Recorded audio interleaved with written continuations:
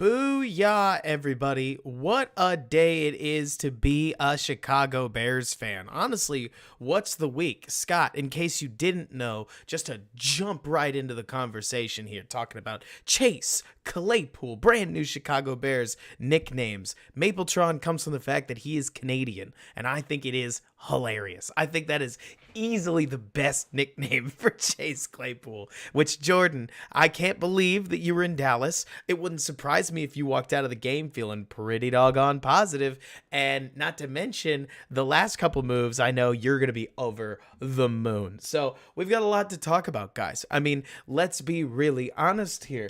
This Chicago Bears week has been about as exciting. I honestly, starting from Monday to today, not this Monday, last Monday, beating the Patriots, scoring 29 points. Rob, it is. Well, it's my birthday on Thursday, but so today was the only day that we could do dinner just based on scheduling, so we went with that. Thank you guys for putting up with that.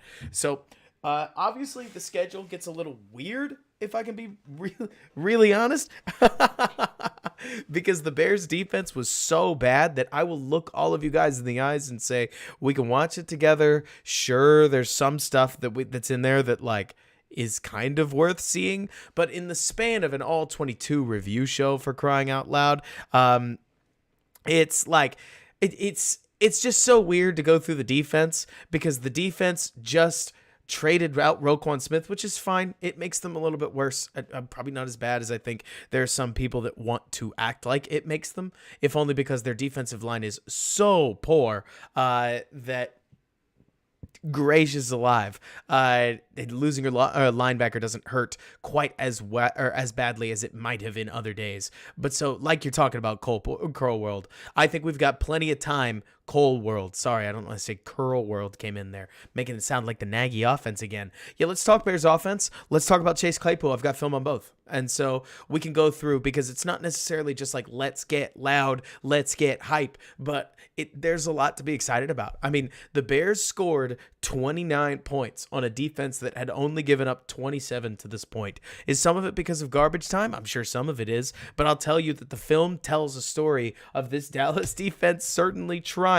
Low bar, I know, but they are a good defense. They had real problems like stopping Justin Fields, which I feel wild saying. And maybe most importantly, gosh, if there was a way, or if there was a game on the schedule that was going to show that the Bears needed a wide receiver, they didn't need it this year. Can I be honest? The Claypool trade timing, we might as well start by doing a podcast style segment where we talk about the Claypool trade. But if there was a game that was going to illustrate their need at receiver, I can't imagine one that was stronger than this one, where you had ESB just kick the game off, roll the tape, for crying out loud. So watch this play, right?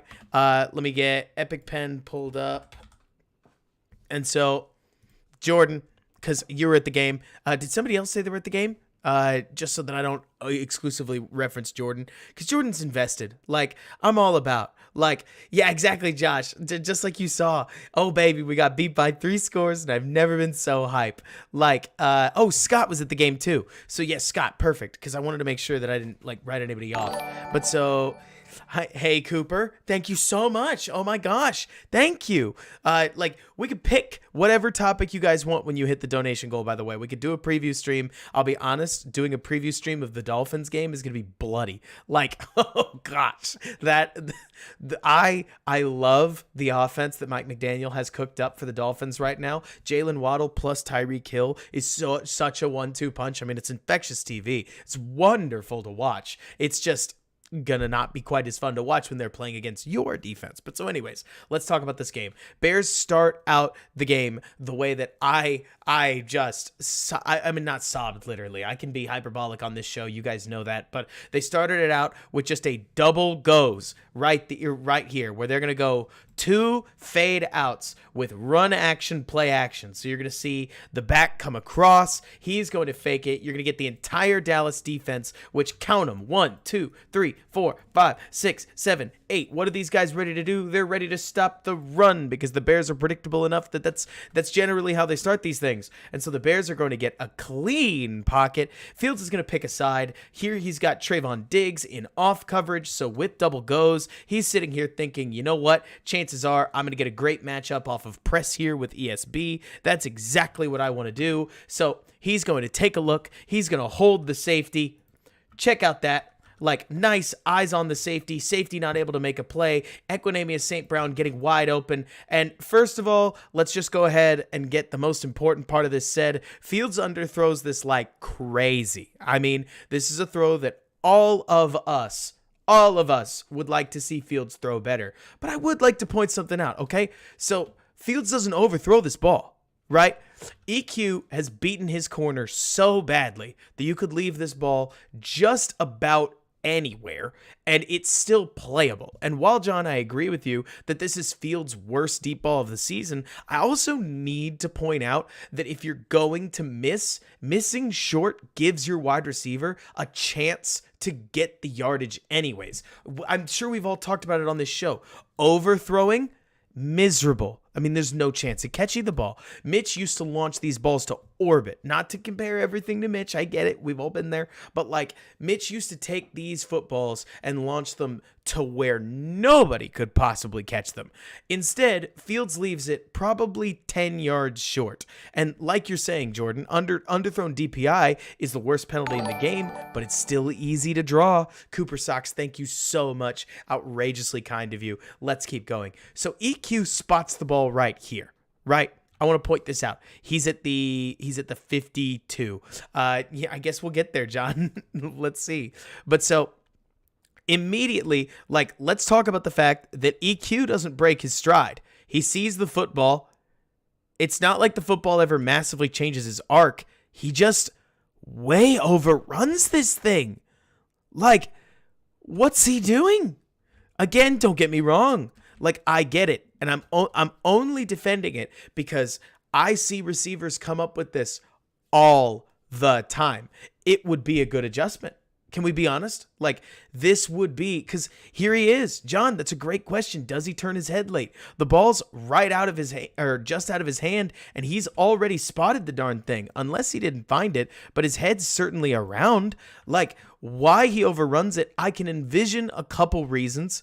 Like, maybe he just didn't, or maybe he just trusted Fields would have gotten the ball out there. I mean, it's very possible, but it seems to me like it's okay. Again, let me make it clear.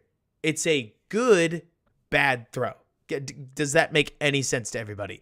A quarterback is going to have their bad throws, right? Let's say that you get 35 dropbacks in a game, which Fields tends to. In Fields' case, he takes 4 sacks. He runs it 6 times. Honestly, he runs it closer to 8 times at this point, and then he gets like 23 throws, right? But so within 23 throws, you're going to have 10 that are really good. You're going to have 10 where it's just okay, and you're going to have 3 that aren't good. And especially when we get all the way down the field, right? Especially when we're talking about not within this bucket right here, not within this bucket right here, not even within this bucket right here. We're talking about the 50-yard throws. You need a receiver that's going to be able to adjust to this kind of throw. And like we're talking about, I mean, the Bears got Chase Claypool, and if it's me coaching, I'm frustrated that we didn't at least get DPI. I mean, look at the corner trying to jump in. The ref can't give it to him because EQ didn't break soon enough for that to be close. I mean, all EQ would have had to do was break just a little bit sooner, get the ball in your bucket, so to speak, and then if you get blown up or something like that, that's great. You draw DPI, you get the ball at the 32, for crying out loud. Instead, the Bears don't. It's a bummer of a throw. Let's be honest, right? But like we're all agreeing, he missed where he should have missed. Khalid, how you doing? I appreciate the fact, Nate, thank you so much, of course. Oh, that is so kind of you. We're going to keep it pumping.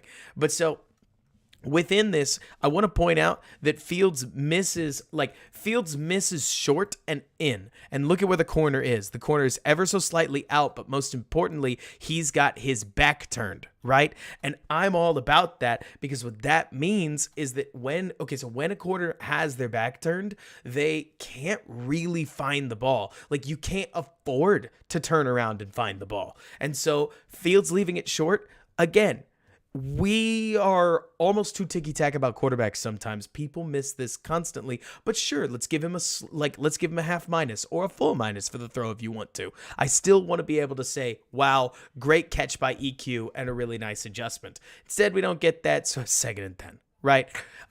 We have belabored that one a little bit. Like, that's an awfully long breakdown on a missed throw. But the Bears started the game immediately showing that, hey, you know what? There's need at receiver because you get the pocket, right? Like, you get what you're looking for. You get the protection. You even get an open receiver downfield. You get a throw that is, let's say, catchable, right? I mean, it's there. You can see it. John, I really don't mind grading plays. Like, I think grading plays makes sense. And so you can give Fields a minus if you want to. I almost feel like a half minus works because the ball's catchable. Like, it's not an overthrow. Like, you can come back to that. And that's a theme that, frankly, if I'm excited about anything with it, when it comes to Justin Fields in this game, even on the plays where I wouldn't exactly say that he did it perfectly, right? Justin Fields consistently gave his Bears receivers chances to make plays. In many cases, they just didn't come up with them. So then on 2nd and 10, I actually think this is kind of a meek call. Let me go through what the concept is, and then you'll see it. I think they get a little bit of pre-snap motion here to kick it off. That shows us that we're in man. With him being in man, we've got what we've got right here is we've got a 2-man screen for, I think it's Cole Kmet, paired with a curl flat from the running back. Now, because Fields sees man, he's thinking, okay, well, the curl flat's kind of a pseudo pick right here. I want the running back. And of course, in typical Bears fashion, right, he takes a look. The linebacker is going to sweep right under the pick really, really beautifully. Fields sees it coming. Yeah, he's not open. Okay, so from there, Fields has a free rusher coming at him. What's new, right? Gets out of the way of the free rusher, finds Dante Pettis for a quick little gain. From a quarterbacking perspective, I really don't mind this play. This is pretty solid. There's only one problem. They called Pettis for offensive pass interference, and I legit have no idea what I'm supposed to think about this call. I really don't, because you'll notice Pettis releases right here. They snapped the ball on the 25-yard line specifically, right? Let me make it plain. 25-yard line. So you should have a 5-yard box for content. Now, I don't know if that means that you can block somebody per se, but of all of the offensive pass interferences that I have seen, it's a pretty weak one. I mean, by the time Pettis actually catches this ball, certainly his block didn't affect it, or didn't really affect the spirit of the play. If you ask me, the Robert Tonyan offensive pass interference call was a much more blatant example, even though a whole bunch of people even think that was a bad call. So I'm not here to just whine about the referees all the time. I'm really curious as to what you guys think, but it's a funny play for the second play of the game. We're on what should be an extremely easy completion, for crying out loud. Fields has to, oh gosh, I didn't see the missed cut block, Overlord. That's hilarious. But so Fields has to dodge a rusher because it's quick game, remember? Find somebody downfield. The play doesn't count. They have to bump it back, and you lose 5 yards, which is goofy, right? So since it's 2nd and 20 now, what are the Bears going to do? Well, on 2nd and 20, they're legally obligated to run the ball. They can't pass the ball. After all, they are the Chicago Bears. So it's time to run. And this play is a good example of just how good this defense is. Like, really watch the way this defense plays. You get some beautiful, you'll see it from the tight angle. The Bears don't get much yards, sure, but like, oh, y'all, we're Chicago Bears fans. We lived through 2018. Can we appreciate just how well Leighton Vander Esch is about to spill over his gap when Tevin Jenkins gets a good shove, but he's going to stick with the play. 90's going to set the edge and hold it relatively well. This Cowboys defense is stacked to the gills. Seriously, I'll go slow motion here. Watch Vander Esch, because I love this. Takes the contact, gets off the contact, everybody's in their gap. You've got 1, 2, 3, 4 players overwhelming the point of attack. This is really, really nice when it comes to a defense. It's watching the tape was fun, honestly. It really was, because not only did you get good offense, but you can see this Cowboys defense is super, super good. Reef looks a little bit slow. I mean, I guess I'm not surprised. But it was really fun watching this Cowboys defense. There's a screen. We can go over it if you guys are really pining for it. But, if anything, the Bears' screen game's gotten better, which I like. Watch the way that the offensive line does not get past the line of scrimmage, and Fields understands how to get the ball to the running back because he knows it'll take a little longer, so he hesitates, gets the ball there. Getting the ball there was a theme for today, and then immediately, Montgomery only turns it into 9 yards. We're not expecting the world, but if anything, I appreciate the fact we're not taking illegal man downfield penalties. We're able to get the ball to where it's supposed to be. Simple stuff. You're not going to Canton for this, right? But it's a play. And you got to be able, like, you have to be able to run simple plays. That's actually a theme today. There's a reason the Bears scored 29 points. But here we go.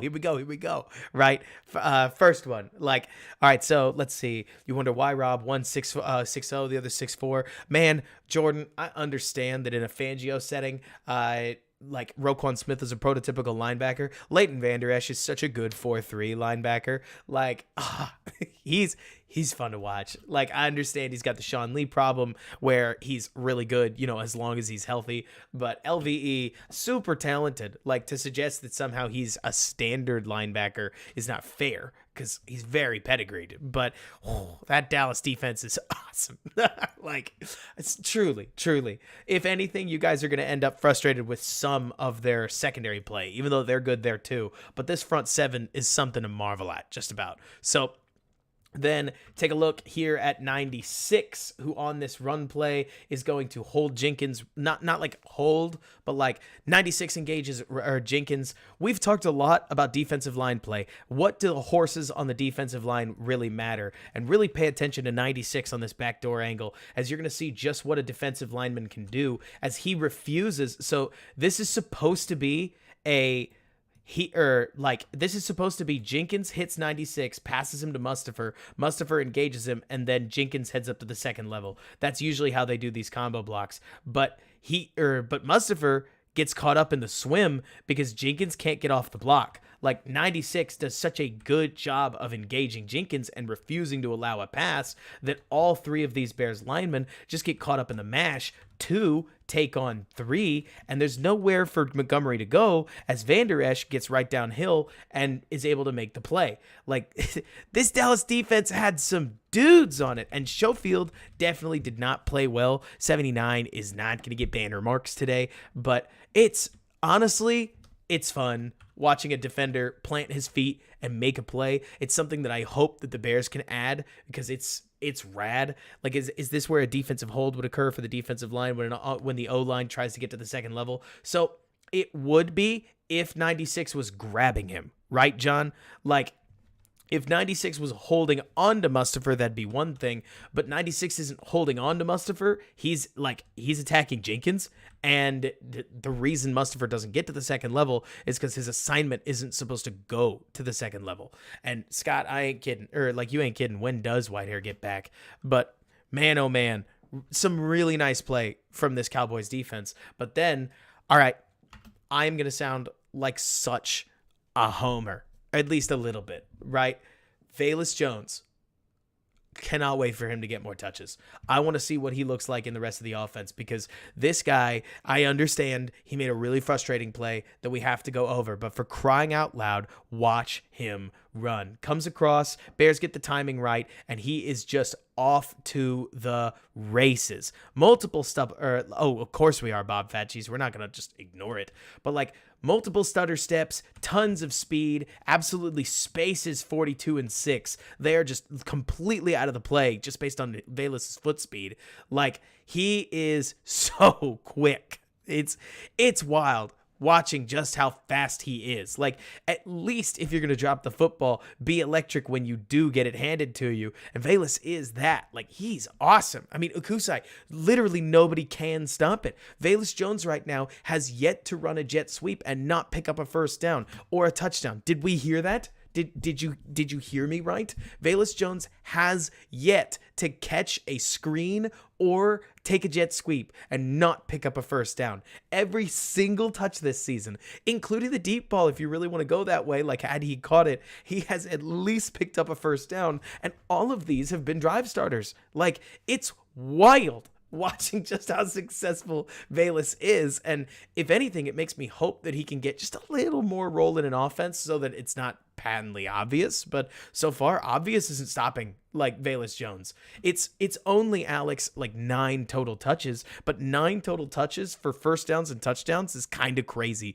So at that point, we're back. At this stage, let me see here. Oh, I love this kind of stuff. So it's a play action toss out, where Fields is going to fake the toss out. He's going to look to his left. He's going to get the ball out. Jordan, I can only imagine. Let me see the screen at the. Oh gosh, did he catch one at the end? Did they ruin his Did they really ruin Velus's production with a screen at the end? That breaks my heart. But so check this out. First of all, love the fact that they started out with a toss out, right?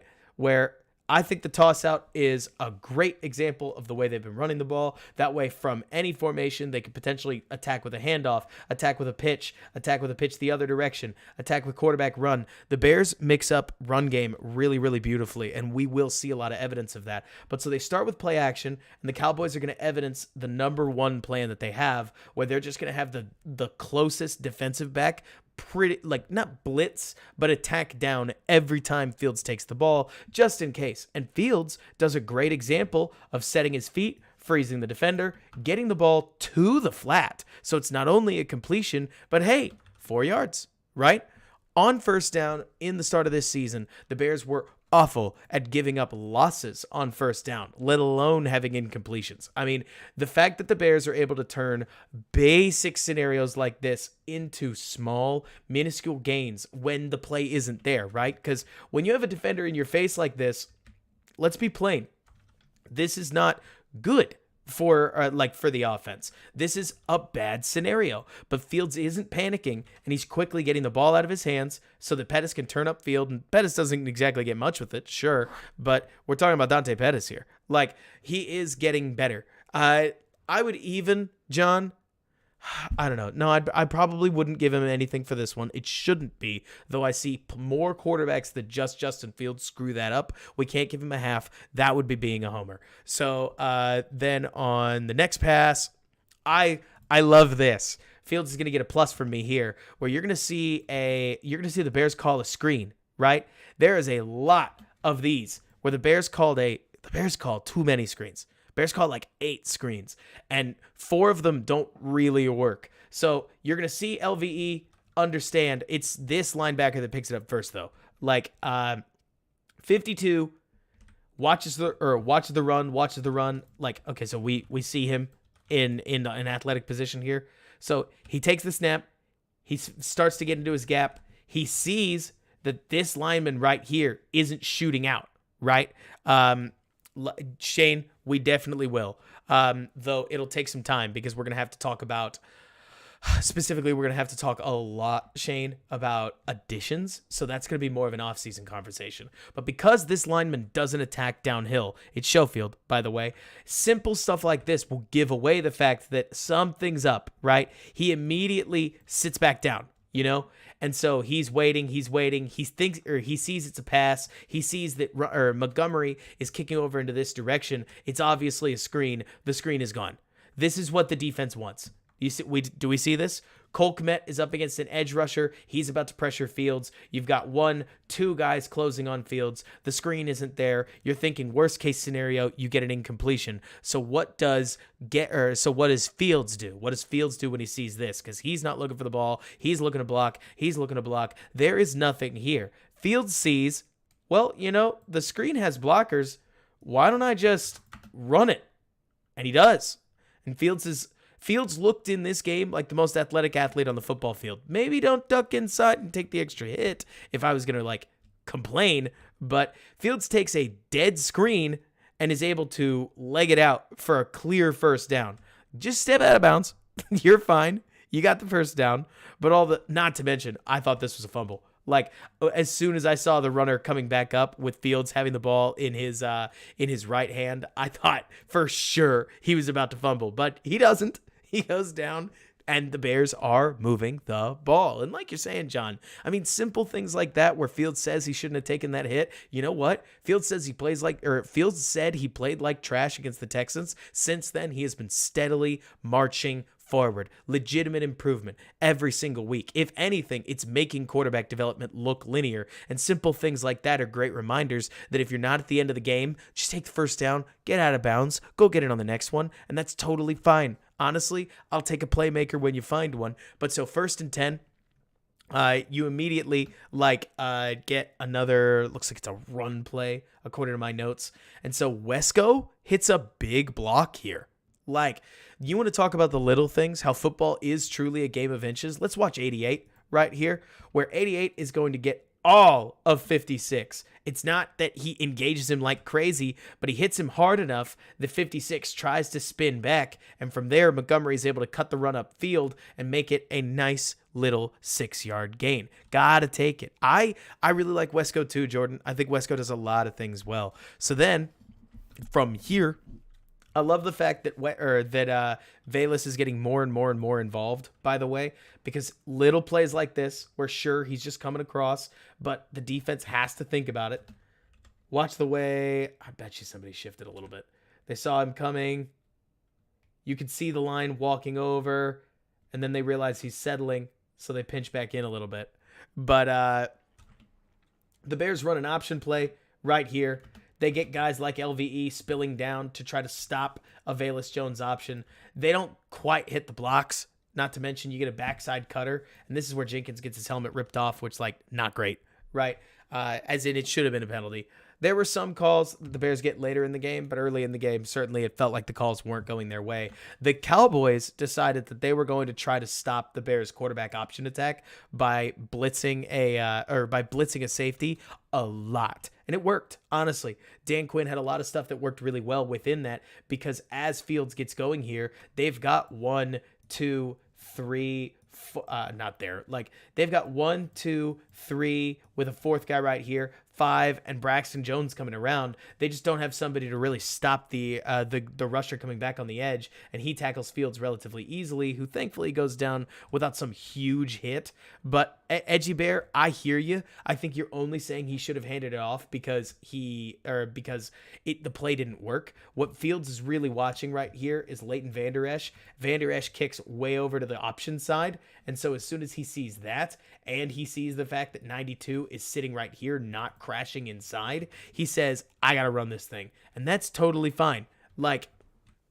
And so it's a good read. Like, this is QB bash. This is like a great example of like more designer running that Luke Getsy starting to plug in here. Is that the Bears have quite a bougie run scheme brewing, but it's really nice. And so, like you're saying, Jordan, I agree. Kearse is a great player to negate an individual player. I thought the Cowboys had the personnel to try to limit Fields, and if anything, it's amazing how much damage Fields was able to do. So within this, like, this play, I have a single word written, and excuse my French, but it is damn, where you're going to see a clear man tag. The Cowboys played a ton of man, an insulting amount of man. In fact, the Cowboys playing this much man might have been part of what got Poles and bothered enough to go get Claypool, because you should not get manned up this much. Field sees man. It's a simple play design. They're just going to have, I don't even know what routes these guys run because they are unimportant to the play.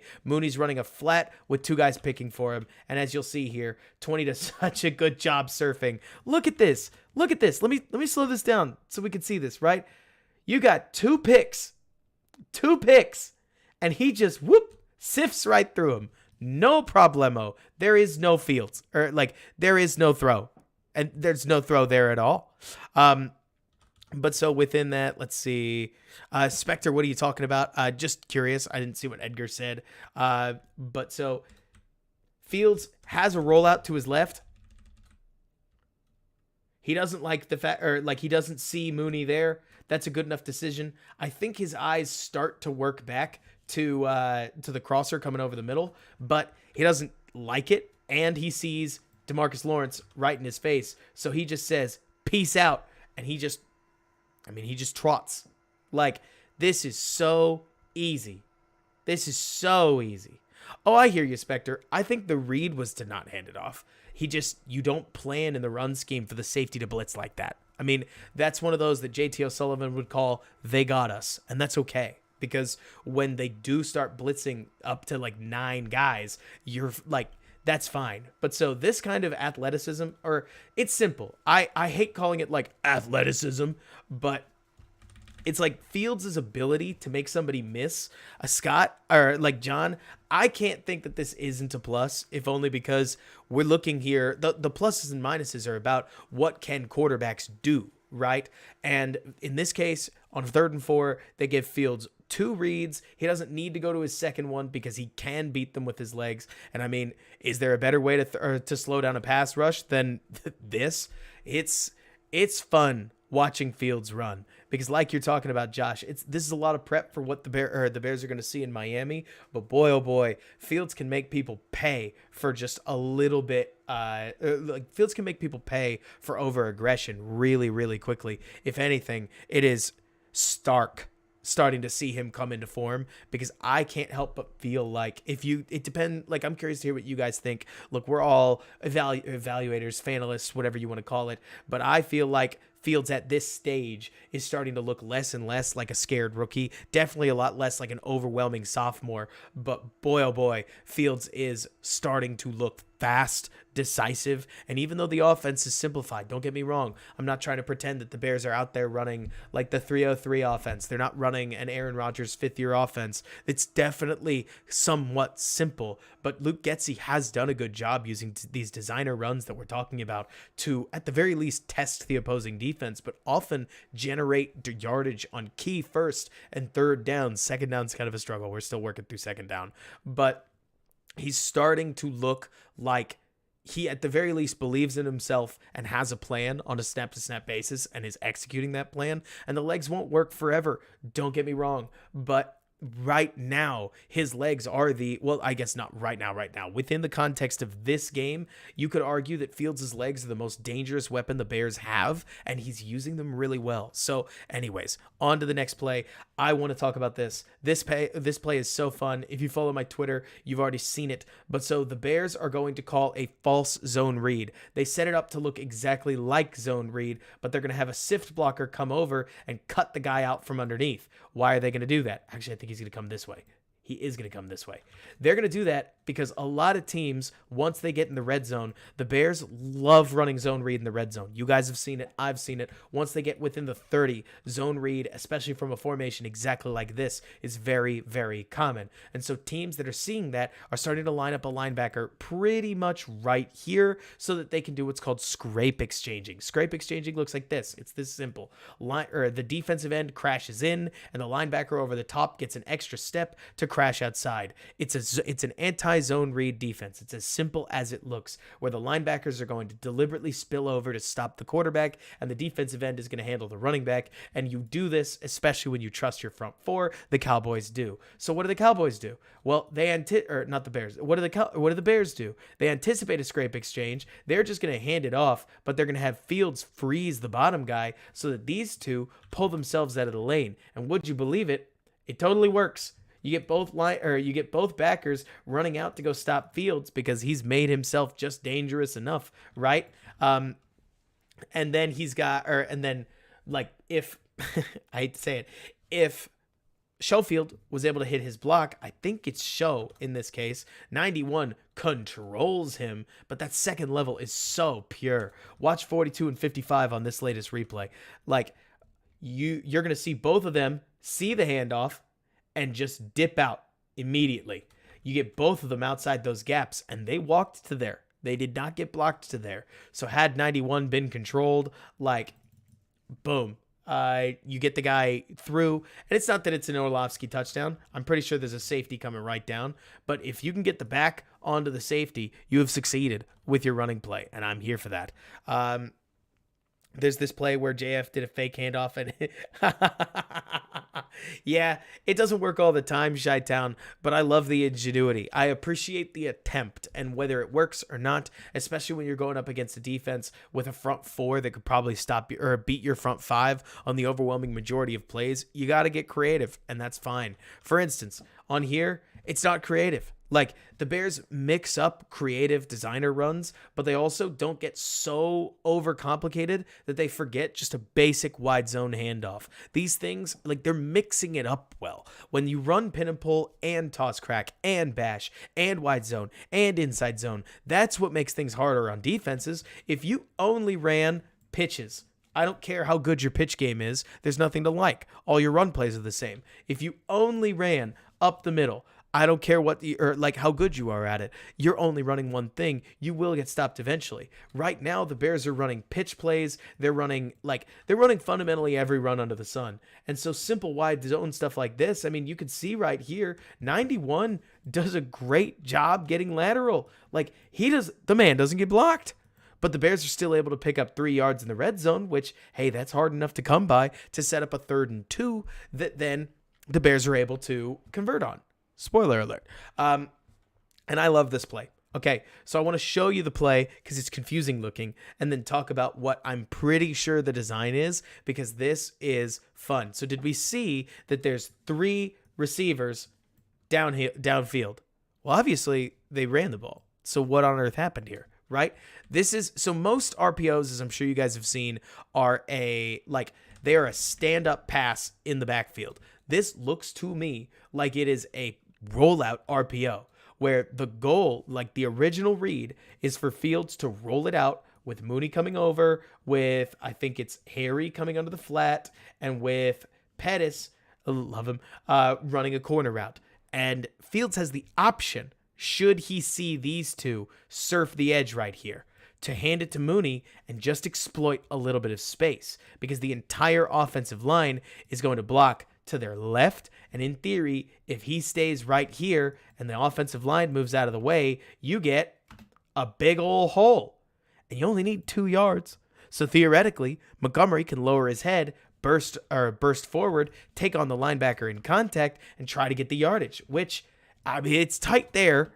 Obviously, you get this pile up, but then you get that awesome push forward, and the Bears clearly get the yards. I love this kind of play. I mean, to me, these plays on plays are the bread and butter of what makes a dangerous and hard to scout offense. When you can say, that's the play, that's what they do. It's, I think, easier to plan for than when you see, oh, shoot, okay, we have to have a solution for both of these in short yardage. And it's harder for a defense to plan for, and there's a reason that an extremely talented defense like the Cowboys couldn't necessarily take it away from them. This isn't super, this is not, what's the word I'm looking for? This is actually surprisingly unselfish offensive coordination, I think. This is offensive coordination that acknowledges that your team is not as good as their team, and so you're calling a ton of plays that aren't just my guys versus their guys. You're consistently trying to put the defense in situations where they are outgunned, despite the fact that they have all the advantages in the world, and I appreciate the effort, and I will take the 70% of this that went really well, and I will live with the 30% of it that went poorly. We'll have to see what happens when this offense gains more talent, Chase Claypool, but there's a lot to like about the way that they called this game. Because, for instance, then on little things like a basic rollout, Fields has a man in his face. Shoot, play over, right? Fields instead gets the ball out. Call it an off-angle throw. Call it whatever you want to, right? But Fields does a great job here of taking a vertical curl out. Right? So a lot of guys will take these bootlegs and they'll immediately get lateral because they can go make a play, right? But Fields does a great job of staying very fundamentally sound. John, I'll even give him a half plus for this because from the moment that Fields actually turns around, this is the first look. He's not even got 5 yards between him and the pressuring defender, and Mooney's not even out of his break yet, right? And so immediately he's able to get the ball out. Let's take a look at the angle, right? Off his back foot. Sidearm throw, get it to Mooney for a gain of 3 and or half of the line to gain. Yes, please. I mean, Fields did such a great job of mitigating disaster in this game, right? Little things. I mean, you can really see it from here where Six does a great job getting downhill. And I mean, Six is trying. You see this angle? He's trying to make sure there's no throw, period. And so Fields at this point, exactly, Scott, he did used to roll really flat. Fields plants his feet. Because of that, he's able to draw the guy just inside a little bit and spins the ball to Darnell Mooney, who's able to get 3 yards out of it. I agree with you, Jordan. I think that there are a lot of things. For instance, last week, they did a ton of, I don't know, I guess you wouldn't call them naked, protected bootlegs where they'd have somebody roll and block the guy, right? A ton of them. You know, you could do a sift. You can have somebody block these plays, but in the meantime, you do need a quarterback that's able to show us advancement and able to get the ball to the flat in case of disaster. Fields did a lot of that in this game, and you're not going to Canton for it, but at the same time, it still counts as a pressure. It still counts as a throw under pressure. There's a reason that Justin Fields, believe it or not, Bears fans, was top 12 in EPA per play and fundamentally any other efficiency-based advanced metric. So this might be one of the sweetest plays of the game. Jordan, Scott, I can only imagine how y'all felt watching this. I'm just going to show it to you. Like, really soak this in because this is beautiful play calling. I mean, watch how beautifully this works out. Lester Wiltfong just texted me. Let me see. Lester, if you're there. That's all I got. Anyways, so check out how sweet this is. I mean, it's a similar play, if not the same play. But so they're going to have Harry block right here. They're going to have, I think it's Pettis, get inside, and then they pull Kmet and Braxton Jones around. It's a similar play to the one from last week against New England, but Kmet lays the wood on his guy. Braxton gets out, makes his block. Fields has to outrun the guy Pettis was supposed to block. I'd say who's surprised, but I don't think anybody necessarily is. I mean, Curse 27 is a much better play than Pettis is. But so Fields, or like, he has a shot at this point, and he makes sure to take it away from him, and Fields gets right on into the end zone. That is nice. Let's see. The W and B in the end zone is bothering me. Why would they smash them together? Oh, I don't know. I guess it's just part of the Cowboys branding. But like, look at how sweet this is. This is something New England has always been incredibly good at. And Scott, Braxton Jones is getting better, but also this new running attack is showing what Braxton's good at. Like, these moments where you've got an LT in space. Look, I'm not going to say he's Trent Williams, but Jordan in here is going to know what I'm talking about, where there are so many left tackles that are actually kind of slow-footed when it comes to the way that they attack in the run game. And in many cases, they don't like want to block. The fact that Braxton Jones is right now an okay, like he's working on being a push level like pass blocker, but he is able to get out. And I mean, he's the star on a lot of these plays. Braxton Jones is moving, and like, you can't make that play without a sweet left tackle that gets out there. I mean, I'm not about to like clap and start saying bravo, but I will say that that's harder to find than meets the eye, and you got to give some credit to Ryan Poles. This is also stuff that I've seen New England do forever. A really good running game doesn't let you know who's blocking you. A not so good running game, and I mean, this is very normal, right? Would just be like, you block him, you block him, you block him. We're going to leave him one-on-one on Justin Fields. You block him, you block him, and then Montgomery, you block the first guy there. And that lets everybody play their lanes, right? But 11, Micah Parsons, isn't looking at Equanimeous St. Brown. And when you can take Equanimeous St. Brown and eliminate Micah Parsons, that's a huge win for the offense. That's the kind of math that Luke Getsy is doing, where Cole Kmet is going to eliminate 6. You got Braxton Jones, who's going to take on Diggs. Micah Parsons is already out of the play, debatably the most dangerous man, an extremely dangerous Curse, gets a shot at the play anyways, but Justin Fields isn't slow, so he beats him regardless, and Fields gets in another touchdown without a hit. So far this season, if I've done the math correctly, Fields has scored more touchdowns than he's taken hits in the goal, or like within 5 yards. That's kind of sweet, isn't it?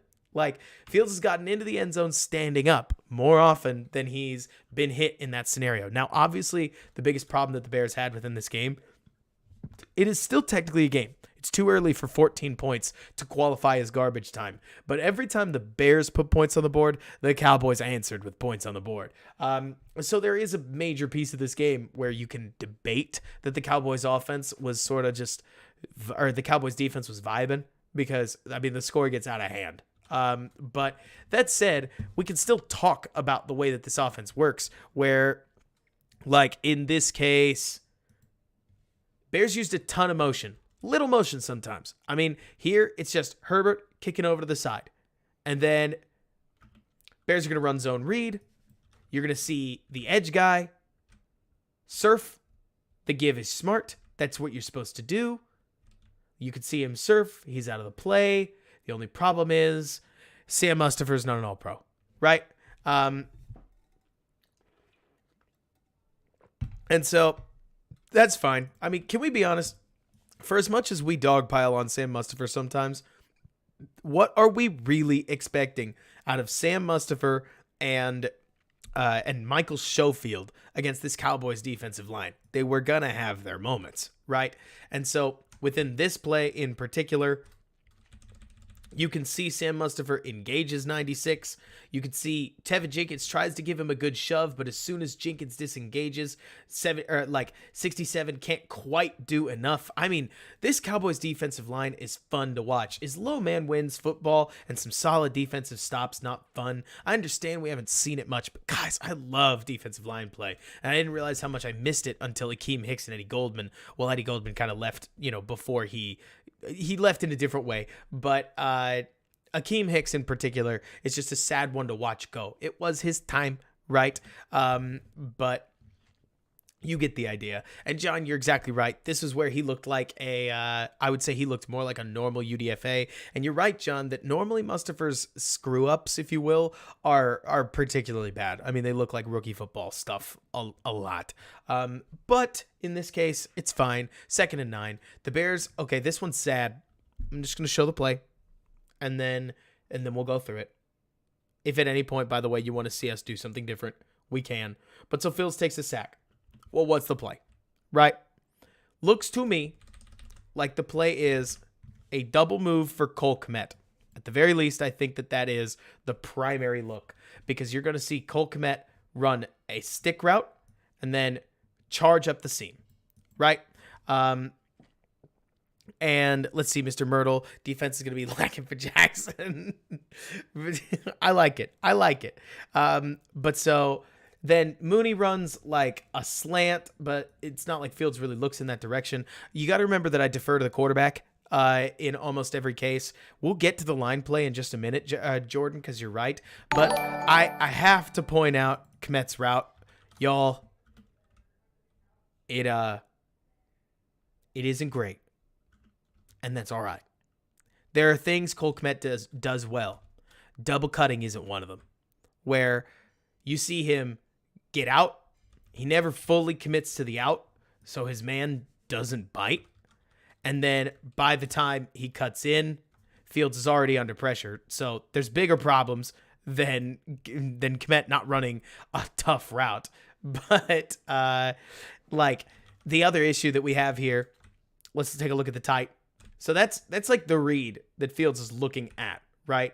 And Fields doesn't, and Kmet doesn't get out of that, let alone, I mean, he's covered, he's tight, but I guess you could throw that, and then he's not quite there. So yes, Scott, check down is open, but usually as a quarterback, this is something I learned from JT O'Sullivan. Don't come crying to me about it. As a quarterback, you are expected to play on a series of hitches. You take the snap, you hit your drop, you don't like your first read, so you hitch once. You don't like your second read, you hitch again. And at every hitch interval, you can go to the check down. It's not as simple as, whoop, there's pressure, let me check it down, right? And so within this play in particular, Fields gives the play, Fields drops back in the pocket, gets a single hitch, and is already hit. Because Jenkins, Mustipher looks to the left because they're, in terms of their, let me see. Let me see, Jordan, what you're saying. Story of this game from your live. You'd count the seconds until somebody broke open and it took forever. Yeah, I get you. But so taking a look at this, chances are the Bears called their protection. Usually you do it like this, right? And then I bet you Wesco's going to be there. And if not, they're going to have that one leave. And Reef's going to take the edge rusher because Wesco's running a route. And then Herbert would take 42 if he came down. It's possible. But it looks to me, based on the left side of the line, like Sam Mustipher probably called his protection so that he's looking at 55. That puts 97 one-on-one on Tevin Jenkins. And he hits a double swipe. He blows right by him. Is it Tevin's fault? I mean, this is a tough alignment I mean, it really is. Like, I would like him to do better than completely missing, but Sam Mustipher tries to give him a hand. That does not work. So 97 just beats two people and passes straight through everybody and creates pretty much instantaneous pressure. Whereas you can see Fields is like looking for Kmet right now because he's like, oh man, my guy's about to hit a double move. We're gonna make a big play. And by the time he does, he has to go into instinct mode. He goes down. We've criticized a lot of plays on this. Hey, Cliffs Connor, glad you subscribed. Glad to have you along. We've criticized a lot of Fields plays, especially early in the season. You can go watch the other breakdowns if you don't believe me, saying that there are a lot of sacks that were Fields' fault. I don't think so. Like that one's not Fields' fault. You want the defensive line to be able to make that play. And like you're saying, Steven, he's an awesome D lineman for sure, but that's a play that you'd like the offensive line to do a little bit better at. Adamola, you can't lie to me that was a double move by Kmet. I don't blame you for thinking it. So, guys, hide your eyes, hide your kids. Don't tell them the Bears did this one. This is the Bengals. This isn't the Bears. This play was awful. I like the idea. The execution is so bad. Oh no. So they run a fake jailbreak screen, which that's kind of fun, right? Where you get the numbers over here and then you throw the ball backwards, or at least you're supposed to, but then he steps so far backwards that when he throws it, it's forwards now. He leaves the ball way too far forwards, and it took so long that Montgomery probably would have gotten blown up. 23 has a bead on it. The throw is really bad. I mean, if you dotted the ball right here, I actually think you might have something. Like at that point, you've got 71 against the DB. No chance that he gets there. But at least you've got Montgomery probably in the open field. Steven, he was trying to pull a rabbit out of his hat. I mean, this it was bad on the broadcast. On the all 22, I'm howling. I kind of hope they run it again. But the execution is so bad on this particular iteration of the play. Like, can I just point out, Pettis' throw here makes me respect Christian McCaffrey's and Tariq Cohen's. Guys, we get so accustomed to receivers and backs throwing the ball well. Dante Pettis is here to remind you that not everybody can. And Scott, you know what? You say Getsy trying to get cute, but it's 3rd and 15 in a game you're already down 2 or down 2 scores. So I get them trying to try something, but this was, yeah, exactly, Jordan. This is terrible. And again, 28-7. Oh my goodness. The Cowboys just emptying the mag over there. Bang, bang, bang, bang, bang. Score. We could truly. We said last week that we didn't have to watch the defense tape. We do not have to watch the defense tape here. Or I think we said against Washington that you didn't need to watch the defense tape because everybody was just mad. This week the defense tape is just bad. But whatever. We can keep going. Man, didn't Cohen end up with a perfect quarterback rating in his career so far? I think, if memory serves, Cohen exclusively threw touchdown passes in his time. But yeah, Jordan, AT&T Stadium almost doesn't get enough credit. I think it's just about a perfect football stadium. Not only is it I don't even try to say that as a Dallas fan. The glass looks beautiful on the exterior. It doesn't really have a ton of gimmicks. I get that the scoreboard being huge isn't great, but in the 400 section, it is kind of hard to see the screen, and not everybody's there to squint like Jordan probably loved doing so that you can be at a football game. I think it was sweet. Every time I go to AT&T Stadium, I think it's wonderful. Which window thing, Nikhil? But so, I hear you, Tumultuous. I'm one of those people that thinks that dome football works. I don't think it's surprising that Fields played as well as he did because he's in turf, not in conditions. For sure, I'm sure you were, Jordan. But so like I'm sure that Justin Fields will be just fine in conditions. Don't get me wrong. But like Fields is your ideal. I wouldn't say your ideal dome quarterback. Just you get to see speed, and so it's always fun watching Justin Fields in decent conditions because he looks that much faster. Nikhil, that's a good point. I had forgotten about those, like that the 4 p.m. games can cast kind of a weird shadow, but I think it's fine most of the time. I'd need to think about it because I was just more saying a statement in general for the folks that actually went. I live in Dallas, so not near Arlington, Stephen, but 40 so odd minutes. Either way, let's get started with the next one. So within this play, I think it's hilarious. They're going to pull some points for creativity and they lose some points for execution.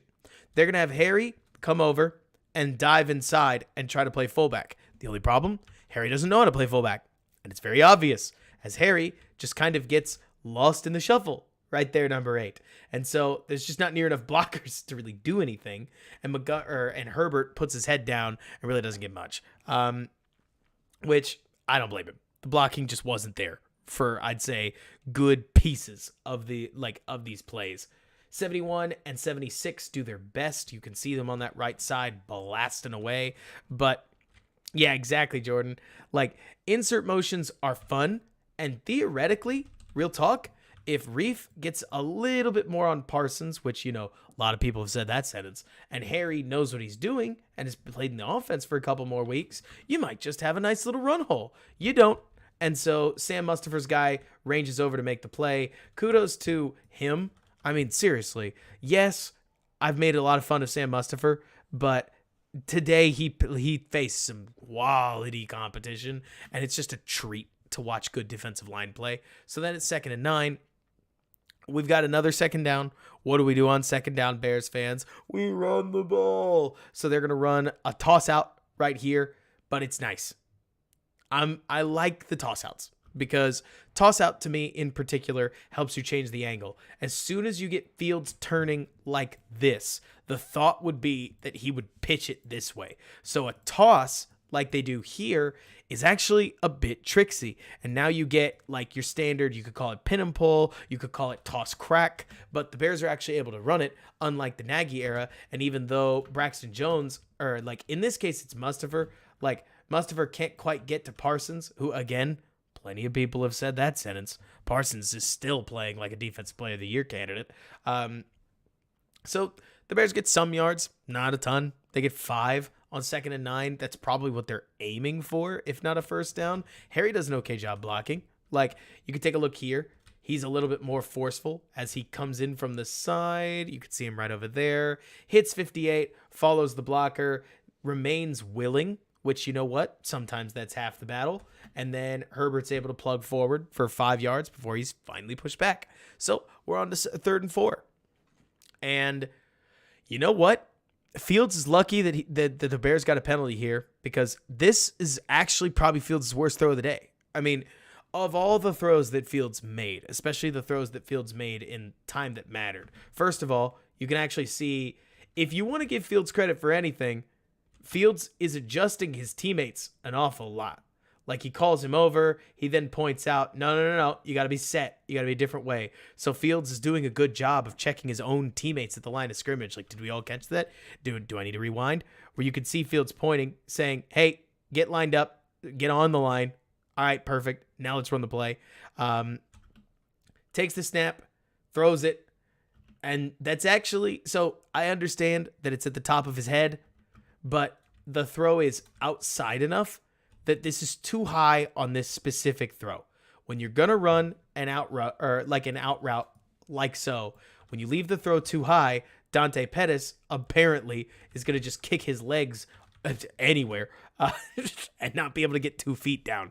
So this was the ball that I would say was the least catchable of most of his passes. Like, at the very least, the passes that he was attempting to throw to somebody.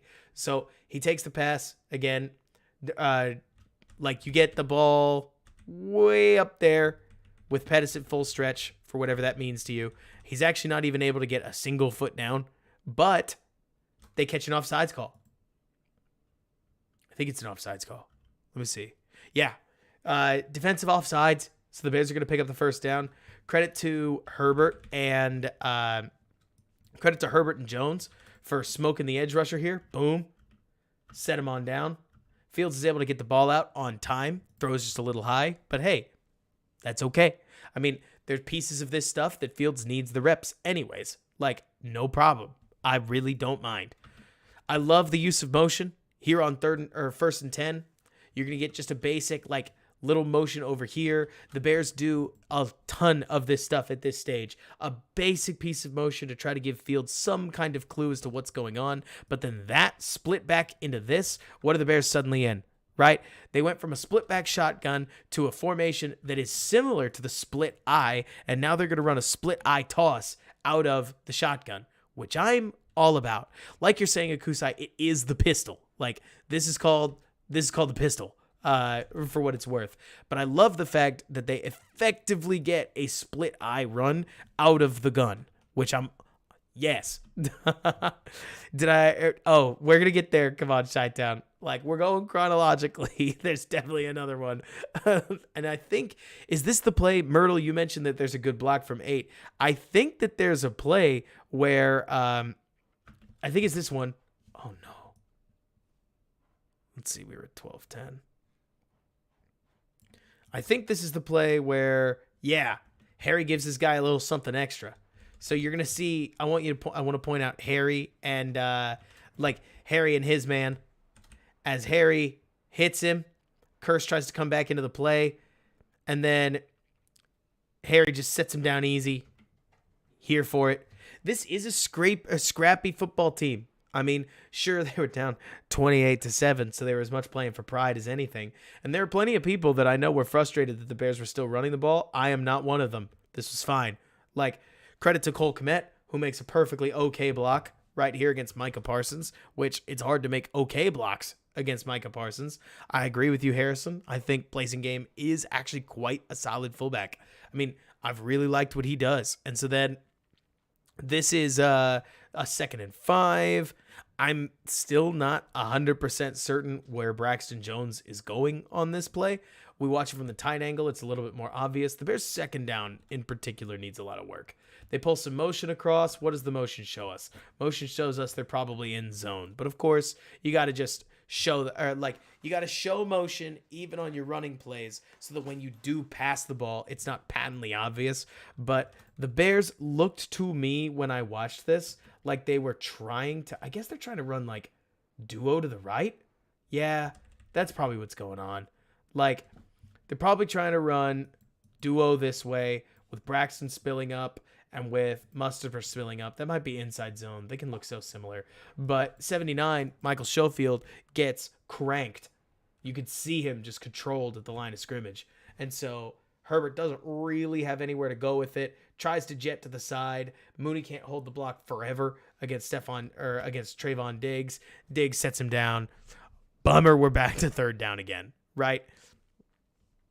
Fields is going to, on this particular play, pull motion across. He sees man on the yo-yo motion. He checks to run immediately because they've got man, and look at this gaping hole in the middle that the Bears are hoping that they can run into. They do, but do they get the yards? Oh, it's tight. No, they don't. 4th and 1, right? It's a play call that doesn't work. I always appreciate Fields trying things at the line of scrimmage. Every time I see him check, I get excited. It's not that more audibles is automatically more better, but when a quarterback does have the freedom to audible at the line of scrimmage, you can ideally expect them to develop a little bit better. Does that make sense, guys? Like, when a quarterback is audibling, at least they're thinking pre-snap. They're looking for things. They're executing. They're trying this. They're seeing what works. It is, in my opinion, at least modest evidence that they're seeing the field, even if it's just a check to play number 2. Fields probably does it 8 to 10 times a game. So I love, kudos to Eberflus, that they're going for these 4th downs, because this is a 4th and 1, right? Why play scared? You down 3 scores. Eberflus is challenging the notion that he's some defense-first coach, and therefore he's, playing in the past. I appreciate, like you're saying, Akusai. I mean, you mentioned that they're down 21. There's no risk to go for it. I have seen people punt in this setting because it's not the fourth quarter yet. So the Bears line up. They don't sneak it, which actually surprises me because they don't have a ton of guys necessarily like nestled right up front. Maybe they are, I guess, a little bit trying to stop the sneak, but they pitch it out. They get the yards. You'll take it. Seriously, Owen, in the last regime, anytime you'd see an audible, it was just crazy, right? But so I like the idea of a pitch out. I think that Diggs could have made a play on this one, but the Bears are able to block him up just well enough, or at least take him out of the play. But Monty falls forward. That's what he does. Bears get the ball back 1st and 10. It's goofy that they pitched it. I mean, how many times, just to go back to it, to relive bad memories that we've all watched, whether they're against us or for us, how many times have you guys seen pitch plays where somebody knifes through and just hits the guy like 4 yards behind, and everybody that's fan of that team just feels bad about themselves? Been there. So the call to run a pitch, like I get trying to get outside of the tackle box, but kudos to, in this case, it's Griffin, Braxton, and Wesco for actually hitting their marks, because if the tight ends over here don't make the play, there is no play. Montgomery does a solid job, spills forward, but I got to tell you, the tight ends were feisty within this run game. Like they didn't let Dallas take anything easy, even when they got beat. At least they tried to. I mean, I get it. We're not a regime that needs to be celebrating moral victories, so to speak, but at the same time, it feels to me like Eberflus's mantra and Luke Getsy's coaching really are starting to show themselves over the last 2 weeks, and this may not work forever. Like we may eventually have another game where the Bears offense falls back to level, but they're also quickly approaching legit average, which is wild because this is not an average talent group, if you ask me. I understand there are plenty of people that would say, how could they not be talented if they're performing okay? I would circle Justin Fields and say, if you put a standard quarterback, so to speak, in this offense, I don't think it scores near what they're scoring right now because the legs are feeding the wolf. So then we get motion. We get zone, right? Once we get zone, I'm not 100% certain what Fields is looking for. Let me see here. Yeah, so Fields has like an in, a deep out, and Velus on a deep shot. And this must be a scouted look because Fields sees this. Like, Fields sees 27 sticking with him in a zone look and somehow knows that they're in man. It's probably the fact that he's sitting in press, right? But so he's going to take a shot to Velus deep, sits back in the pocket, fires a strike, and I mean, do it better, Fields, right? Like that is a sweet throw. What is that? Ball at the 7, probably. And like the throw came from the 42, their 42. So that's a ball that traveled, doing some quick math. Okay, so like, probably an even 50 yards. Like before we get into the hypotenuse piece, like this is a strike. Bang, dropped. The freeze frame piece of that's kind of funny. Okay, so everybody says, like you're saying, Josh, man, the throw, or like somebody mentions like the drop looks awful, like on the all 22. Let's watch the juice. Like Velus hits the burners, stacks the man immediately. Like, whoo-hoo. It didn't take him, but what is this? 18 yards to stack his corner, which is hard. Also, Mr. Myrtle points something out. Watch the Bears fan. There's a Bears fan in the shot. Let's get a good look at the Peyton jersey here. Oh, no. Oh, no.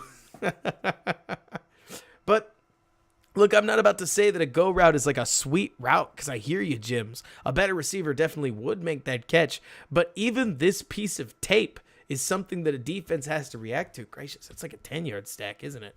That's a 15-yard stack. Like, Velus jumps inside, rips out, and I agree with you, Josh. He definitely needs to come down with it, but this is his first target beyond the line of scrimmage the whole year. If he drops 2 or 3 more, I'm right there with you. But right now, rebuilding season, I will take it. Get the rookie jitters out. Like AKS says, Claypool probably comes down with the catch, so the Bears are getting more help here anyways. But I appreciate that the Bears are beginning to find more ways to use Velus Jones, because you know what? Third-round picks are not normally starters. And the Bears are starting to hit the point where they are, like, not to mention, I don't think Velus adjusts to this phenomenally. Like, you kind of feel like he's running away from the pass, but then he reaches in for the pass. But all the same, catch ball. Your arms aren't even fully outstretched. And so there you go. Vlad, where'd you hear that? Did you hear that through the grapevine? But all the same, what I also like about this series, by the way, so first down doesn't go their way. Like, okay, simple stuff, right? How many times did we see in the Nagy era that if the Bears blew it down, especially if they really botched a play, right, or something that was wide open, they would almost assuredly punt? The Bears really, really struggled with, the Bears really, really struggled, from my understanding, with like overcoming adversity. Simple stuff. Right here, it's 2nd and 10. You just dropped the ball that would have put you on the 5-yard line. The Bears are actually going to pick up this first down and move on from there. Hey, Vlad, that's really interesting. I mean, within this case, I would tell you that I would like to be a 49er. I mean, I love the idea of being in California and getting paid that much. Like, heck yeah. But all the same, like, it's interesting. Maybe it's possible.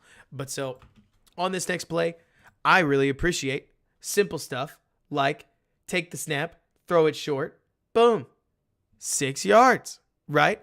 And you know what, Ken? I'm starting to warm up to it. The orange on orange kind of looks better to me than the orange on blue. But so the problem, Micah Parsons, I think it is, rips right through the line like they're not even there. Boom, instant pressure. The good news, simple, super, super simple. But we're seeing a little bit of quick game throwing from Justin Fields. Sure.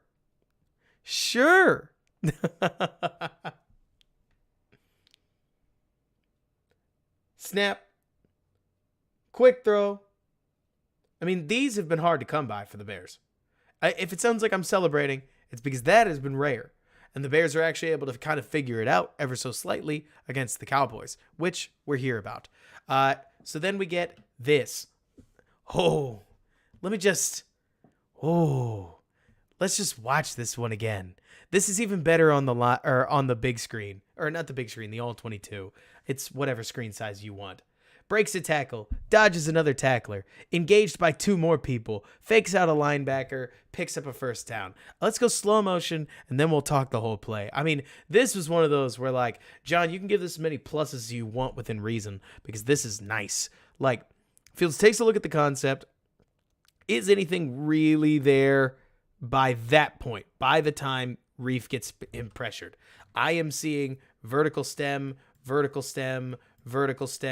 Cole Kmet is a check down. This doesn't count. And a running back that is also not turned around. So it looks to me like no, right? So then Fields steps up in the pocket. Hey, we begged for that for a long time. Schofield is immediately giving up more pressure. You can't throw that here. Like, you can't throw the ball. You got to dodge him. He does. And then at this point, theoretically, you could reset to throw. Maybe you find him. Maybe you find him. Honestly, I would say he's probably your best bet. You could theoretically do that. But also, you just remember, like, we're talking about a situation where you just dodged this guy, right? So if you reset in the pocket like a crazy man, you're thinking you may just get hit from behind. It's much safer to leave the pocket. Much safer. And if I sound like I'm over-explaining, it's because there are a lot of people that want to see Fields look like a super athlete until the moment that he could become Nick Foles, and then they want to see him look like Nick Foles. We got to strike a balance, right? So Fields immediately pulling the ball down, that's fine. Like, get out of the danger area. People are coming for you, and you don't have eyes in the back of your helmet. Like, this area is a problem as soon as you face that kind of pressure. Fields beats the spy. Like, I mean, how goofy is this, right? Here's the spy on Fields.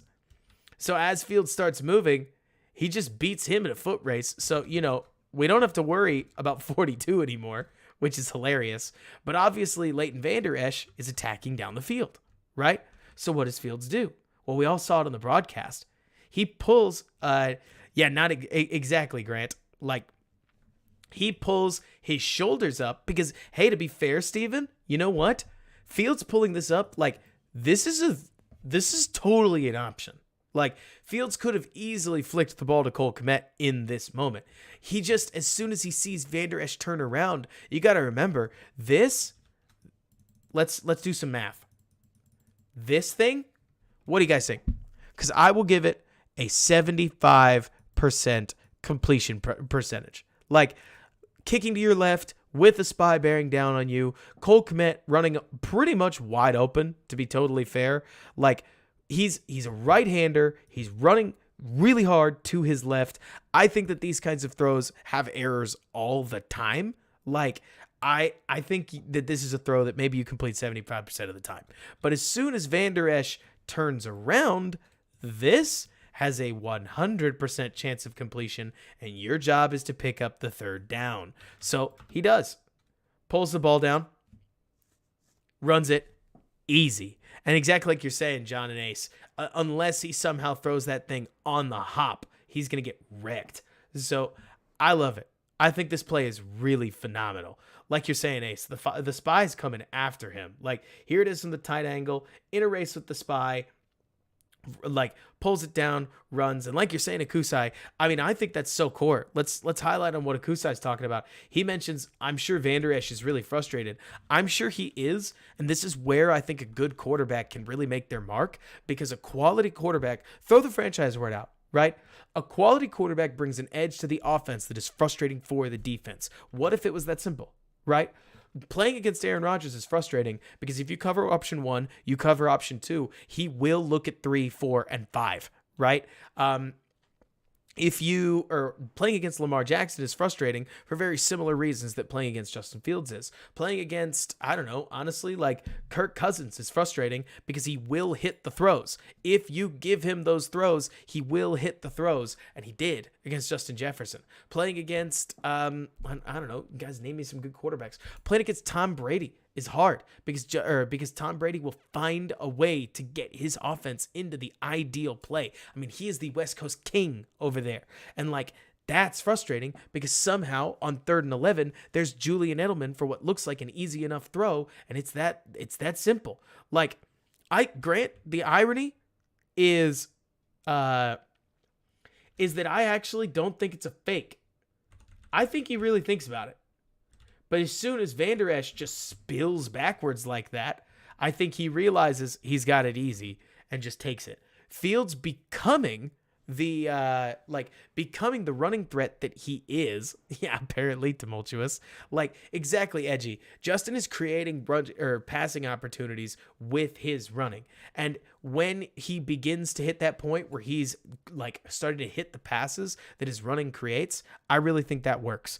And Ace, I completely agree with you. But so then next up, we've got, I love simple stuff like this. The Bears have seen that this guy is crashing the entire game, this safety. They, oh gosh, Sean, don't even talk about it. Like, Pat Mahomes is awesome. We are not allowed to talk about quarterback GOAT, but he's insane. And I'm with you, Vlad. I mean, simple stuff, right? But so here, look at this fun little RPO. Cowboys go 5 down. They see that this safety wants to blitz them again. So Fields is just going to take the pass, throw it out. Give Harry a chance to run with the ball. Go get you 7 yards. Easy. Their first down sets, I cannot talk enough about how much the Bears' first down plays here have improved. I mean, Vlad, I'm sure you remember that first game that the Bears played against San Francisco. Holy moly, every first down was just awful. Like, the Bears were shooting themselves in the foot. And hey, whenever they did get a play, like the Bears would gain a whole first down and then blow the next first down and put themselves behind the chains again. But 2nd and 3, the Bears are doing so much better at generating these second ands, or like second and shorters, second and not 10. But so I love the simplicity of this one, where the Bears show a screen. They show a like an inside run on the same play. How often did we see in that dabble breakdown that we did, plays on plays, where sure, it's an RPO, right? Sure, the read mostly came from the fact that Mooney's getting pressed right now, and and because he's getting pressed, the throw out to Mooney really just isn't there. But also, the Bears are showing that out of all sorts of these formations, there's more to defend than just a handoff up the middle. The only problem is that Mustipher gets bullied up front. His guy makes the play, and the Bears don't quite get the first down, but, oh no, they do get the first down. So, good enough, right? And exactly, John, if it isn't 2nd and long, how are you going to run the ball? Like, how are you going to know you need to run the ball? Let's see. What was the 3rd down conversion percentage? Come on, Chi-Town. I'm going to give you some homework. Like, go ahead and find it for me, because I don't know. And yeah, exactly, Carson. Quentin Johnston looks like the man.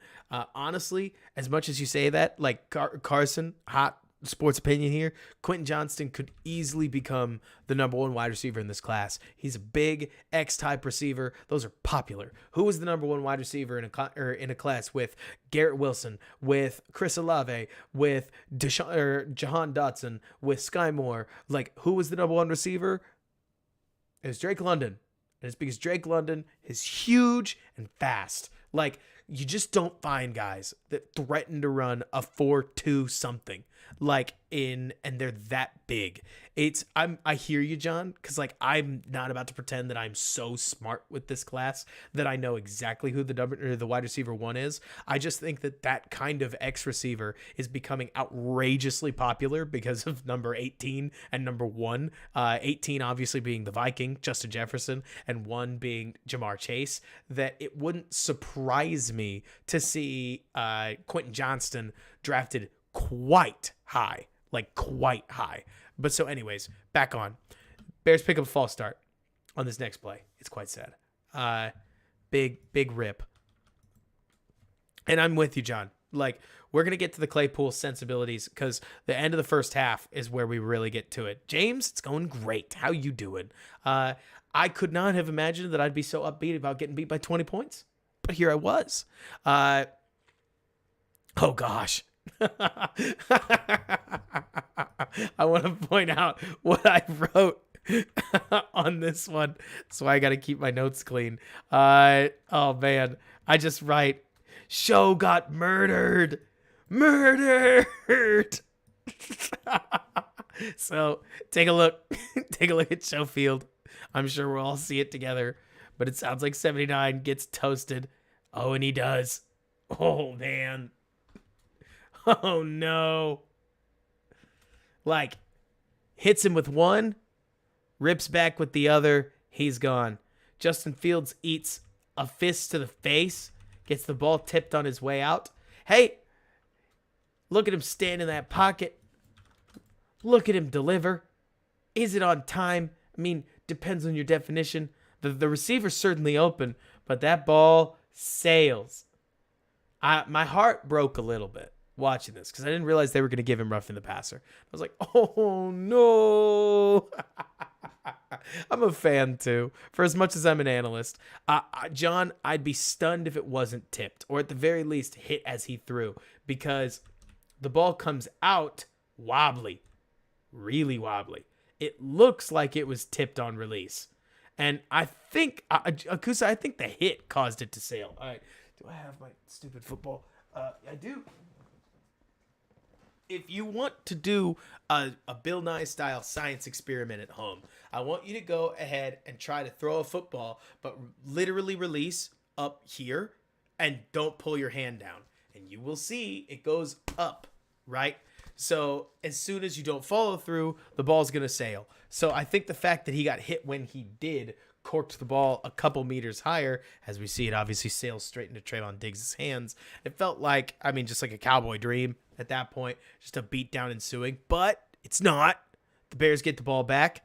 And this play's a goofy one because I've seen Georgia do this, but it's just weird. No, I've seen South Carolina do it. If you take a look here, the Cowboys get caught with a spy and two defenders that are, I don't know if they're watching nobody, but the Cowboys are calling cover 0, right? So this is as straight up a coverage as you can get, where he has got probably anybody that comes into the flat. He has got probably anybody that comes into this flat, but I don't really know. Moreover, this just means that there's like no help at all for Harry when he goes across the middle. And you know what? The Bears may not be talented, but it doesn't take too much talent to beat somebody with that kind of space, for crying out loud. Let's see. Are there 10 players on D? I don't think so. Let's see. 1, 2, 3, 4, 5, 6, 7, 8, 9, 10. You know, chances are it wasn't supposed to be cover 0. Call it a guess. But wouldn't surprise me because this corner doesn't play it like it's truly just cover 0, and Fields fires a nice little snipe. John, I feel weird not giving Fields some kind of a plus for a touchdown throw, but you're right. That's a throw that Andy Dalton would make. So I don't think we can. This isn't necessarily anything particularly, I don't know, special per se, even though it's sweet, super fun to see, in general. And honestly, I'm just going to say, if Harry can continue to be the, let's call it the tight end stand-in in plays like this, because, like, you know what? You got to, this is a throw. In theory, Fields could have, okay, so look at this. This is making a play for your quarterback, right? Where it's not that the throw is bad. It's just a little on the short side, right? And Harry puts his body on it, snaps it in, catches it, complete control, and gets in the end zone anyways. You know what? Simple, right? I mean, is it a perfect throw? This is that complicated, like, perfect throw piece, right? Where it's like, is it a perfect lead? Is it perfectly done? Probably not perfect, you know? But Harry makes it work. And that's all you're supposed to do as a receiver. Like, let's see. Are these the kind of plays he'd drop on the Patriots? Akusa, if I told you that I was an expert on him in the Patriots, I would be lying. Let's see. Like, I think that's probably true, James, though I got to give him some credit. Like, did we talk? I mentioned those three. If they had brought 7 on this play, I think they get wrecked. Like, the Bears' offensive line was having real trouble, and part of what helps is that 6 stands there, and 11 stands there, and 27 stands there, and this defense is doing too well, for that to not be piece of the play call. But, like, had they actually brought even they kind of loosely green dog, but they mostly just sit still. And so since they sit still, great job. Like, leaves Justin Fields with plenty of time. And you know what? If this was the moment that you wanted to say, hey, if the Bears can protect Justin Fields a little bit better, like, that would, he'll do just fine. Well, that's a nice little strike. And yes, everybody mentioned Braxton Jones. Let's put some respect on 70's name here. Also, respect on Andy Dalton. Can we just talk about how Andy Dalton was balling? When he was a Bear, not towards the end, but especially towards the start, he looked like he was about to tear the Cincinnati Bengals a new one, if you know what I'm saying. And then he got hurt. Big bummer. But they definitely didn't want Justin to run censored. 70 here does a great job on 56. Look at that, Braxton Jones. Engages. Stays with the man, holds him down, eats, not quite hands to the face, but eats getting wrenched back. Touchdown, Bears. So then, hang on. Let's see if I can find it.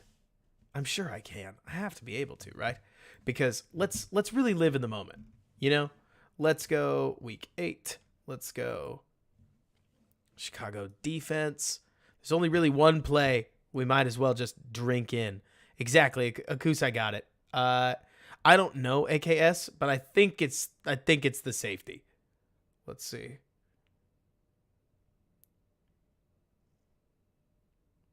Where are we? We're at 14-7. Let's accelerate. 21-7. Boy. Here it is. Okay, so then this happens, right? Where I haven't even seen the play. Bears run Smith on a dropout, pushes. Oh, yeah, that was nice. Every time, Eddie Jackson has just been the guy. I'm so glad they didn't trade him. Like, I know there were plenty that were like, hey, it could be anybody. But Eddie's playing like a defensive player of the year. He's playing like the heart and soul of the defense. The Bears drop into, it looks like, ooh, this is neato. Bears run cover 3 sky by the looks of it, where it looks like normal cover 3, so to speak, right? But you're going to see, you're going to see Eddie hit the deep area. You're going to see Brisker hit this zone right here. And then I don't know what corner that is. Probably Vildor is going to pop back to the back end. Like, so you get that. It's the same coverage that we saw the Vikings run a ton, right? And it's played a little differently, as Eddie is going to, instead of like turning his hips and bailing out this way because he's a gamer, right? Oh, he just plants his feet and drives, and there's nowhere for that ball to go. Oh, that is nice. Like, I hear you, Haplo, that the one reason to trade him is because we're going to be giving up 30 points per game anyways. I don't know about that. Like, Eddie has been the goalkeeper of this, like, Bears defense, and he made a huge play. And not only that, but man, oh man, like you're saying, Akusai had 55 here turned around. Like, this is what Eddie lives for, making a play as a returner, for crying out loud. Envision the pop if he had scored. But so, God, hit that block on the offensive lineman. You get somebody else out in space. Instead, it's literally the guy who AQM does nothing to do, or like does nothing at all about, that ends up making the play. Bummer. Oh well. Let's see. Who will not Eddie Bear, or like Edgy Bear? AQM or Eddie Jackson? Let's see. Yeah, this was nice. The St. Omni loss. Let's see. So we'll talk about that, all the trade stuff. Let's talk about all the trade stuff after we're done with the offense, or at least done with like the primary pieces of the offense, right? Because you don't even need to talk about the whole offense here. I don't know, Eddie or Edgy. Part of me thinks that a safety could stretch his career out a lot longer than an inside linebacker, for instance. But so, yeah, Supreme, you definitely hope that Lamb would have contested it. The only problem for Lamb is that he's not expecting the safety to be there either. But so my thought, Edgy, is that the Bears theoretically could win a Super Bowl as early as 2024 if they got Rams lucky, right? So let's be clear on that. That's not me saying, whoa, like the Bears are going to be the best team in the league in 2 years. No, I'm saying if Fields takes major steps forward, the Bears play their cards right, and I don't know, better teams lose or people get hurt. You never know. You got to put yourself in the mix to do what the Rams did and beat the Buccaneers with like 5 turnovers in the game. Yeah, Bengals lucky is another great example. Like I'm with you, Sean, where because Eddie isn't relying on incredible athleticism and Eddie's more relying right now on reading the opposing quarterback and making plays within that, I think he can stick around until he's about 33. Now, is he going to get paid $20 million or whatever until that point? Probably not, but we'll get there when we get there. For now, I would look at him and like, I would say that I think Eddie's got until 31 at a minimum, and then you just address it from there. Right now, honestly, I would say that I would say that at this exact moment where Eddie's not even 30 yet, you can't entertain the thought of him walking away because your defense does need leaders. Ideally, they need veteran leaders. There's no veteran leader I'd rather have on this defense than Eddie Jackson right now. But That's my 2 cents. Because like Lewis has stuff saying, this season's about developing Justin Fields. Win-loss doesn't really matter. And then you can be fixed with draft and free agent money next year. And Edgy Bear, I hear you that he doesn't have any trade value then. But I don't actually think that Eddie Jackson has near as much trade value as he's worth, or like as he's worth to this defense.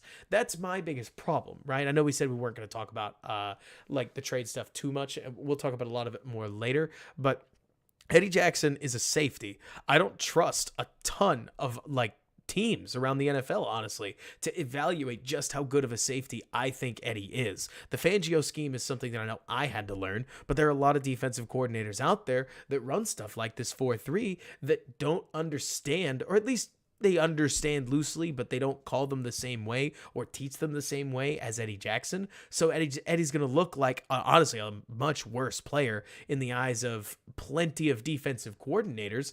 And so the value gets hurt there. If we were talking about Eddie Jackson, but you took exactly Eddie Jackson, you converted him into an edge rusher, he'd be a first-round pick. Right? I actually think that Eddie Jackson should be worth a second-round pick, if not a first-round pick, based on the way that he's playing. A team that traded for him could get first-round pick value out of him this year if they slotted him into the right defense. I really do believe that, because he is going crazy right now. Just looks phenomenal. The problem is that I don't think the Bears could get any better than a third. Like, it wouldn't even surprise me if they actually got offered a third and turned it down.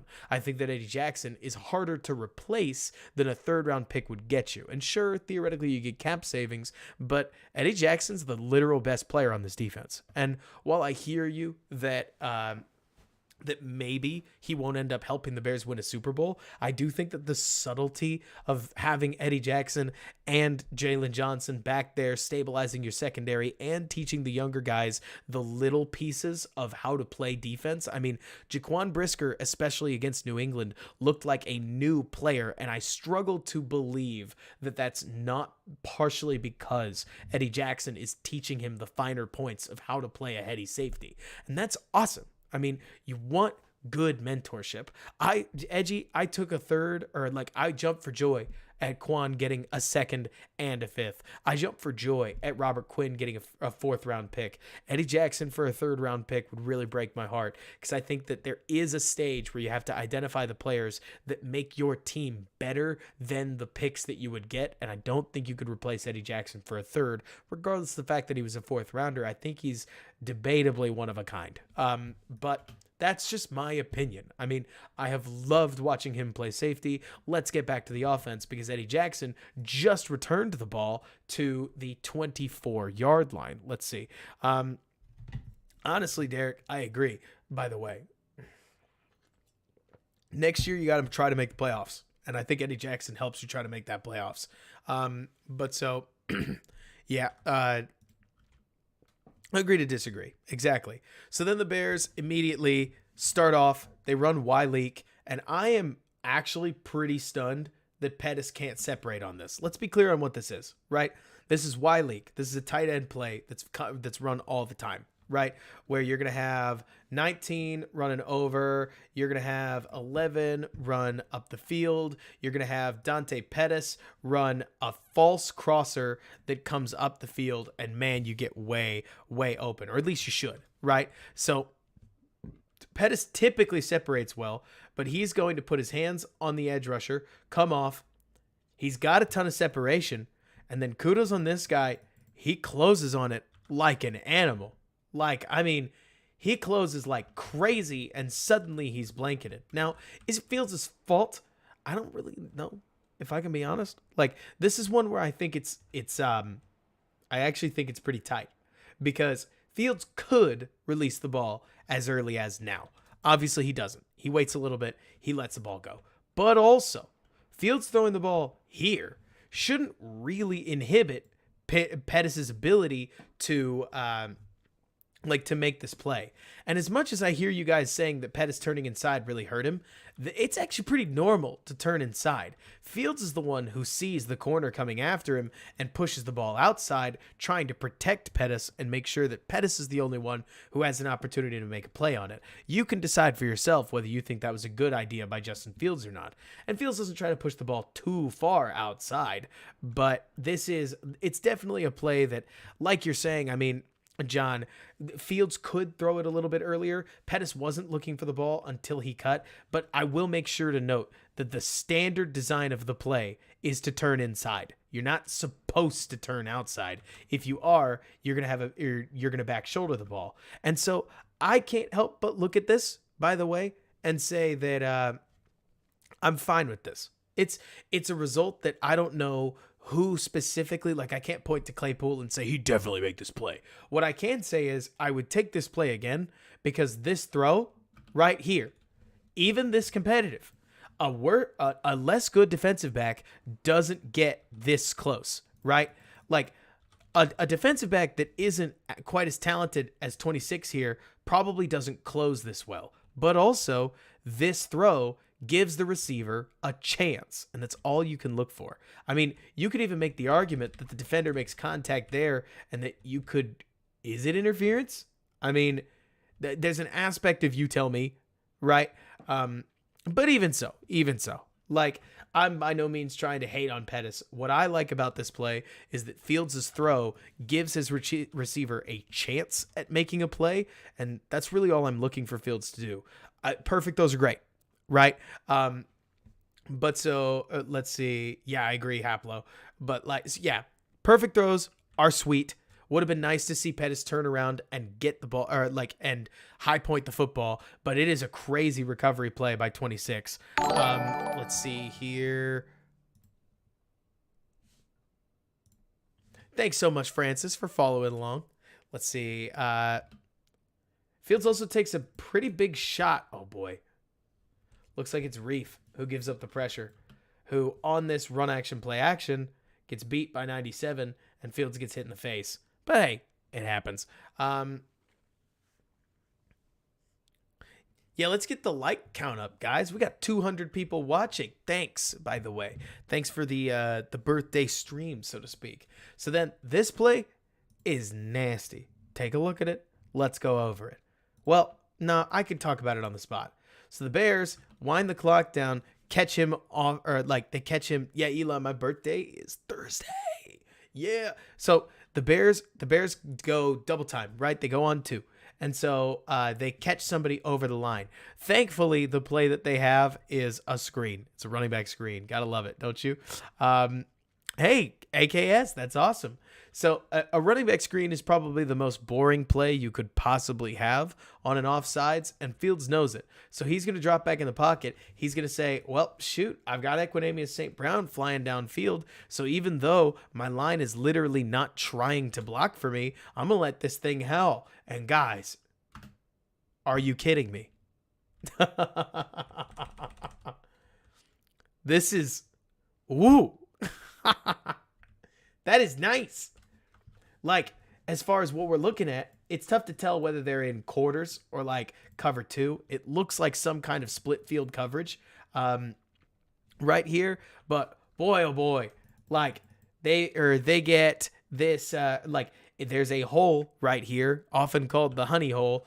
Dang good defense by the DB Akusai. But the throw, if you're looking for improvement from Justin Fields, that is sweet. And then, oh, thank you, John. That is so kind of you. But yeah, exactly, Grant. Like that is a quarterback throw. John, you better give him a plus for this, because I would even probably go. Thank you, John. You pick the stream topic, whether it's next week or later. I can do whatever. Like, y'all have hit the limit. Every $100 we'll do another stream, whatever that looks like. But so this is sweet. ESB doesn't come down with it. Bummer, but you better give him a plus for the throw, because I cannot believe that under pressure he made this kind of play. Like, that is crazy. Check this thing out. Lets her rip. Look at the pressure. stands tall, understands that, I mean, like literally, DeMarcus Lawrence is being let by because it's a screen. Look at 32, turn around for it if you don't believe me. It's a screen. But Fields is going to take his shot because he understands the situation. And goodness. It's great defense by the DV, no question, Agusai. But man, oh man. Man, oh man. What a throw. I don't actually think, ironically, I don't think Chase Claypool makes this play either. Chase Claypool's not incredible in contested catch situations, but loud. What a throw that was. What a throw that was. Like, I'm with you, Ace. This is where people who go, okay, come on, are we really celebrating about 153 yards? I'm like, did you watch the game? Akusai, you know, it's hard to tell because there was a point in Allen Robinson's career, to just back up to the freeze frame. There are two distinct points in A-Rob's career. There's the point where A-Rob would have easily caught this ball, and then there's the point where this guy would have intercepted this ball because A-Rob would have caught it, fumbled it down, and somehow he just would have gotten his hand on it. Like, I don't really know. But there you go. Sean, you bet. Like, thanks so much. Thank you so much. Which tweet about, oh, yes, I did. Like, you send me tweets that you want me to get out. I absolutely will, because I thought that was great. Let's see. Not this tears, A-Rob. Claypool makes the catch. Community's insane. Yeah, you guys are awesome. Like, A-Rob, oh man, Trevor, can't help but agree. Halfway down, then knees it out between his own hands. That's so funny.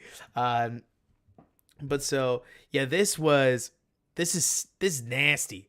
Like, that was great. So then the Bears call a quarterback draw. Can I say I like the play call while acknowledging I don't love the result? Look at this space. So they've just bombed it into the end zone twice, right? The defense is without Adamola, did you like that one? It's real too. My brother did actually like crash his car, and so he like, it was real. But anyways, Bears take a look at this. I think they assume that these guys are going to drop into the prevent. They take that risk, and so they call a draw. They just kind of get unlucky because I think the Cowboys see it coming. They roll the safety downstairs.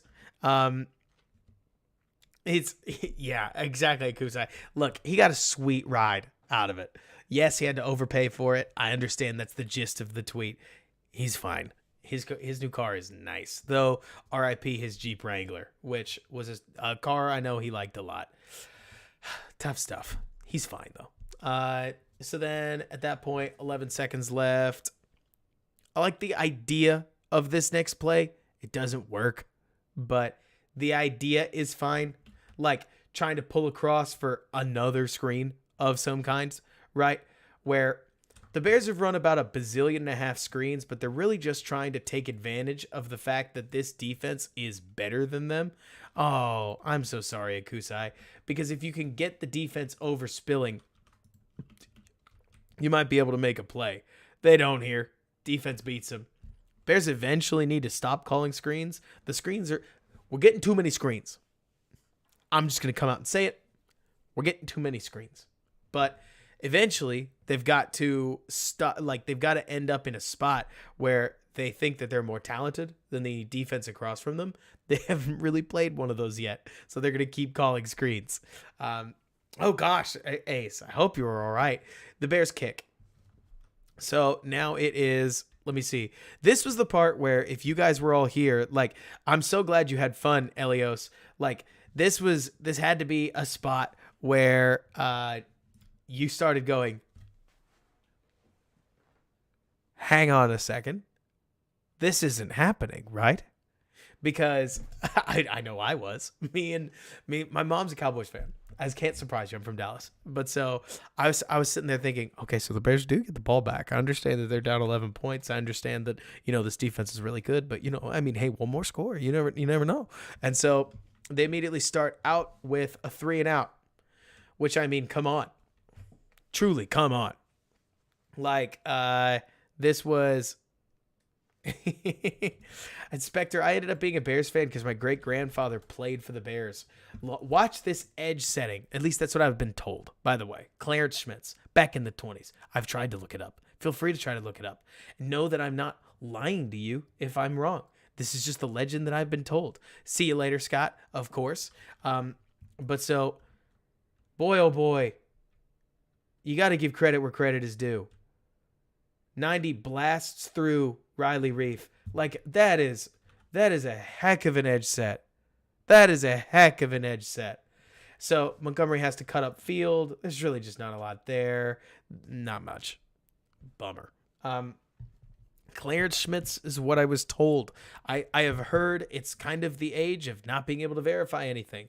Literally the words that my dad uses whenever he tells the story is, you show up for a week, you got a free helmet. That's the day and age that he played in. So it was like the Hallis Bears, like the Decatur Staley's Bears. And so my family has just been fans of the Bears ever since, despite a New York connection. So element of raise your hands in the air, but that's it. Oh, come on, Vlad. We actually have an Elon. Maybe that's not, like, maybe we're going to wish the bots on. Or maybe trading Roquan fixed the bots problem. You never know. But so, anyways, can we just admire Khalil Herbert for a moment? Quick cut in, breaks a tackle, pulls a bunch of yards out of nowhere. Like, I love watching him run. Don't love watching him pass block. But so the Bears call a toss out. They get a man on a man on a man on a man with Braxton Jones sweeping around. This man gets beat, unfortunately. Not everything's going to go perfect all the time. But Herbert does a great job of stabbing the block forward. So stab, run, get out, beat Micah Parsons, which, casual, right? And then Herbert sprints on downhill. Picks up, not a first down, but some, right? I love watching 24. 85 got beat. What a surprise. I mean, like, I hear you, but at the same time, when you put 85 on 11 from heaven, right? That's got to be great. Did we have 2 stops all game, Harrison? Yes. But exactly. Just casually stiff-arming Parsons and getting on downhill. Braxton Jones with another nice block. Braxton Jones so commonly hits blocks at the 2nd or 3rd level. Watch this man go. Watch 70. He's running like this is not a big deal. This is a very big deal. And Herbert ultimately, steps right around him, gets a couple more extra yards. Tackles don't do that. That's weird. I hated this play call. I really, really hated this play call. I still don't get it. If somebody likes this play call, explain it to me. I think this is stereotypical outthinking yourself. This is bizarre to me. This is really, really weird. When did they do it the second time? When was the second time? When was the second time? Because I've watched this game. Did I just miss it the second time? But fourth quarter. Fourth quarter is miserable. Yeah, I think so. I'm sure it worked. But I couldn't help but think it's a fine read. Schofield get just wrecked, It would have been sweet, James, for a running back toss out to Fields, who then throws it. Quantum TP, you're definitely in the right place, because this was a really, really nice game from Fields. I mean, the biggest problem with this run isn't actually that it's the running back handing it to Fields. I don't get why you're going to do that. I literally don't actually know the advantage. I guess it's because you're sitting there thinking that's why. It's because it's short yardage. So you're giving it to Fields so that he can go laterally. And you're leaving Montgomery in the quarterback spot, so to speak, so that he doesn't have to get cooked by Leighton Vander Esch and a safety coming down. But even so, I mean, if you're really that worried about protecting Fields, call a different play. That's my opinion. The Ace, they're trying to avoid a hit. So, that they used to do this all the time. Do you guys remember last year? Fields was the quarterback, but this would be Mooney, number 11.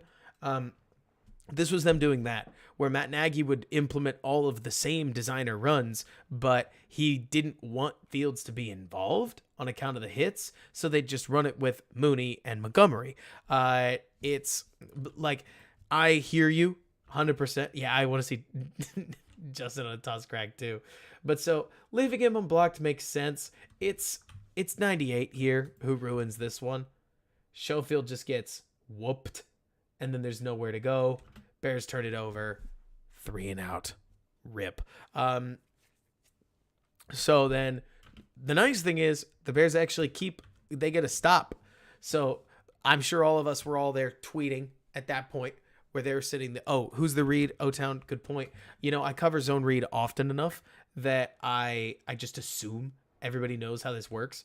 So Montgomery is reading the end man on the line of scrimmage, the EMOL, if you ever see it or like read a football book, right? Which you don't have to.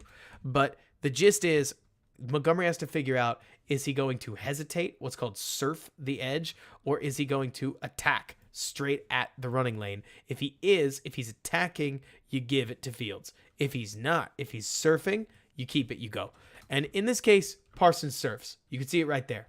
That like at the mesh point, he's surfing. And so Montgomery takes the handoff, gets smoked. Happens. Not all dreams are memes, I guess. I don't know. We're just going with that. But so then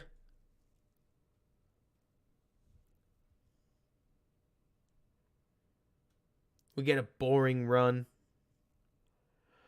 This is around the time of the streak. Oh, no, this is where we don't just get a boring run. We get the Bears almost ruined it for themselves play, where Herbert, I thought he fumbled. Like, I thought he fumbled.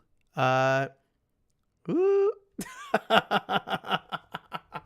I was glad they gave him the ball back, but he fumbled, at least from what I saw. I don't know how they got it back. Really don't, because Herbert slams straight into 35. And I mean, look, I sound every time somebody plays so badly that I sound like I just hate him. Schofield is pulling on G lead, which they run all the time. He comes through and look at him lose. Like, you want to talk about how this Cowboys defense is good? This is violence. This is assault. Bang. Oh, my word. Which one of these guys is 300 pounds? Because you wouldn't know it. Like, smoked. To the point where Blazing Game doesn't really get to do anything, right?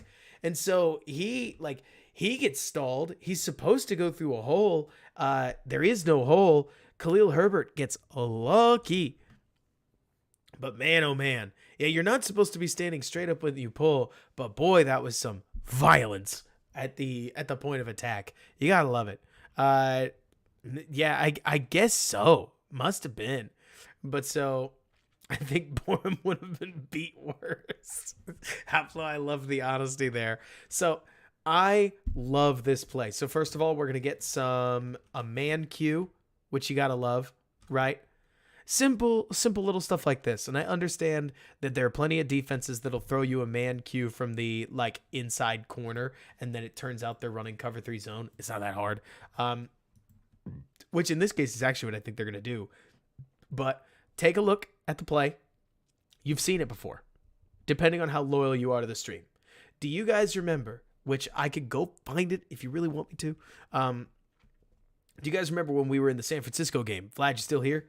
How we talked about how there was a sweet like blaze out combo that looks like play action scissors, which is like this, but then it like converts into a blaze out route and you smoke the corner on the other side. The Bears run it.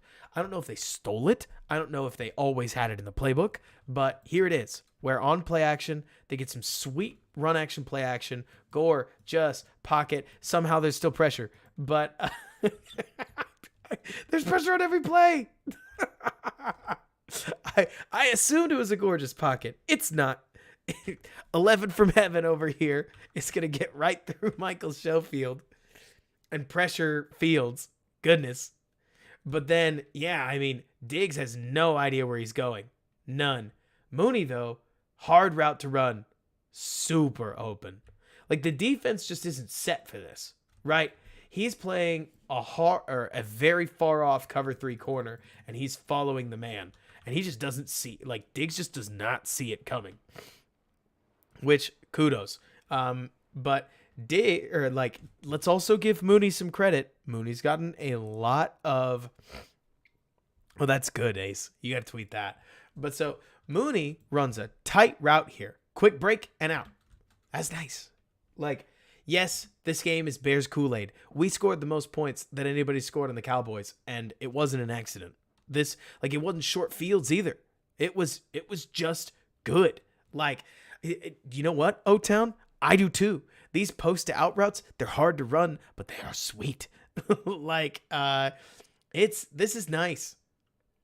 And then Fields makes the throw. So if there's one thing that doesn't help anything, Fields, when he's pressured, kicks his foot way out.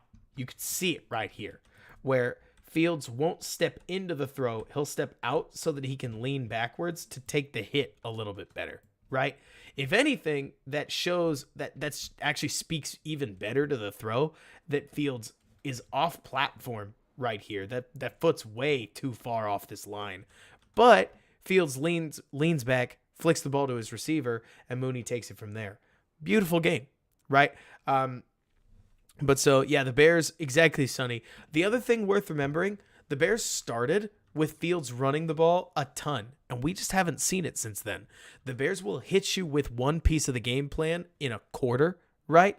And then they will pivot to some other piece of the game plan, partially because some stuff's working, partially because they're a multifaceted enough offense, and I cannot believe I'm saying that, but they are a multifaceted enough offense that they have different ways that they're going to try to attack an offense, or a defense, whether that's play action, deep passing, whether that's QB run ground game, whether that is screens. There are a lot of screens in there, whether that's a massive suite of designer runs, plus just standard rushing attack. Look, it's not the perfect built out offensive system, but this is actually a much healthier approach than just Nagy beating people over the head with the same couple plays that if they worked, you scored 40, and if they didn't work, you scored 3.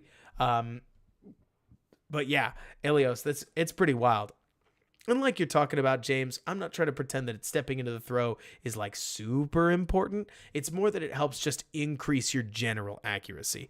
All right, so on the next play, Dallas puts 9 guys in the box. 9 guys in the box. And if nothing else, I'm just going to give Fields credit for getting this ball out. Check this out. Where's he going to throw to? Right? He's going to throw the flat. Watch this in slow motion. No. Watch this from the tight. Look, okay, I guess it's kind of my job to do plays, huh? So Bears do run action, play action, bootleg to the right. John, you're really giving these both zeros? Are you just waiting on me to say plus? Because that throw on the deep post is sweet under pressure. And this one, I think it deserves a half. Just because he's like, watch what he does and you'll see it. Throw, it's like a 3-yard flat. Don't get me wrong. But even so, like, this is wild. So it's run action, play action with an over, with another, at least one coming through. Let's see. No, I agree with you. We sound like homers giving everything pluses. But so Mooney's going to come through. You've got him wide open. But, like, look at this. So let's go to the tight angle. Like, you'll see it. Because exactly censored. I mean, this is one of those, like, if Mahomes makes this play, it's wild. And it's because, check this out. Fields is going to do this. He throws a full head and body fake inside, including this step right here with a man in his face. I really want you guys to stew on this. I really want us to soak this in. Fields is rolling out. This is a rollout. There's no question, just based on the route package, this is a naked rollout. But Fields sees the runner, steps back inside, and freezes the man. Which is crazy. Where's he looking? I guess he's looking at the out route. He's thinking about it.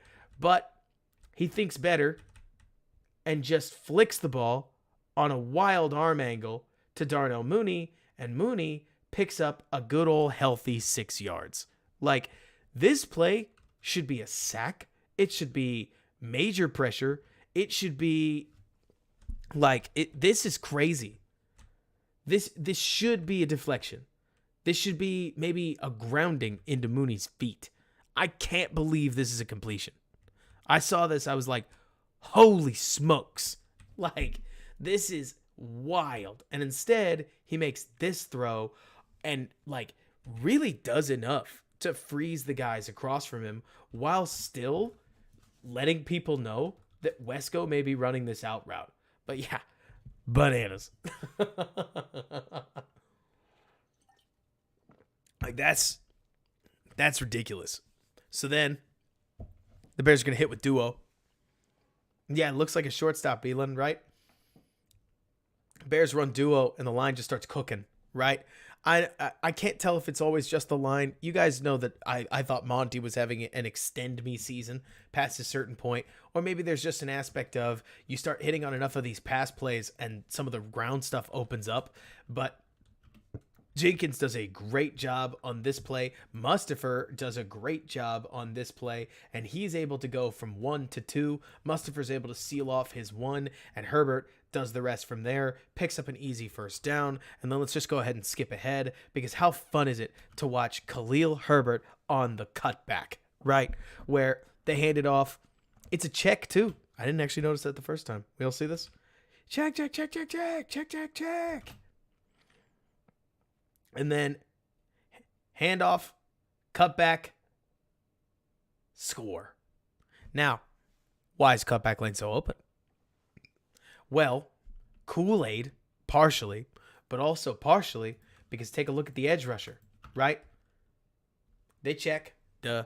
We talked about that. They had 8 in the box, but take a look at 90. 90 comes for Fields. This is the way you counter it. Herbert's the perfect back for this. Okay, we all like baseball here. Elon, this one's for you. What do you do to protect a good 3-hitter? You get a good 4-hitter. And how do you protect a good 4-hitter? You get a good 5-hitter. That's why that 3, 4, 5 is so important, right? You get your 1, your 2 on base, and you can't walk 3, or you have to face 4 with them loaded. Herbert is the 4 protecting Fields, the 3, because he is such a you know what, Derek? I wish I could. I know the game of cricket a little bit, but the point is that Herbert. So if you are this backside edge rusher, you're crashing down because until up to this point, you do not know if Fields is bootlegging on you, and you don't want Fields to bootleg on you. So 90 is going to drift downfield, obviously. But what that means is, let's just take a look here. That means 90 is here when he could be here.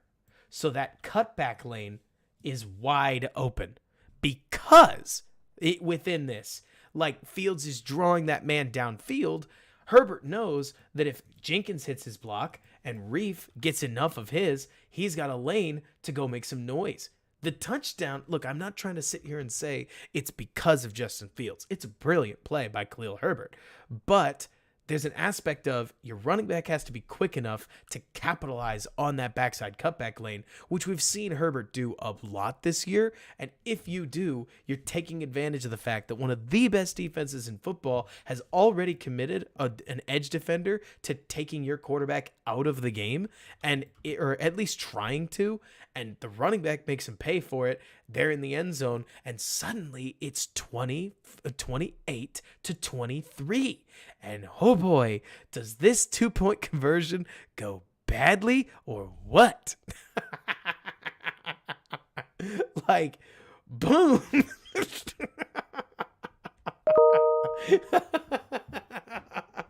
Not good. Not ideal. That's for sure. And so I'm sorry, guys. There's some of these that are so bad that I just what's the bad read, John? Like, I don't. Is it an RPO? I guess it's an RPO. Oh, it is an RPO. That is a bad read by Fields. Give him a minus. That deserves one.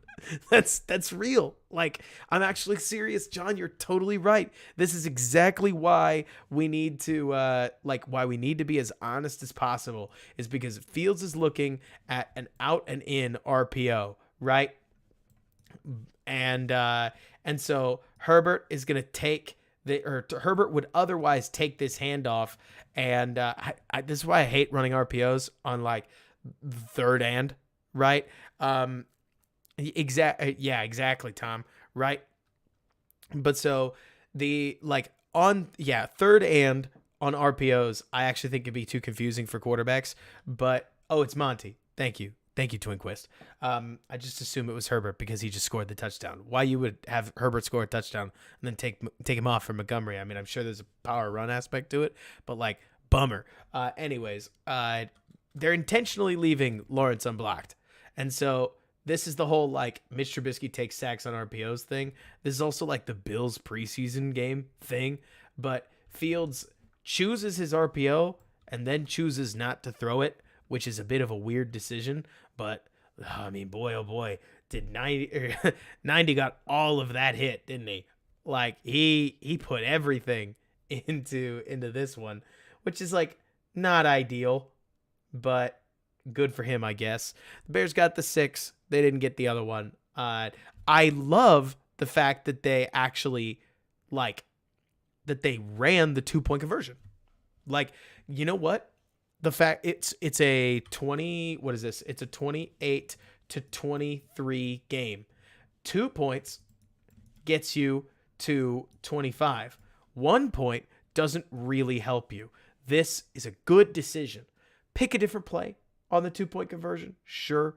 But like, I will take a regime that's going for 2 in these moments because, oh, John, I'm sorry.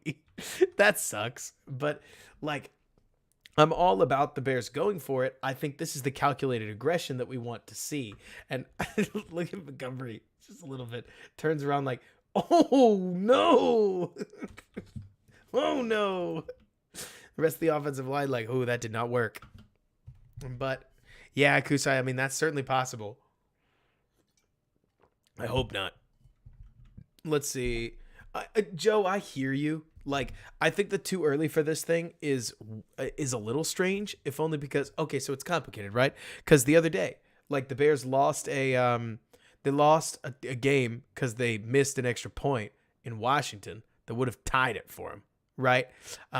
James, that's certainly possible. Like, I don't think so. I would still pin this one on probably on Fields because it looks like just an RPO, but we don't actually know, right?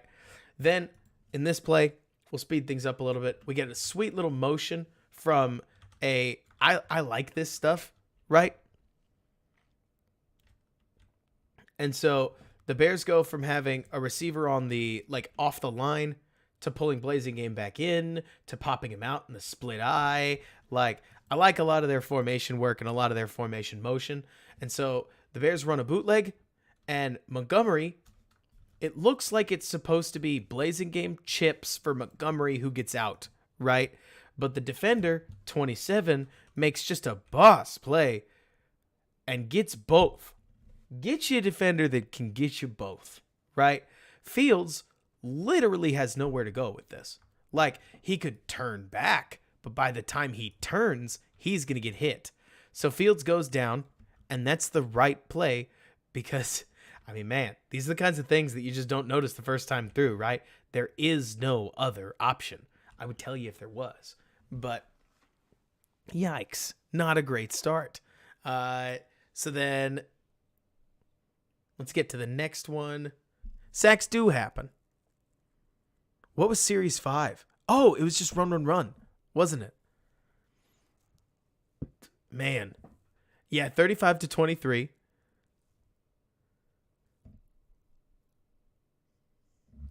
And then we get this one. Real nice. It's not a Herbert fumble, John. We're not building up to that. For some reason, my only note was Wesco embarrasses himself. I guess a little bit, but not really. It's actually generally a pretty good run. Yeah, we're down 2nd and 18. Better run the ball. But you know what? If you're gonna have Tevin Jenkins get out there, kudos to Mustipher. Like, honestly, solid job. Like, beautiful little combo block pairing up here, and then they get Jenkins off and Mustipher on. Like, the Bears run blocking under Chris Morgan has been better than it ever was in the Nagy era, easily. But so they pull themselves up a little bit, right? Maybe not all the way, but enough. And then let's see. Didn't get the oh yikes! This one. This is the one where Wesco embarrasses himself. Watch 88 here, right? So somehow 88 Wesco doesn't actually know where he's supposed to line up, and everybody tries to tell him. Everybody does. You can see Kmet pointing. You can see Fields pointing. You can see Mustipher or like Mooney pointing, as they're all just like, "Hey, come on, come on! It's 3rd and 11. Like, come on." Well, shoot. And then that's a false start.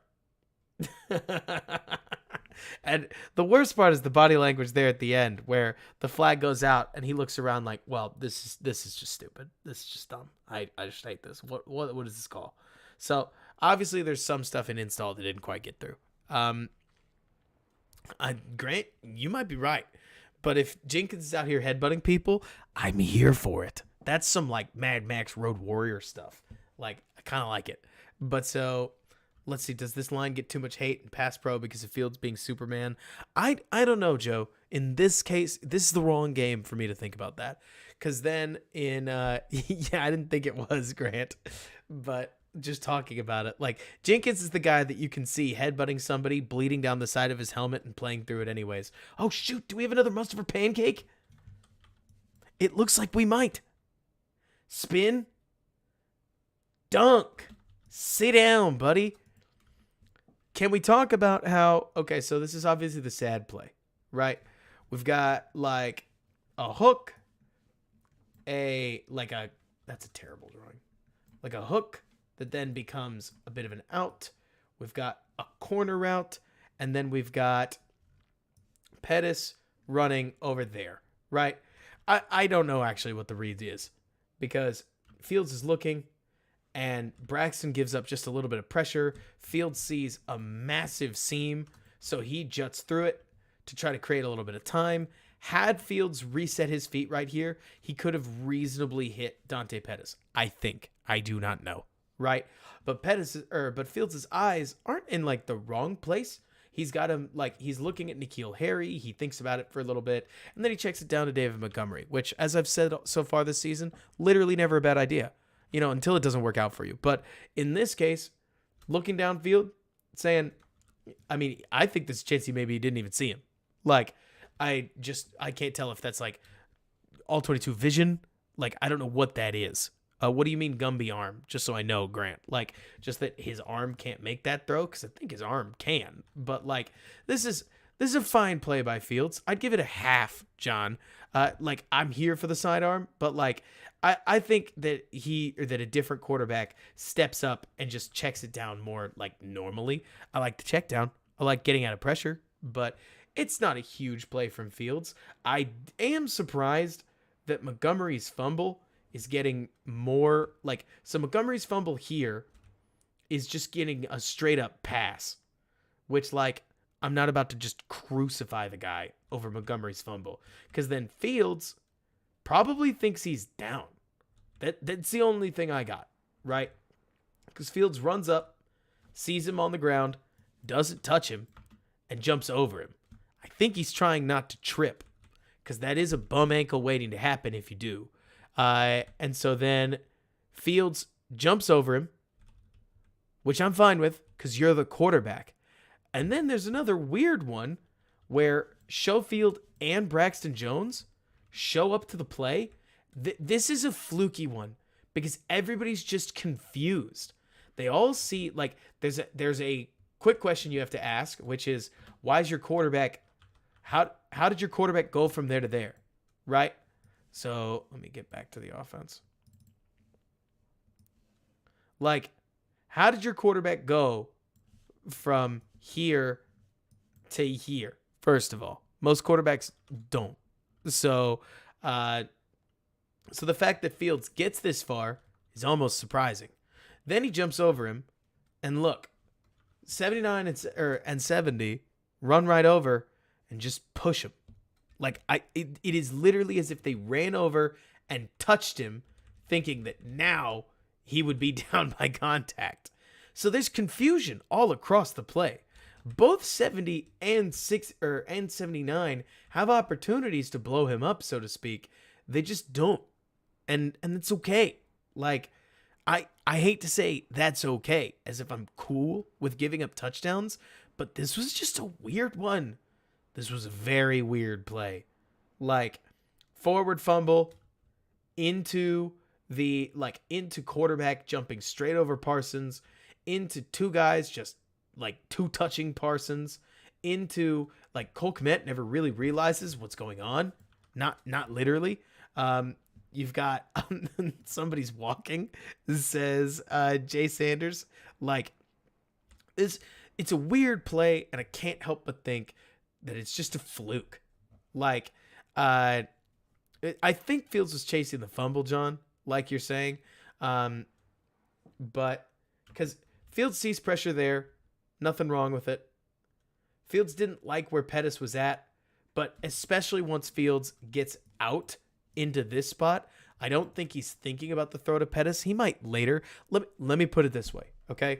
Could Fields make that throw to Pettis? Sure, possible. Does Fields make a perfectly fine play on 3rd and 16? Yeah, he gets the ball out of his hands, gets it to one of the most, literally one of the most dangerous players on the Bears in space, and had Montgomery broken the second tackle, which only Montgomery would potentially break 2 tackles in the open field, they get the first down, right? But so he's able to draw and dump number 6 here to get Montgomery all kinds of space, who, like, how on earth does Montgomery so consistently embarrass people? Like, truly, Montgomery plays like a human for all his faults as a running back. Montgomery, especially as a receiver, is as if he's a Madden player that is coded to make the first guy miss no matter what, right? And then sometimes the animations screw up, and you, the player, are sitting there like, how on earth did Trayvon Diggs miss this tackle? Like, I mean, I'm just stunned sometimes at Montgomery's balance, because he gets out of that one like it just ain't no thing. And then gets to the second one, honestly just kind of knees the ball. Like, it's a total accidental fumble. It's not like he gets stripped. Just a pop. And yeah, credit to Parsons, who's crazy. Like, the fact that he gets there is wild. I still don't know whether Fields' knee really doesn't touch, because it just seems awfully close. But whatever. It's okay. Like, these kinds of weird plays happen, and when you're down at this point, 35 to 23, is it 42? It might be 42. Let me see. I love that quote of Kusai, which isn't a lot, but it's weird that it happened more than once. Let me see. It did look like it was just inches from the helmet. But so, yeah, this is 35. Okay. This pretty much iced the game. Like, I'm not about to say that the next touchdown was straight up, like, it garbage time. But if you argued it was, I'm not going to blame you. Because at this point, the Bears are running out of time. And yes, HEC, we're going to. Trust me. We're going to do plenty of time on Claypool. But this was a good play that went really south. And that happens. Like, there have been some games. If you guys can't tell, like, yes, I'm high on this game. Yes, this game was a lot of fun. But also, like, this is really fluky. And it's not that you don't pay attention to a fluke. It's that you, like, within that game, that's the thing, Tom Johns. You mentioned you thought Fields thought he was at Ohio State. Yeah, I mean, for crying out loud, in high school, if your knee touched the ground, you're down. And in college, if your knee touched the ground, you're down. And so in the pros, I'm sure it legit takes time to get used to the idea that when your knee touches the ground, you aren't down yet. AKS, I cannot. Based on the way we were getting thumped, that was awful. Like, just envisioning that sounds terrible. Bronley, thanks so much for subscribing. You're the jam. But so, like, within this, yeah, no scoregami was hilarious. So then they start the next drive, and the Bears start this off with an absolute cracker of a run that doesn't count. Can I be honest? It's a pretty mid flag. Like, I mean, it's not that it's not holding right here, but also it's just not that bad. Uncalled stuff gets like 3 barely fights back for the ball. Either that or Cole Kmet is the strongest man alive. Like, I mean, that's just so barely holding. George Barnes, thanks so much for subscribing. Great to have you along.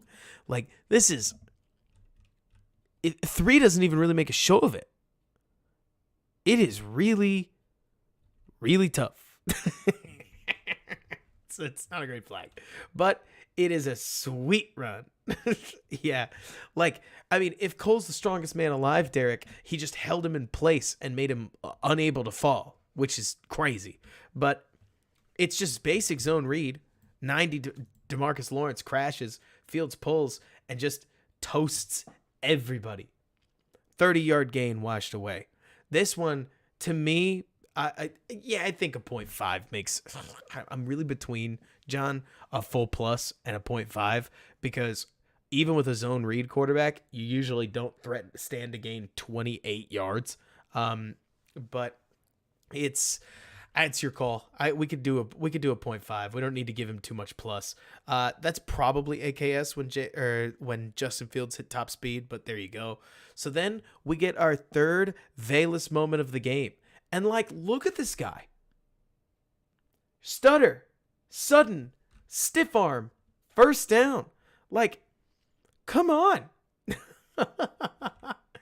Like, it's crazy watching Velus. Because, like, Velus takes a long arc, cuts up field. He's got a man to beat, basically, like, with tons of space. But, like, look at this. Stutter. Stiff arm. I'm going to cut it back because it chopped a little bit. Stutter. Stiff arm. Fall forward. First down. That's sweet. Like, I actually think, Brandon, like you're saying, I think Velus is shiftier than he is. That's sweet. Like, that is a man on somebody who does not want to play that down quite like a man. I mean, literally, look at Diggs. Diggs is jumping backwards out of it. Like, whoop, please don't. Okay, fine. Like, I mean, Mario, it's so funny. Like, I can't help but think that I want to, let me see. The tape looks like it stutters. Let me try again. The tape did for there for a minute, but let's see. Hopefully I can give you a clear one here. Oh, that is a nice run. J2K, we've seen him get one target beyond the line of scrimmage. Let's not call him stone hands immediately, right? Hey, that's serious. Velus can't catch a punt. R.I.P. Velus' punt catching ability. We've seen him get one pass downfield. He dropped it. That sucks. Let's give him 5. Like, I mean, no doubt his hands look awful right now. In Tennessee, he had like 4 drops on like 80 targets, which granted, that's like a 5%, I guess, drop rate, but it was one of the best at Tennessee, and they used to talk about how good they thought his hands were and how sure-handed he was. He was their reliable third down threat. I'm not even joking. Give him a moment to like breathe out the fact that he got made fun of for a brutal 4 months after the draft. Like, I know that's so or it's so silly to talk about, but the kid's a human being too. Like, it won't surprise me if he's just super nervous, but he gets the ball in his hands. He's kind of electric. Like, I mean, it's wild. And J2K, you're right. He's a body catcher. He barely runs any routes, no doubt at all. But at the very least, he can catch a slant, and we'll see what he does with it. Like you're saying, Sean, I do think Velus is pressing to make plays for a reason. Tom Jones, I love Velus Stones. That is hilarious. Velus Stones is so funny. But so kudos to that. And then let's see here. I had this one down as ESB getting mashed up, which happens. I mean, some of these runs, it's funny censored because like while I agree, it looks like Reef gets washed down. I don't know why I have this as ESB. Oh, probably because I skipped a play because I thought the run was boring. It looks like Braxton doesn't get all the way across in a reach block, which is fine. Like 98 or 95 is going to be a hard man to block, and he's a hard man to block there. God, this Dallas defense is good. So the other thing worth remembering, censored, is that like you're saying he was a reach. We're talking about third rounder. Like, what third round receiver are we comparing him to that's like a superstar, right? Can we be real? Like, in the third round, you can find a David Montgomery running back, sure, but like, you tell me. Dobbs is solid, John, no doubt, but Dobbs was much later than the third, wasn't he? Like, it's not to say, well, Velus is so good. It's more like, hey, they drafted Velus to fit a role. He looks like he's got every ability to fit that role. It's just a much more niche role than you probably thought it was, and that's fine. Like, let's see on this next one. Oh, this is that play. Yeah. Okay. So Fields is going to. I like the attempt on this play. I like the gist on what I'm looking for. Right. Let's see. Yeah, same. So ESB is going to run a deep hook, and Trayvon Diggs is going to just stump him. I don't know if he does this on purpose or what, but like that's pretty good coverage. So Fields doesn't have a real great throwing option there. He doesn't look at other options either. He just runs it, and I appreciate the throw. I mean, it's a solid throw. It's not a perfect throw. It's a solid throw. And Trayvon Diggs has to get all the way up to make a sweet play on it, and otherwise it would have gone right into ESB's hands. I like the fact that Fields is trying this. It's a 0, John. It's not good, but it's nice to see him get out of the pocket, understand that your time is up, to see him work downfield, because eventually he's going to get pressed just like this, and give him a catchable ball. And it is. Look at this. Nice. Ball's going right to where ESB would be on the sidelines. Trayvon Diggs is just a football player. Gets up there, makes a sweet play. So J2K asks a great question. Is that illegal contact by Trayvon Diggs? What I think the ref would rule it is that it's hyper incidental contact, because Diggs looks like he's biting in and then popping out to go into coverage, and ESB and him just collide. I can't say it's like completely on purpose, but his head's inside. He's not even looking at Equanimeous St. Brown, so to speak. So it looks pretty incidental to me. It just ruins the route. And so at that point, obviously, like we've talked about, Fields goes into make a play mode, and I like that his make a play mode is starting to put a couple of lofts downfield on tape, whether it's that loft to Cole Kmet we had the other week, which was a sweet play by Kmet, whether it's this loft, whether it's the fake loft that we had to LVE. Like, it's nice to see him putting these out there so that he can start to keep defenders from attacking him, which opens up more running room, so that then they come down to attack him so that he can loft the ball back over them. It's a nice two-way. But so, let's see. Yeah, it was the accidental NBA moving screen of the NFL. This throw, nice. How much analysis do you really need? It is an in and out by Mooney. Fields gets it all the way. The offensive line holds. Boom. Easy. 0. I mean, it's so easy. There's actually nothing above average about it. But it's pretty. Like, just a strike to Darnell Mooney. I like the route. They've been sitting there the whole time. Like you're saying, Ben, I mean, Mooney ran the route so well that you can barely say it's like hard from Fields compared to some of the other throws that he's made this game. Whoo, nutty. Like, it's cool watching it.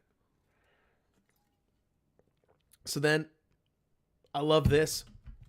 They have another one where, yeah, exactly, Grant. They still have been seeing this cornerback blitz like crazy. So they either get lucky or they know it's coming. I think it's a scouted look for what it's worth. But they see 27 coming. Fields just takes it on what looks like an RPO, kicks the ball to Mooney. Again, it's either ESP or it's a scouted look. But it's a nice throw. Like, I love it when quarterbacks do this, where he puts the ball in stride. To catch it, Mooney had to turn. And so then he's able to get upfield for 8 yards instead of, say, 5 or 6. But nice play to beat. It's not like, okay, I don't want to say beat the blitz because that sounds silly. But it's a nice play all the same. And, John, yeah, I think that's fair. It's got to be a 0. It's nice for us, but it's a play that too many people make. And so you can't necessarily give it to him. Now, because it's second down, we are legally obligated to run the ball. So we do. Pitch play. Leighton Vander Esch crashes right on down.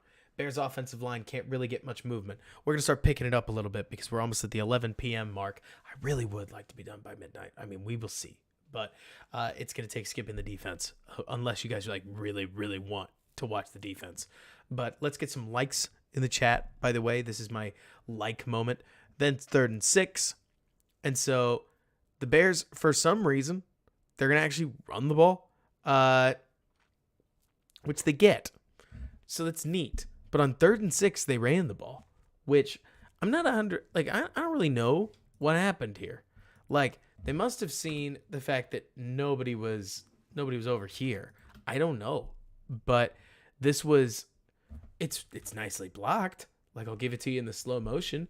You can see Kmet there getting on the inside of Micah Parsons. This is beautiful zone running, like nice bumps, man on man. Montgomery filtering his way through the defense, crashing forward. First down, sure. Somebody asked earlier, like, did I mind that they weren't running the ball or that they were running the ball? We're not in the 4th quarter yet. I don't. I really don't mind that. I understand that there are a lot of people that are like, well, what are you going to do when you need to pass the ball? Well, we got to get there first. For now, the Bears offense has been so poor at this stage, or that if it takes them running the ball to move the ball well, take the points, basically. So let's see. Like Ben's saying, I do want to point out, this block by Kmet is extremely hard. And you know what? He gets just enough of him. That's an extremely hard block by 85. Major hat tip on his part. Peyton rules, we don't do the Benny Hill theme here. But so then after that, we get Herbert. Or no, we don't. So it's a nice run, and they call the Bears for a hold. And I hate to say it, they're right. 70 is going to get a hold here, and it's important. You can't hold Parsons and not get the call, and that, it's small, but this right here, as he attempts to disengage and holds him, is enough, and Parsons would have made the play. Referee's going to look for it. Referee's going to call it. That one works. Fine. Was it outside the shoulder pads? It was more around the hip at that point. But so then it's 1st and 20. So because it's a long down, we must run the ball. Again, contractual obligation. But Herbert's a gem. So like how Herbert just sticks Vander Esch right here, clank, and bounces off of him, I do not know. But he did it, and he picked up 8 yards on account of it. I mean, like, watch it again from the tight angle, because this is kind of crazy. How? Wow, right? Like, handoff, Boom. Slips out. Gets through. I mean, he must have been, because LVE just fell at that point. Oh, Ace. It won't surprise me at all if after this kind of game, Dallas is going to play that much better for it, because the Bears just smoked them. Like, this is not a good performance by the Dallas defense, despite that you can totally tell that like the Bears, or despite the fact that you can totally tell the Cowboys defense is good. So you got to love it, Elon. So one thing I want to point out, Velus comes across, watch number 98. These are the fun things you catch on all 22, right? Where he comes across, 98 just rips after Velus. It might be a stunt too. I mean, that's possible. But 98 then turns around and is like, wait a minute, what? But hey, they got CB blitzed, and it totally worked. Do I agree with them burning timeouts and subbing Justin as early as they did? Outer Rager, I do. When you get hung on, or like when you get 49 points hung on you, I think the game is over, personally. But that's just my opinion. Like, because the Bears failed on fourth down with 7 minutes, like, I probably wouldn't have continued to play Fields either. The game felt over to me at that point. This play is bananas. John, you better give him a plus, because the amount of times that Fields is making this look easy, where he sees the end crashing, pulls out, just breaks the tackle. I mean, the gall, the confidence, the crazy. What is this?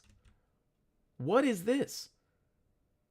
Like, just says, yeah, no worries, I'll get through the arm tackle, and does.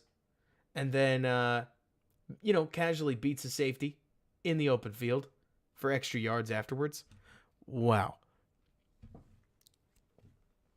This is wild. At least it's wild to me. I like the fact that they started Mooney in the backfield. I think that sets a lot of plays up going forward. But Fields is just getting that much more sudden with the way that he runs the ball, which opens a whole bunch of stuff up. And like you're saying, Akusai, it's not like he's not done it before. He did it in the first quarter. But so then we get, is this? Yeah, okay. So Harry, somebody must have said something to him. Because watch Harry in this specific play. Bang, find somebody else, boom. Like, Harry is mad about something.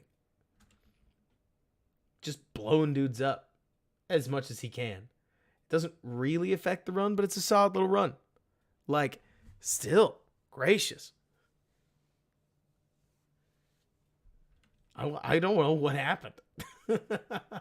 Harry had just had something to prove. Started thumping people. Chippy, man. And then after that, we've got the sweet little Kmet touchdown that makes a lot less sense on film than it did on the broadcast. Because on the broadcast, you look at it and you're like, oh, yeah, it's a Kmet touchdown. Boom. Look at that. Nice throw.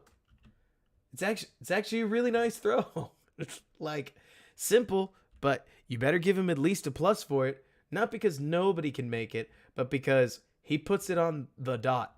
Wasn't missing Ryan Griffin this time, that's for sure. Yeah, it must have been. Like, but look at this. There's like literally nobody else. They don't have this.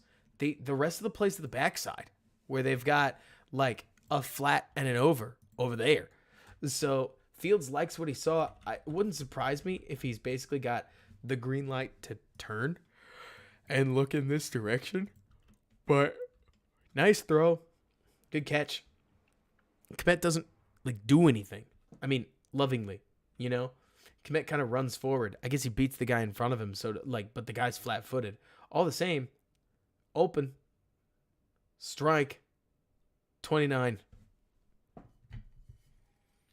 Ace, we're probably going to. And then they pull Velus across. I like the throw. It's a little far out. Like, this is... Yeah, it must have. Like, it's a simple route, one-man route, a lot of coverage in front of you. Throws a little far out. Mooney doesn't really separate. It happens. That's your classic first to second and goal, like, pass play where the throw's got to be pretty much perfect. The throw's not perfect, but I don't know. I can't say it like gives Mooney a chance, but I'm not going to give him a minus for it either. That's a very common incompletion. All right, so overall, and I'm going to let the rest of the tape run because, like Ace is saying, I really do want to talk about Claypool. We've got the film for it. Like, let's talk about it. For now, I'll just let the film run because Herbert has a really nice run, and then they just kind of start getting dunked on. But overall, this was an extremely encouraging game from the Bears. I mean, they took it to an extremely good defense. Now, can they take it to every defense? I think there are going to be a lot of defenses that start trying to key on specific linemen and trying to, I mean, I don't know. It depends on, honestly, whether it really depends on whether Luke Getsy and the Bears offense can maintain this level of creativity and one step ahead of this that they did against Dallas. And Dallas at this stage is playing a whole bunch of nickel and like heavy defensive back looks. And so while the running that they did in like we just saw is helpful, it's definitely not great. And that's not me trying to dunk on the Bears. It's more that this is garbage time. This is the point where you're down 20 points. And I agree with whoever said anything can happen. But this is probably the part of the game where I would not take any evaluation too seriously because the game isn't quite on the line. Tony, we've got more than highlights. We've got straight up tape, and when you watch player tape, you can move much faster. But it's going to be kind of like, guys, when we did the Zappy Hour a little while back. I'm sure you guys remember it. But so overall, let's see. Total of plus 12.5. John, that seems like a really strong day based on the way that we usually do this. AKS spies don't really contain Lamar.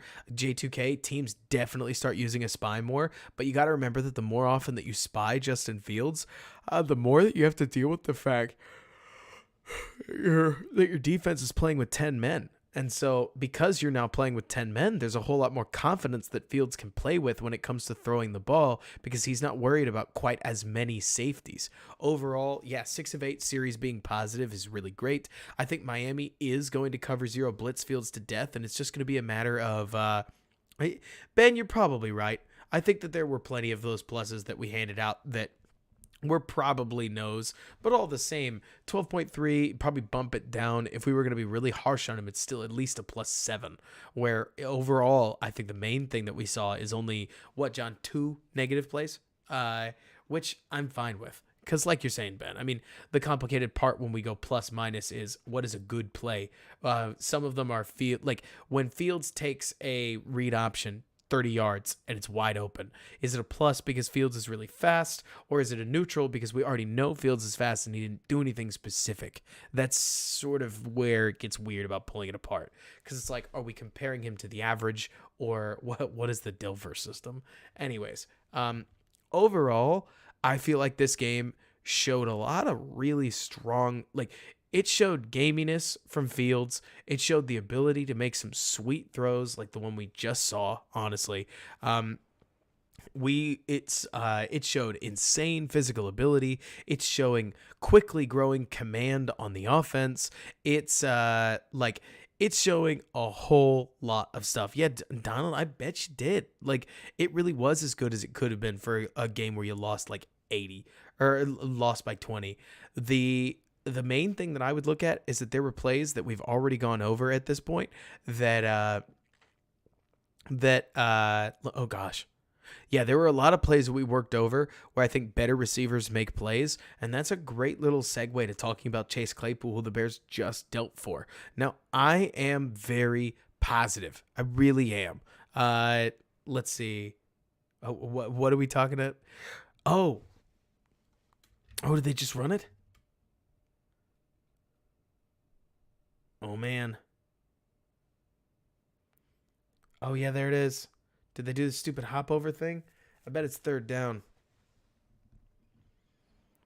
They liked it so much they had to do it twice. And, hey, the blocks are there that time. Yeah, it's literally just because they want to, Akusai, it's just because they want to protect Fields from a spare hit, which is hilarious. They're just handing it to the power running back and being like, can you do that? and I guess it worked. The shovel never works. Who's going to replace Roquan Haplo? I actually don't know whether it's going to be Klein, which would surprise me. It's not that Klein's playing super well. Sanborn may step up, though that would be quite the promotion at that point. I'm with you, Donald, where I wish. So let's talk about Claypool, right? So Weatherford is easily possible, John. I'm not so schooled on the Bears linebackers or Alan Williams specifically that I can pick out which linebacker he's going to start in Roquan's place. But whatever it is, it's going to be a significant downgrade, and the Bears are going to struggle a little bit more on account of it. The main thing that I would look at and say, so then the Bears traded for Chase Claypool. They traded Roquan Smith. They got a second and a fifth. We talked about that a lot, right?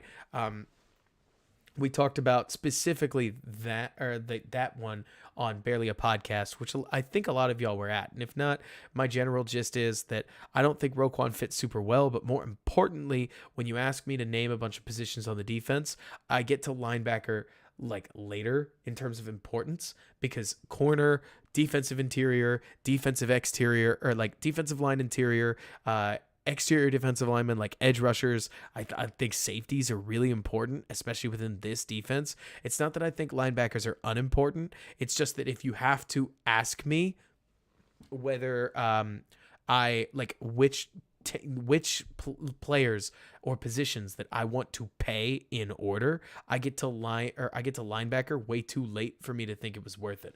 This throw, by the way, was thanks so much, Elon. We'll catch you soon. Like, this throw, by the way, Pettis bailed Fields out, or at least it felt like it. Left it a little too high, and Pettis somehow turns an interception into a catch. But hey, thank you, Dante.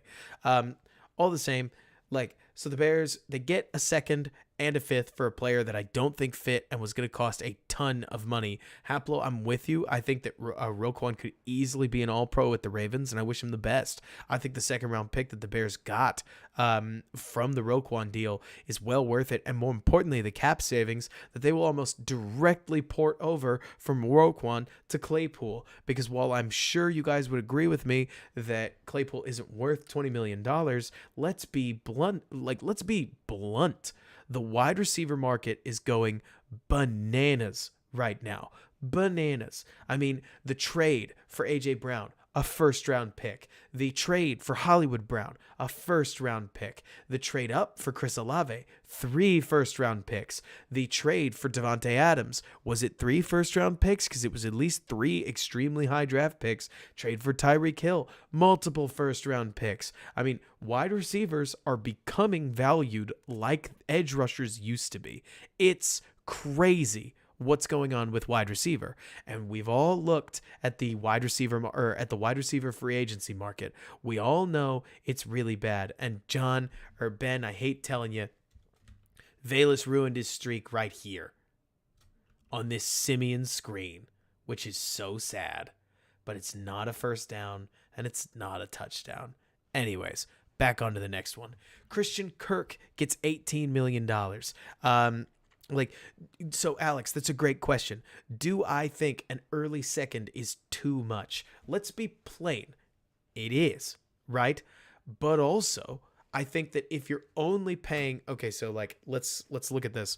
If you're only paying, so the jump from a third to a second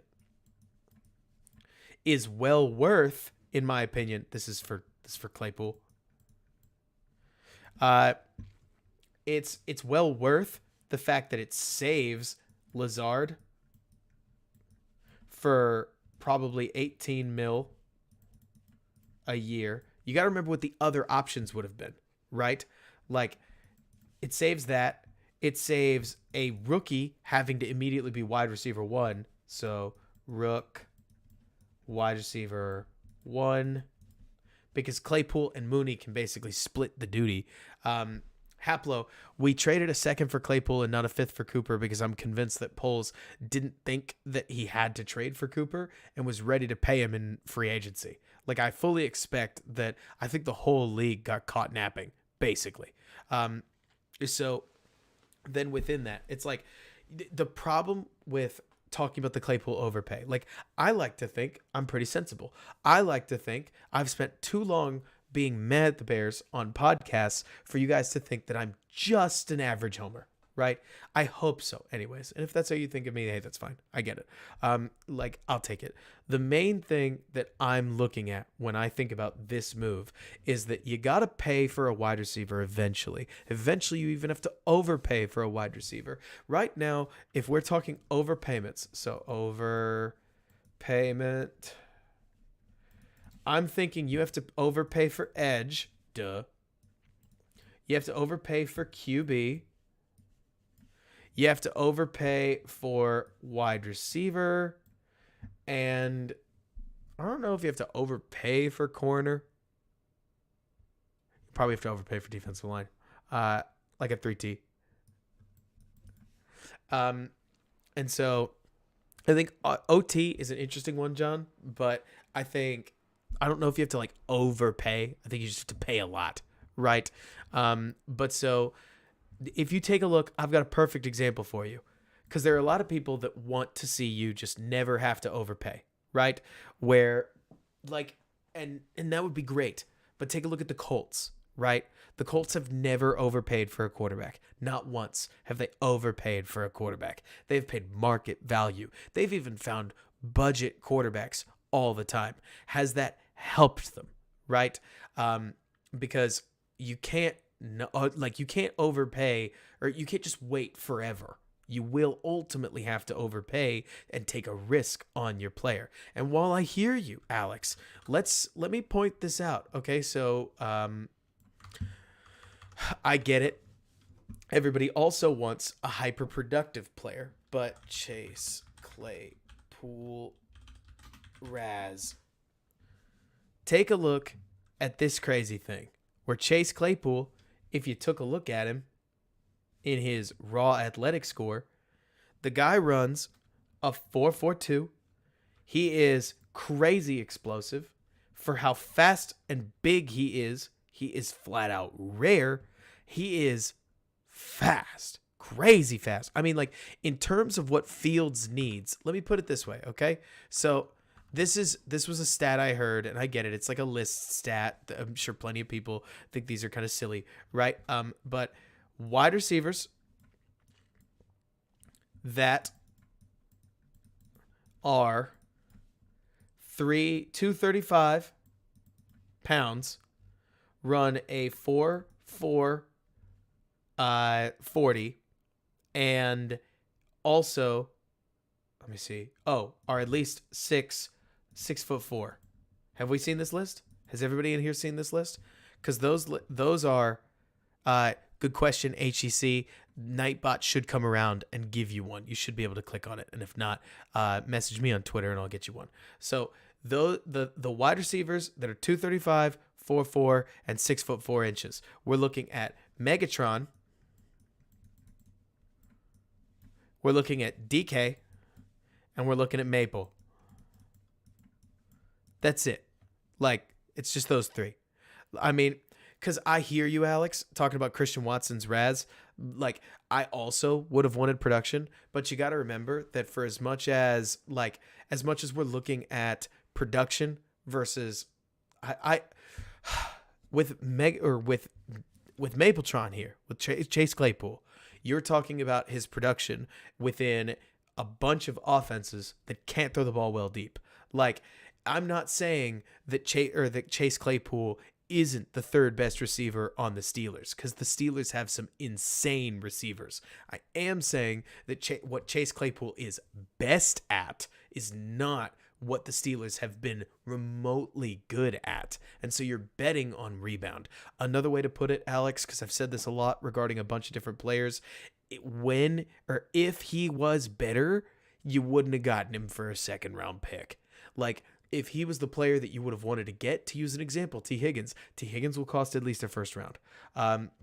To use an example, DJ Moore will cost at least a first rounder. Chase Claypool is the budget option compared to those guys.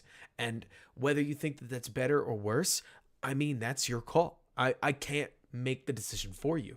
I can just tell you that that feeling where you're like, ooh, I'm not so sure about this. It's the only reason that he was as cheap as he was. So let's get into it. We've talked about what he is on tape, or like we have talked about everything other than what he is on tape. So let's dive into the tape. Let me get my old media browser set up. Let's go to downloads. Let's go to, it's not Washington D. It's Tampa Bay's D. Is it this one? My tape. Oh, my tape. Quentin Johnston. I downloaded this today. I know it's there. Silly Robert.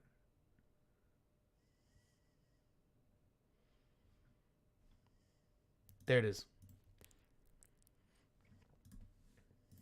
New sequence. Pull it in. We did the tail of the tape. Now let's do the tape of the tail. Yeah. Let me see. I'm with you, John. Like, it's 100%. Like, I hope he buys in.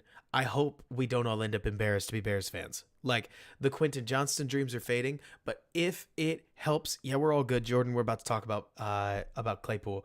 Like, if it helps Alex, I'm worried that Quentin Johnston was just never going to be who they were going to pick. Okay, let me put it this way. Like, real talk. Let's be real, right? We're talking about Matt Eberflus. We're talking about the guy who has done a lot of things really pro-analytically. Well, one of the things that he hasn't is that he tried to hand a fat contract to Larry Ogunjobi, for crying out loud. Like, I mean, and he's not been good. Just spade to spade, right? The Bears are going to draft Jalen Carter. The Bears are going to draft Will Anderson. The Bears are going to draft somebody in the top 10 that is impossible to get anywhere else. Like, for as much as, Brandon, you say 3-tech go Burr, I mean, truly, what is your plan to finding good edge talent if it isn't spending a first-round pick on that edge talent? Because there's not one. You might be able to find a decent play, or like a decent 3-tech, a stand-in or something like that. But the only way you were going to get one of those players, like the Andre Carter, Zach Anderson, Mezai Smith, Jordan, I'm just going to make the assumption you're talking about defensive linemen. Like, the only way you get those players is by drafting them in the top 10. And so there's, like, the Bears may take, real talk, they may take a second-round receiver. Like, they may take, if you have to guess, if I had to guess, first-round pick is BDLA. Second is BOPA. Because guess what? Like, as much as John, I hear you saying like JSN, it could be like, I would tell you with 100% certainty that right now, because Chase Claypool and because Darnell Mooney are on this offense, if you got the opportunity at a sweet tight end in the second round, or even like a Mike Gesicki in free agency, done. Adam, if you get the opportunity for a sweet wide receiver, somebody like, oh my gosh, what's the guy on New England's name? Jacoby Myers, done. Adam, like, now they help.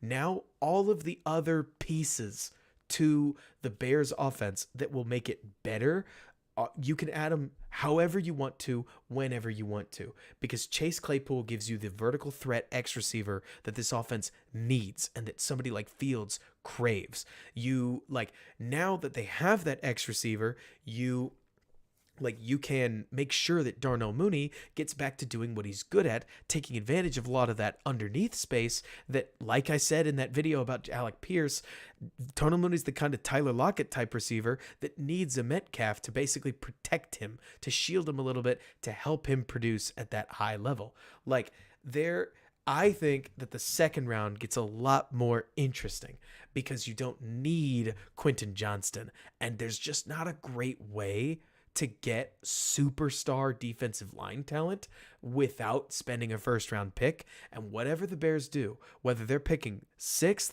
whether they're picking, 12th, because they win a couple games, like, They can get a sweet defensive lineman, and they will not be able to just buy a sweet defensive lineman in free agency. You can buy a decent linebacker like Bobby Okereke. You can buy a decent, honestly, you could buy a decent nose tackle. You could bring on Deron Payne. Won't surprise me if they do. Like, you could bring on some really solid players. But when you're looking for that creme de la creme player, you got to draft him. And the Bears are going to. But the Bears offense, it needs more talent. Don't get me wrong, to be clear. But it doesn't need an X receiver. Right, Jordan? I mean, I picked Jordan for fun. But like, oh man, if we get Leighton Vander Esch, yes. But so like, the Bears don't have a hole that now you have to fill. The Bears have an offense that you need to upgrade, but not a hole you have to force a player into. Because up until now, it was about to be Allen Lazard, and Lazard doesn't have near the speed that I think that you can get out of Claypool. Now, will Claypool buy in? I don't know. Will he take well to the coaching staff? I'm not sure. Like, will the Bears use him better than the Steelers do? Well, Matt Canada's offense has definitely not drawn rave reviews, but we can't say that for certain. We can only hope. The main thing that I would say is that what Claypool does is, yes, you overpaid, but yes, you overpaid, but you calculated your overpayment, right? You paid 10% over now to make sure that you didn't get ripped off for 35% over later or more. I think that this wide receiver thing, like right now, if you rolled into 2023 with Chase Claypool, Darnell Mooney, Velus Jones, and a third receiver or something, like whatever third receiver, I don't care. Kendrick Bourne, pick a player, whatever you want. Like, they're just not allowed to be all that good. You can survive in 2023. Before this, wide receiver was unacceptable. Now, wide receiver is acceptable, but they still need another body. Like, they still need another player, not just a body. But they're not required to draft a Quentin Johnston. And it would have been sweet to see a Quentin Johnston, but draft picks fail for all kinds of reasons. All kinds of reasons. Like, we can't just pretend that just because we wanted him to be good, that like he would have been good. We don't know. Chase Claypool is a slightly better bet. You know, I thought it'd be easier to figure out which one of these was number 11. Yeah, there he is, in the slot. We need a star pass catcher for sure, John, but we can find him wherever he is. So let's just watch him move. We're just watching through the tape. This was a game, just spoiler alert. I know in this one, he gets 7 targets, 7 catches for 97 yards. And that is literally all I got for you. So we will, I mostly want to start moving within this. And yeah, Alex, I mean, you can easily do that. Let's see. We got Claypool on the outside by the looks of it. He's got some shake to him. But more than anything, he moves like he is. There's a chance that I may end up thinking that Claypool plays smaller than he is, but he also plays a lot faster than he should be. So there's a little bit of both. Let's see. We have 2 first round and a second round receiver down the roster now. Yeah, exactly. Right here. Okay, there's some burst there. Like before we get into the corny trench dance, catch, pop forward. I know it's silly, but we just watched a game where if Dante Pettis catches this, he gets taken down there, and is good. Claypool can run, and just so that we're all clear, what I do at the very least is when I'm scouting somebody, hey Q, remember when Claypool dunked on Vildor multiple times last year? I do. But so when I'm scouting a player, the first thing I do is I just want to see how they move, right? It sounds corny, but truly there's nothing more important to me than just how does this player move their body? Because if you can get a sense for how they move their body, you can get a sense for what they can and what they can't do. Not a great block from Claypool here. But I have heard reports that Claypool is a high effort blocker, which is good because the Bears are going to need him to be a high effort blocker. That's for sure. And Claypool in a bunch set over here. Here he is running the ball. That's an incredibly milquetoast run.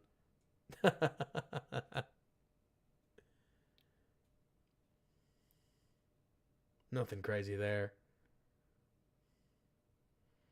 A mega Mooney. Yeah, no, Ben. Velus is crazy. I'm assuming we've all gotten solid about... So this is where things are weird. Oh, man. Haplo. Jones is just different. I can't emphasize enough.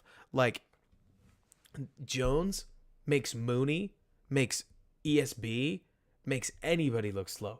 Jones looks a step faster than anybody should be on those sweeps. Like, and so take a look at Claypool right here, because this is where I can see the problems, right?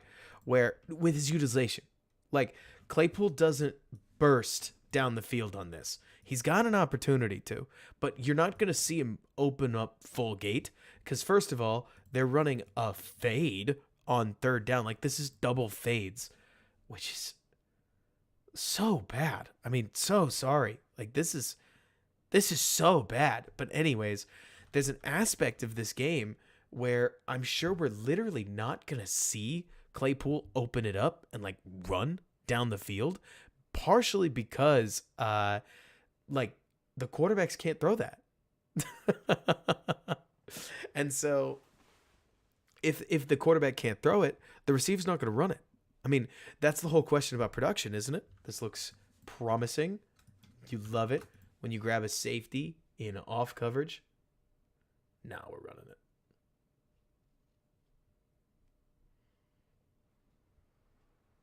AKS, it's a pick aside, so he probably snapped his head around, saw it, and Akusai, it's Curltown. Curltown population Matthew Nagy. Let's see, 2nd and 8. Claypool's up top. Okay, there's a solid block. Don't tell Pop that, J2K. Love you, Pop. Don't abandon the channel just because of that.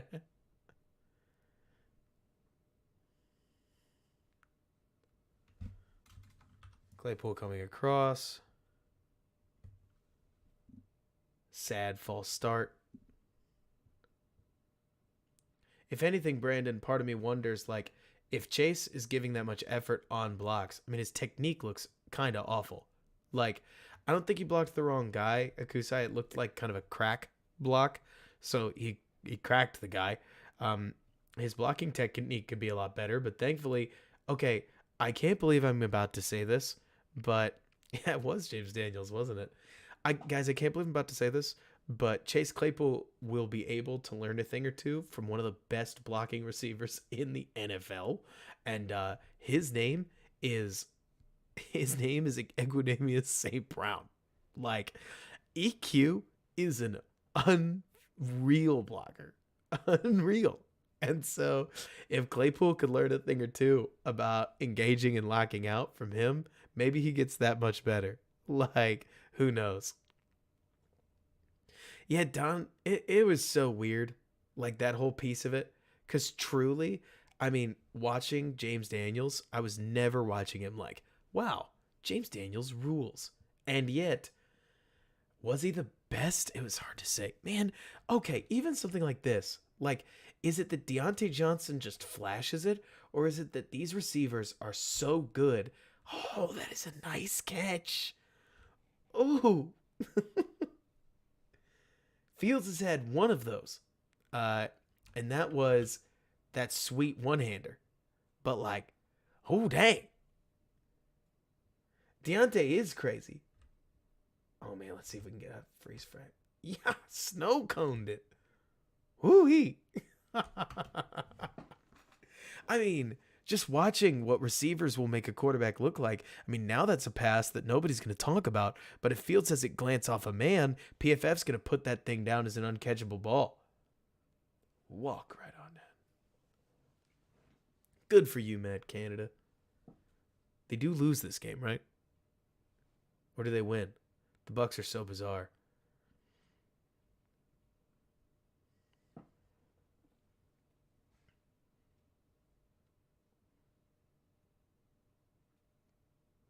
Let me see. Difficult equals. Oh yeah, no, that's the Deontay Johnson way, right?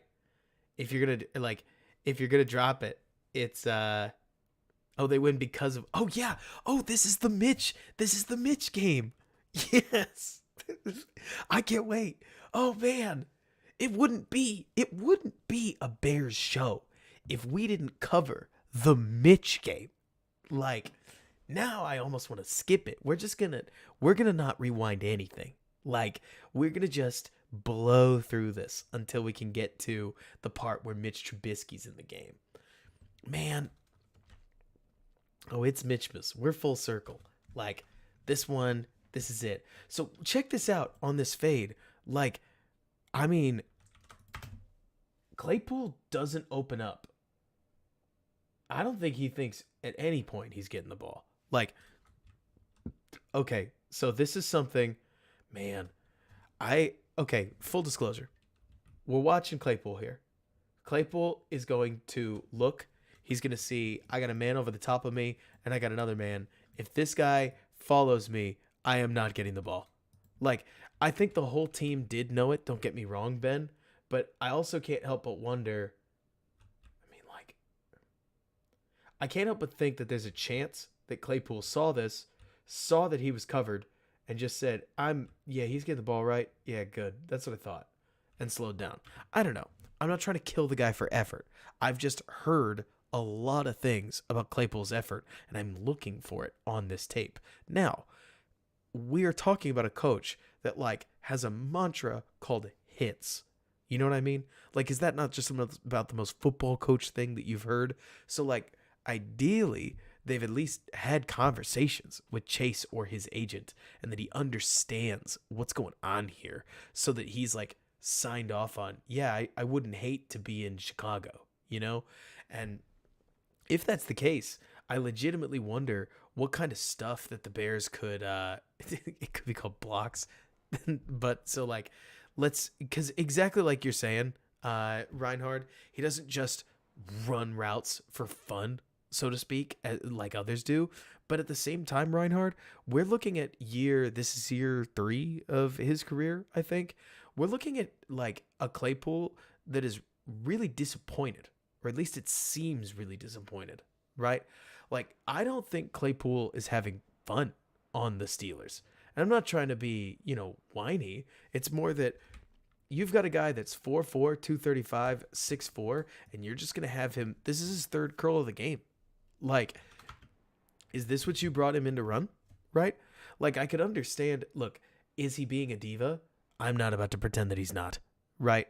But at the same time, is he, like, is Claypool going to potentially perform better when he's a focal point of an offense? It wouldn't surprise me. And so, exactly, CV, right? Claypool would tell you, I'm not, like, having, right?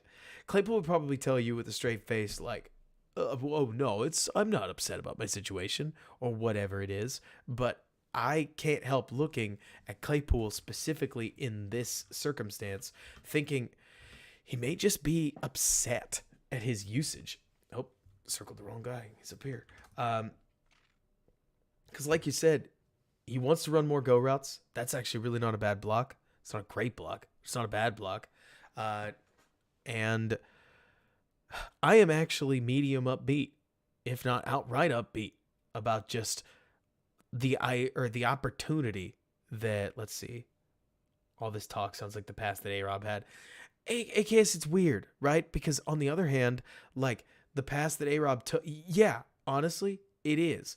And this is us saying A-Rob is going to, like, come over and be A-Rob in the Rams, plus a little bit afterwards. Like, and not literally, because I think he has an opportunity to be better than A-Rob is for the Rams. But A-Rob for the Rams, definitely better than A-Rob for Chicago last year. And I can't help but think that that's unsurprising when you just think about the player motivation piece of this game. you got to think, like you're saying, Ben, that he brings the whatever effort he has. He really does have the perfect opportunity to prove that the Steelers were dumbles that did him wrong. Uh, and like you're saying, Jordan, I mean, Claypool's the kind of guy within. So Claypool and Mooney are both guys that I would say are like wide receiver 1.5s. I think both players are very, very good. And I'm not just, oh, that's nice. Like, I'm not trying to just be a Bears homer when I say that. The Darnell Mooney that we have seen last year is a really good player. And so, like Claypool and Mooney individually probably aren't, that's hilarious, Jordan, probably aren't wide receiver ones, but I think together they each do things and are good at things that the other isn't good at. So Claypool can help you stretch the field, along with Velus. I mean, silly as it sounds. Exactly. DK Lockett light Reinhardt.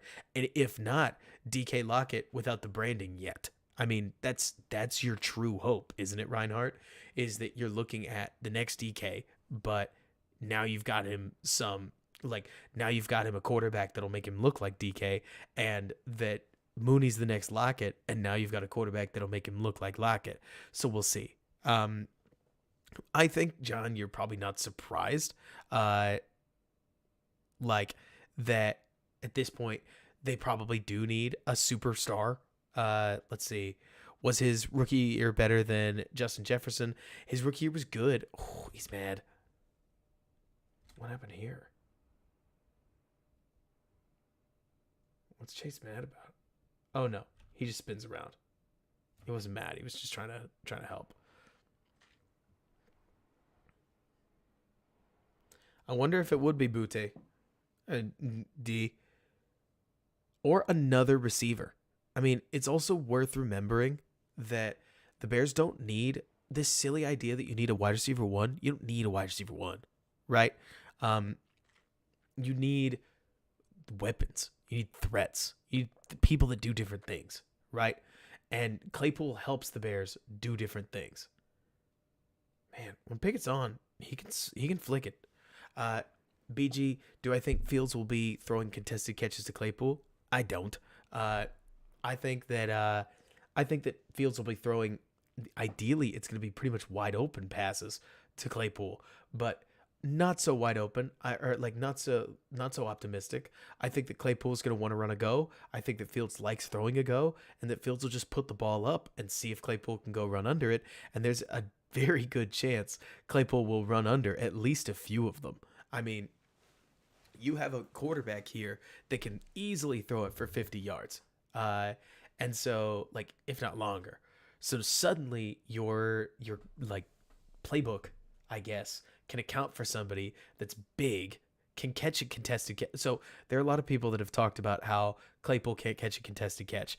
I have seen on this tape already stronger hands from Chase Claypool than I have seen from ESB. Thank you so much, O-Town. Really helpful. Honestly, it really is.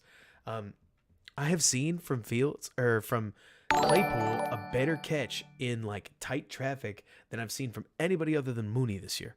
So like, I don't know. It's weird.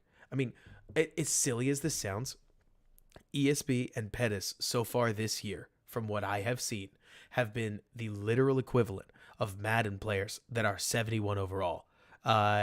And yeah, exactly, Ben. Like everybody else is a body catcher. And so there are tons of these plays where you go, come on, can't you do anything? But let's see, TBH, we don't need Claypool to catch contested catches. Harry did that stuff in college and excelled at it. So CV, you do need more than one, right? Like we talked about this last week, but the Bears lacked touchdown guys. Harry, to his credit, looked like a touchdown guy in this last game. And then I would say Claypool is a touchdown guy. Like somebody that's in the red zone, is a legitimate threat. I mean, silly as it sounds, because I know everybody hates the fade, having guys that are threatening on fades opens up doing other things. Like, because the defense has to pay attention to that fade, you can try to do, like, you can try to set the offense up in a different way because of it. Man, they're using Claypool like he's a Z receiver. Like, they're using Claypool like they hate him. I mean, to be fair, they may just think that Deontay and George Pickens are better at what he does. But just like doing a lot of this motion stuff, it's not that motion is bad. Well, I was just praising motion a little while ago. But like they are not using Chase Claypool like they think he's DK Metcalf light. And so it is wild seeing this when there he is. Here's Chase winning deep. Up, out, gone. Why are Pickett's eyes off of him? He's out. He's free. Super free. Pickett's rolling left. What's he looking at? I mean, they ran it up and out. Like that is, whoa. Like, I hear you, Jordan, but like, dang, this is sweet. It really is a pretty route rep. I mean, in, up. Simple, but good enough. You can even see Chase look around like, are you kidding me? Is this real? Man. Because it's not an in-up. That's not fair. It's like a post that then gets converted back to an up. So the linebacker attacks like it's a slant or a post, and then Claypool is gone. And I mean, he made that look easy. Like, especially with a throw like that down the middle, that's crazy. You just don't get those. Kodak. Jordan, where are you learning your terminology from? Because I learned a ton of this terminology from like very layman videos that were like, this route, I'll just call it this. But like, let's see, is Claypool being designed out of plays, or is this tape just really unfortunate? Brandon, my understanding, so to anybody who's watched more games than I have, like, you let me know. But my understanding is that makes sense, Jordan. I need to get on a lot of those, like, just so that I understand them in less layman terms. But so all that said, my understanding is that this is pretty standard Steelers tape for Chase Claypool, where it's not that. So if Alex is still in here, it's not that he sucks. Okay, so this is me being very optimistic. It's not that Claypool sucks necessarily. It's that the Steelers have 3 really good receivers. They keep calling plays for all of them at this point.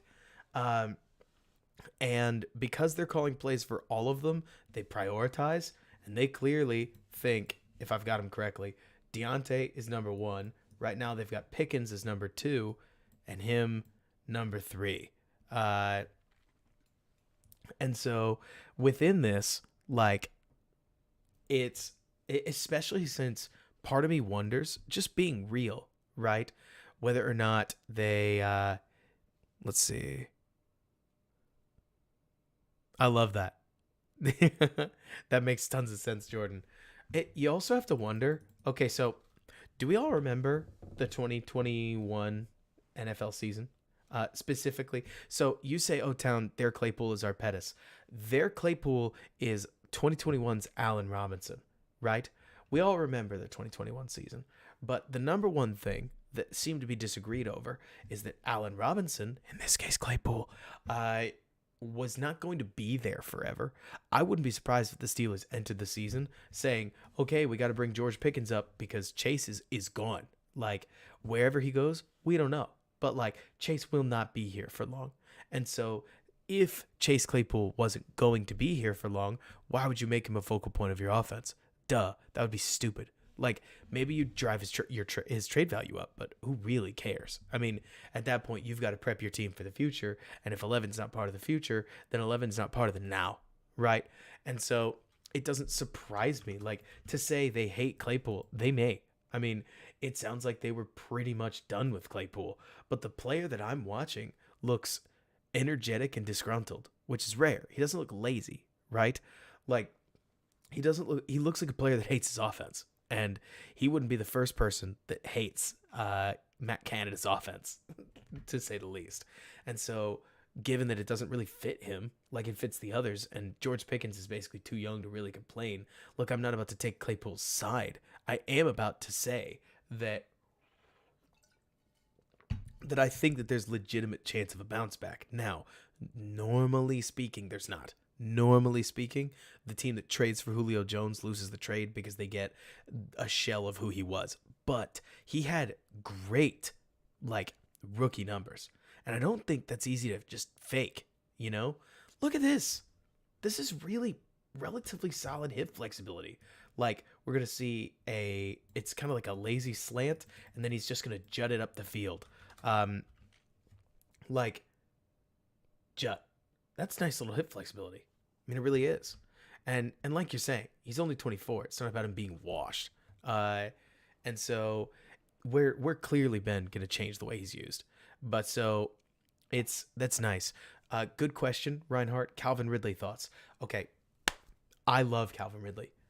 You asking the wrong guy if you want me to say that I think Calvin Ridley sucks. I think Calvin Ridley was a top 5 receiver when he was playing. I mean, what he would do to Atlanta would embarrass people. Like, Calvin Ridley was the best receiver on his team, even when Julio was still good. I mean, Julio had all the branding on earth. Calvin Ridley was butter. He was smooth. He was fast. He could cut. He could stop. He could go in, out, wherever he wanted to go. He was, I mean, I don't want to say he's a perfect receiver, but he was outrageously good. That said, let me put it this way, Reinhardt.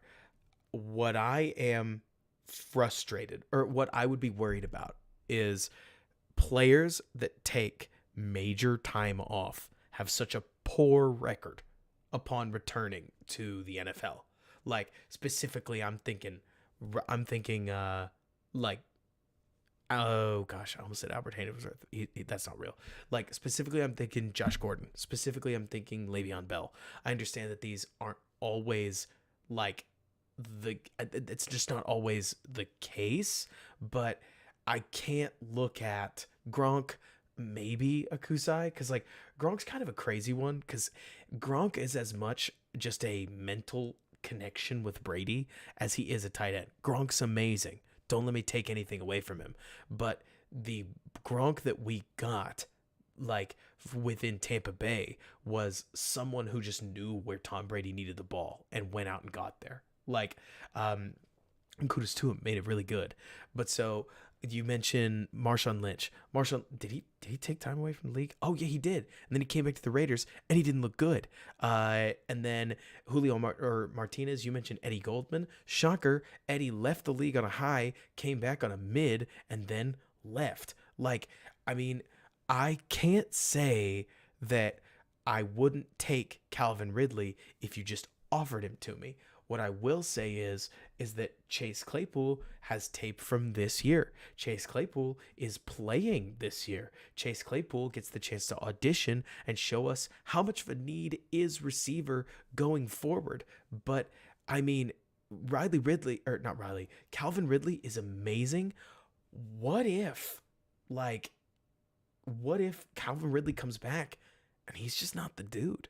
Like, what do you do then? At that point, you just threw some picks away, and now what?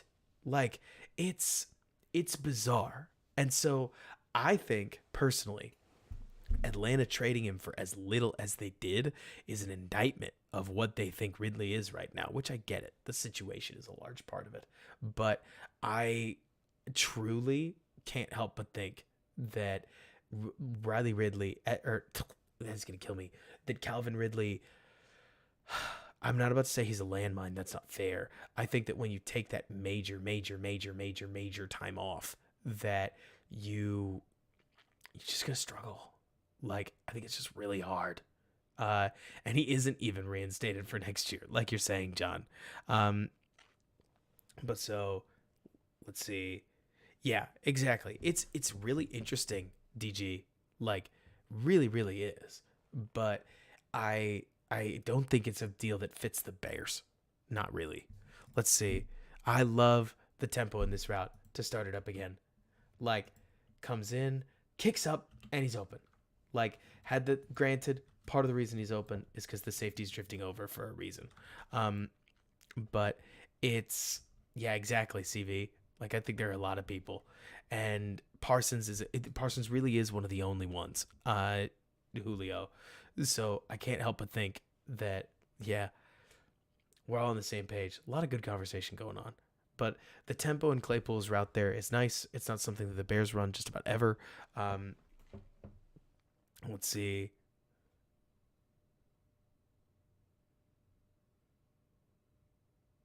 I'm surprised the Steelers only have like 30 minutes of offensive tape. It's normally like 45 per way. Yeah, I think the younger guys, like between college and the pros, at the very least, can hit training camp and like find it again. I think the guys who are set for life and like are adults are trouble. I, oh, okay. I don't know if I'm just obsessing, right? But like, this is nice. Check this out.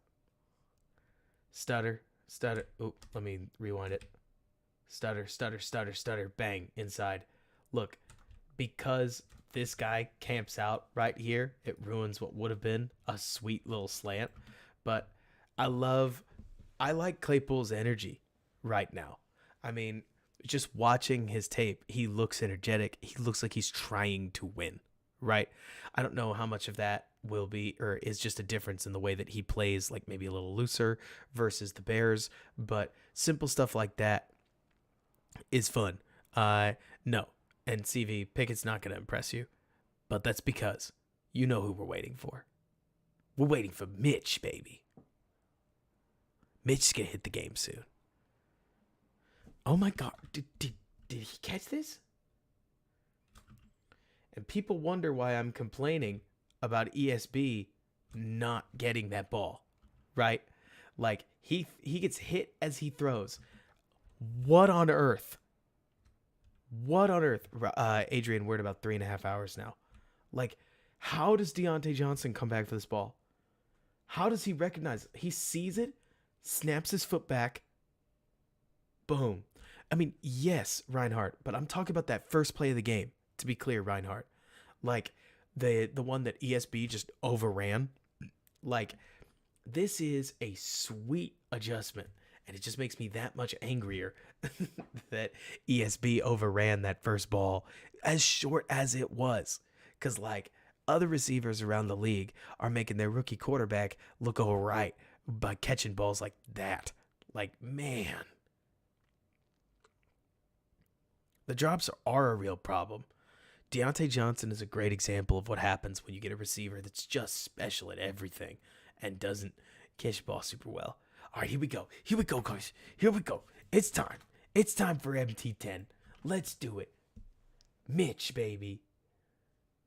I hope we're ready to kiss. Biscuit time. Derek, I think it is hilarious that point you made that they've yet to win a game without Mitch Trubisky. That's just crazy. It's time. It's time. Nagy out. Jordan, do you think that there's any potential that Mitch is succeeding in the Matt Canada offense because it's as familiar as it is to the Nagy offense? Like, man, I want to see Claypool open up at some point. Like, I want to see him on that full sprint because we haven't seen it yet. We haven't even seen him try. We got to see everybody curl more. If we're really going to bring in the offense, that's it. That's it, Derek.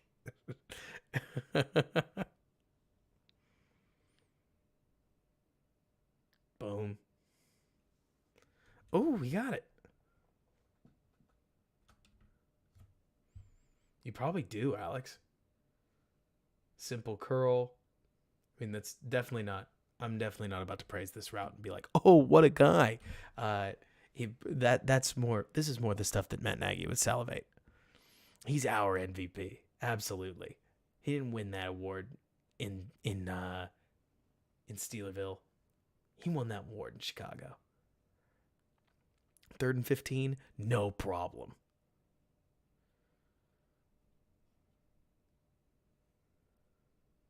Man, Fryermuth would be awesome.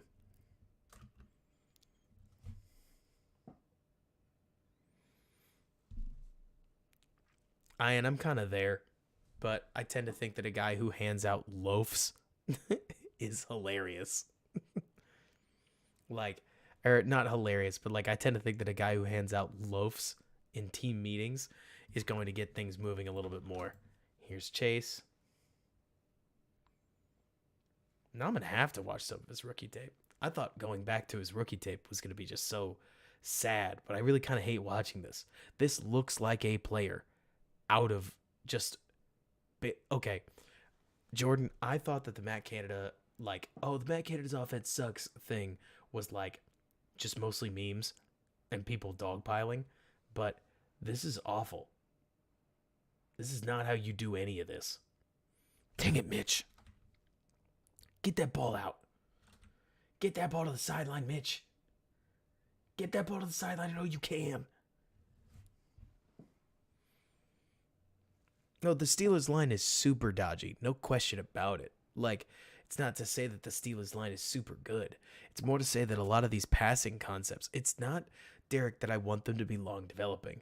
It's that they don't do what, or like they don't help their players succeed. We got birds. Are you kidding me? I haven't seen birds on the L22.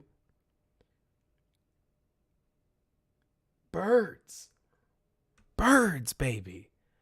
Hit that like button for the birds. Bird motion.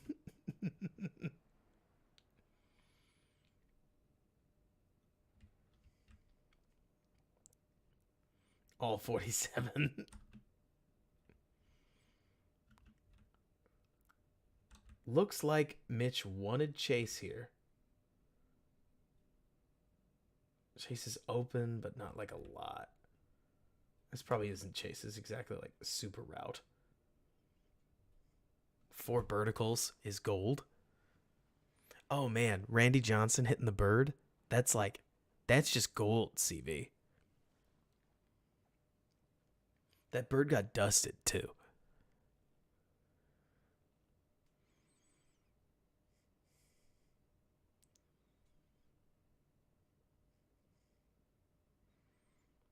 It's a great rep, absolutely, by Jamel Dean. Here we go, Chase. Give us something to talk about, Chase.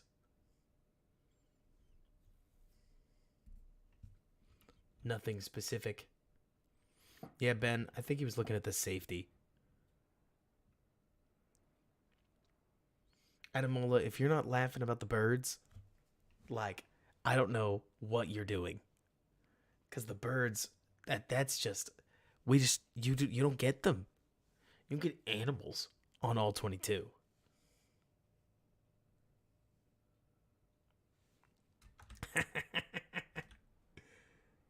What is this space? I mean, this is hilarious. You literally get the arm up and everything. Like, look at this. No defense like the Bears this week. Exactly, Reinhardt. We're going to bed after this. But like, so Chase hits the burner, beats him, and then the throw doesn't go to him, and you just see the arm go up in the air. You got to be kidding me. You actually, okay, so I think there are a lot of teams, by the way, or I think there are a lot of players that would have heard that they were going to go play with Justin Fields, and I actually think they would have been disappointed. Like, Justin Fields is throwing for over 200 yards one time. Like, yards make these guys money. They obviously know that. So how many players would really get amped up over playing with Justin Fields right now? Chase Claypool is probably one of them. I bet he's like, that guy can freaking throw it deep. Like, get me in that offense and let's score some touchdowns. I can see it. I mean, maybe that's me being optimistic, but like a DJ Moore, a Jerry Jeudy, I don't know how excited a lot of those guys would be to play with Fields, especially somebody like Jeudy that's just now played with Russ. And he's like, I mean, what are we doing here? But so somebody like Claypool, this seems like it fits him a lot better. You know, Alex, I don't even know if he is disappointed he's a Packer. He probably is, but I mean, let me see. Oh, of course, Jordan. I know it's a match, but I'm more saying that I wonder if Claypool would have been worried about Rodgers this year because Rodgers is like, but throwing people under the bus, like, um, Derek. It kind of is a whole team like that has something to prove. I can get behind it. I mean, it's a fun thought. I love the whole it's not like the Avengers, but like I love the guys with chips on their shoulder. I don't think, yeah, I don't think Claypool and Rogers dissimilate at all. I wonder, Jordan, if Claypool can get along in the sense of like, get me the ball, but we'll see. Like, I don't know. I think winning cures all, and I think production cures all. But so he, no doubt, he was a character concern in Pitt, no, like for sure. But it didn't help anything that as the situation worsened, Claypool produced less and they won less. I don't know. I'm not by any means trying to pretend that I think that Claypool is like fine because I said so, and I'm not trying to pretend that I can read about Claypool's character through this all 22. But to me, Claypool looks like a kid, and he's 24.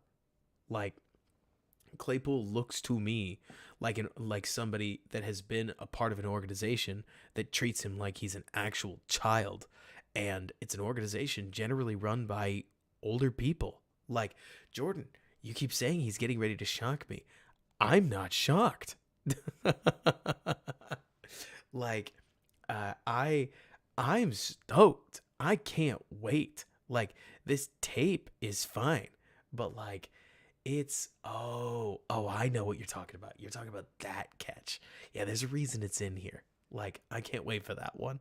But it's like Brandon, I just can't help but think that there's some of these plays that or not some of these plays, some of these bits with Claypool. Like, okay, how much of a locker room problem can this guy be? Right? Like, check this out. It's not the route. Fryermuth gets the ball after he was calling for it, and Chase gets downhill and blocks Hayward for like yards. I mean, it's not like, again, it's not that it's the greatest block ever. It's like, how crappy a teammate can this guy be if he is putting in the hustle? He just doesn't think the offense wants him there. I mean, little stuff like that. Like, I can almost understand that this kid would think, would feel like this offense is ignoring him and that he just feels completely, what's the word, like unvalued, you know? And I'm by no means about to say that, like, I think that this offense is going to be just going to treat him like a king or whatever, but he may just feel like he doesn't gel with the locker room. What if he doesn't? Is it allowed to be that simple? Right? But so, like, let me see. Somebody asked earlier, what do I think he is on the Anthony Miller scale? Adamola, I think that's a great question. What I can't help but think is that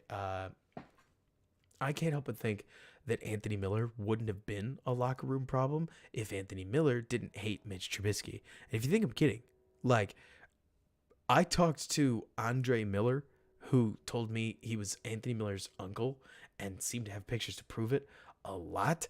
And Anthony Miller hated Mitch Trubisky and seemed to walk into his sophomore year thinking he had like fully arrived and didn't necessarily need to do anything. And so I think Anthony Miller became a huge problem. I get the impression like Claypool here looks like, I mean, me to some degree, like an over exuberant 24-year-old, but he's an insane athlete, and he's playing on a team that treats him like, because he's not a West Coast receiver or because he's not Deontay Johnson, that he's just not that good, right? I mean, it's and Reinhardt, you're probably right about that. Like, I'm sure Matt Canada and whatnot had their reasons for passing up Chase Claypool, but at the same time, Chase Claypool, this film is solid. Like, uh, that truly, as I'm watching this, I cannot help but feel like this film is attractive film, even in the little place, right? Just watching the attitude. I, you bet, Ace. Uh, and sleep well. It's like I, I just can't help but think that there's some serious misuse going on here. Boom, nice. We've been talking about his end zone routes. Spins the backer, calls for the ball, catch. I mean, it's not that it's a hard catch. It's not like this isn't even going to be the most impressive play on his film, from what I understand. But all the same, Mitch gives the guy a chance. He makes a play. I'm sure there are plenty of people that are plenty of bummed, like for a lot of reasons. Don't get me wrong. Like, I'm sure there are plenty of Steelers fans that have perfectly solid points. I'm sure they are. The Steelers fans can't all be nuts, right? But the Chase Claypool I am seeing is, yeah, no, I mean, say what you want, like you're saying, Reinhardt. Like, Mitch does the Davis Mills thing where he plays on time. He just rips the ball. Like, he takes the snap, he rips it to a spot, and he lives and dies. Which, kudos to him. Yeah, I don't actually know if Fields throws it either. I think Reinhardt, the hope is next year Fields throws it either. But, or like Fields throws it. But this year, right now, I don't think he does. Good play, Mitch. Good play. It's the little things, right? Bad snap. Go out there, get it, Mitch. Nice play.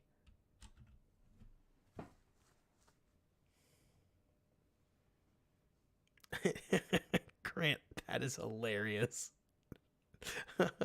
Mitch says, Mitch sees the bad snap and goes, "Oh, I've been here before." Just snags it. Nah, no worries, guys.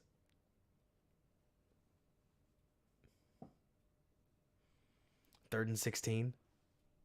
Can Mitch find his way out?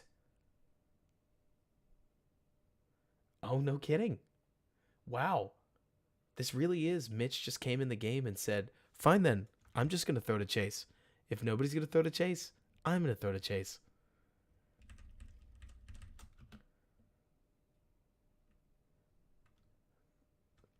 Love the physicality. Love him working to get open. Like, right here at the top of his route, a quick stab. Snapped it off. Found a way open. Ran hard. Got the first down. Took a bump on the way down.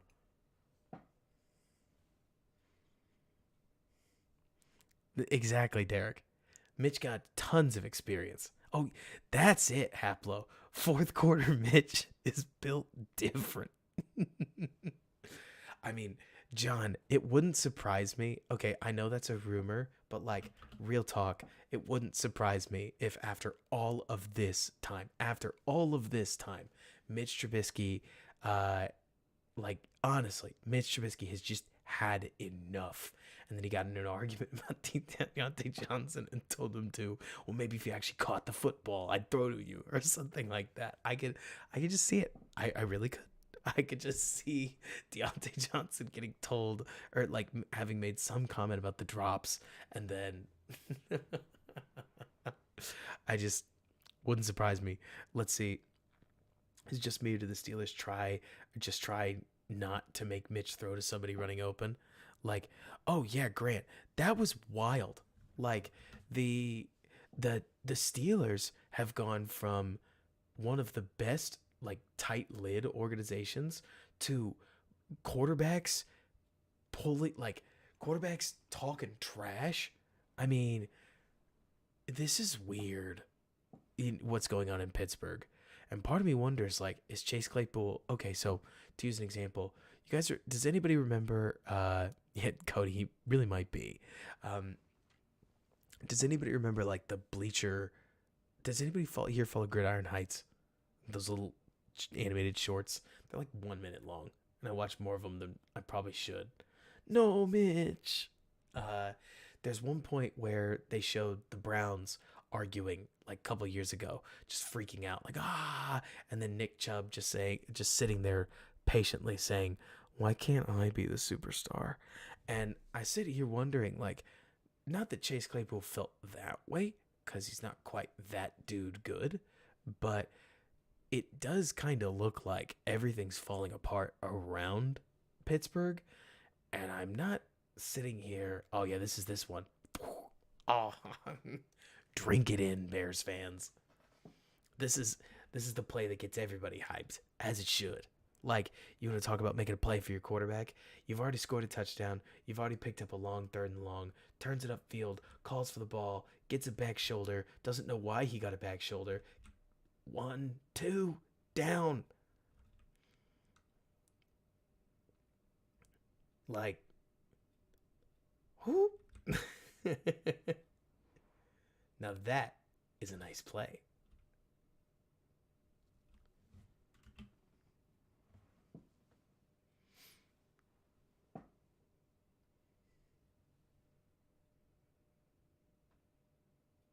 Oh shoot, it's Mitch with the legs. It's Mitch with a broken tackle. It's Mitch with a first down.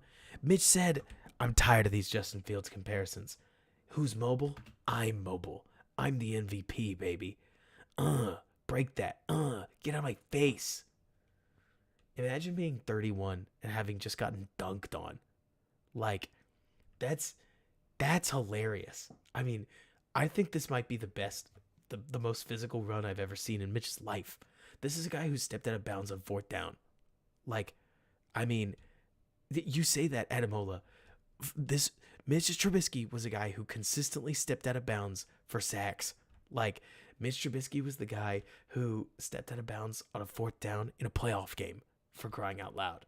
And suddenly Mitch Trubisky is the guy to take on a straight up safety and just steal his soul. Give me that first down. If you think about it, the Mitch versus the Cowboys thing can't have even been that surprising, because I do think it's not talked about enough how important these short weeks are for some of the guys like Mitch, who just play well when the defense hasn't scouted them, like the Lions. Yeah, Brandon, that's exactly right. I don't know. I think that the Thursday night game might have always been good to Mitch. And conversely, it's interesting to think that conversely, it's interesting to think about how Fields struggled a little bit in that Thursday night game, and like whether preparedness would have helped him more. Because the next 2 weeks, you know what, Julio, Mitch beat TB12, Fields beat Bill Belichick, and Fields never beat Bill Belichick. So, Mitch never beat Bill Belichick. So, a little bit of each. We'll see if Claypool does anything else.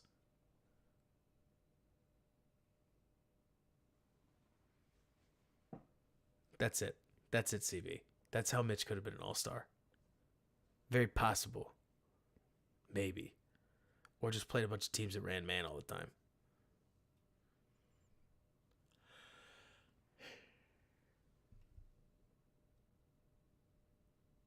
This is it. They're getting the dubs. I forgot about that. That's how they close in the game.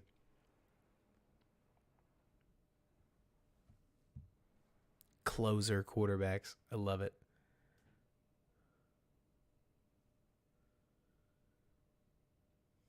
But see, Julio, that's not fair. Because he didn't beat him. Like, he threw the ball short. White didn't get over the goal line, and they had their Friday night finish.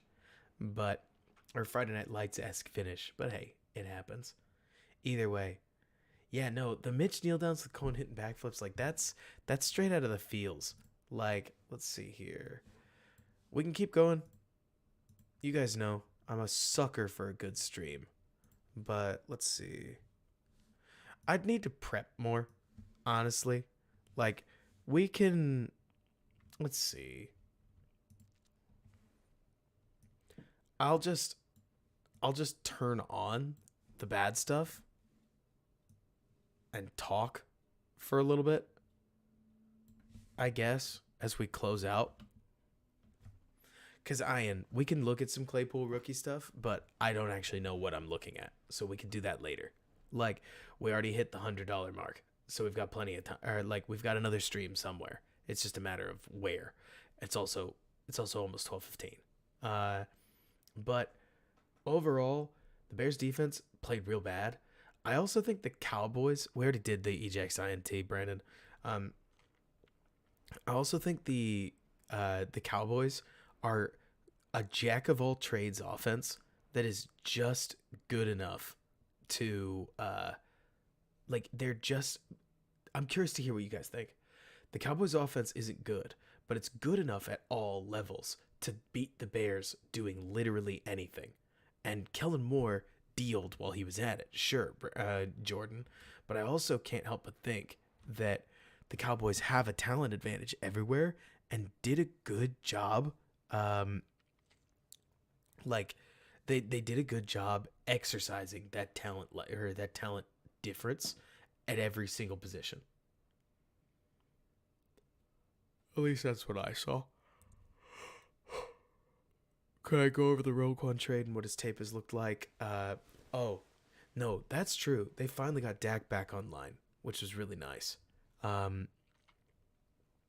Jaeger, let's see. Could I go over the Roquan trade and what his tape has looked like this season? Look, I'm not trying to be a hater, but let's use this as an example. It's a silly example, but it's important. Okay, so look at Dalton Schultz running a basic out route right in Roquan's zone, right? So Roquan drops back. He keeps his eyes on the quarterback instead of any of the man match things he learned from Fangio. He recognizes too late that Dalton Schultz is sitting in his zone, and then the throw comes in and beats him. There are a lot of linebackers that can do that for you. There are a lot of linebackers that can do that for you. People talk about how Roquan hasn't gotten enough chances. This is a chance. You need to do this, for crying out loud. Adrian, Mooney is the Z.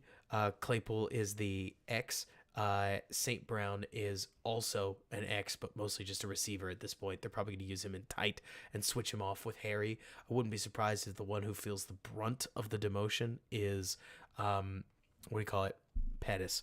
And DG, I agree that he barely had any camp time. We are 8 weeks into the season, and Nick Morrow looks just fine. Because I agree with you, but also this trouble is that Roquan has been, in my opinion, Jaeger, incredibly unspectacular. He's made the occasional play here and there, but on the average down to down, he's been a normal linebacker. And it's bizarre because there's tons of, like you're saying, DG, there are a lot of reasons for why Roquan may not be playing well, but he's not playing well. He's not playing well at all. Like in this defense, maybe he pops off in Baltimore. It's possible. Since the Bears started blitzing, he's looked like a demon when he blitzes. What's the reason for his fall off? I think the biggest reason, Jaeger, is because they switched defenses. I mean, linebackers, just like safeties, just like corners, are very system specific. Jaeger, let me ask you a silly question, just to get your football brain thinking. Why does Kendall Vildor look so much better this year? Right? It's an easy question, right? But Kendall Vildor looked awful. And this game isn't a great example because they targeted the hell out of Vildor. But for the most part, why has Vildor looked so much better? It's because they switched defenses. When they switched defenses, it benefited some players. It hurt others.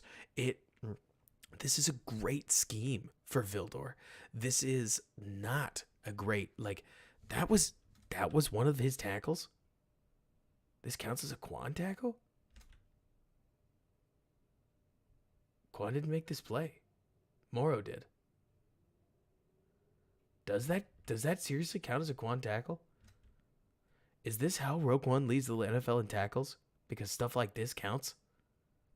It's possible.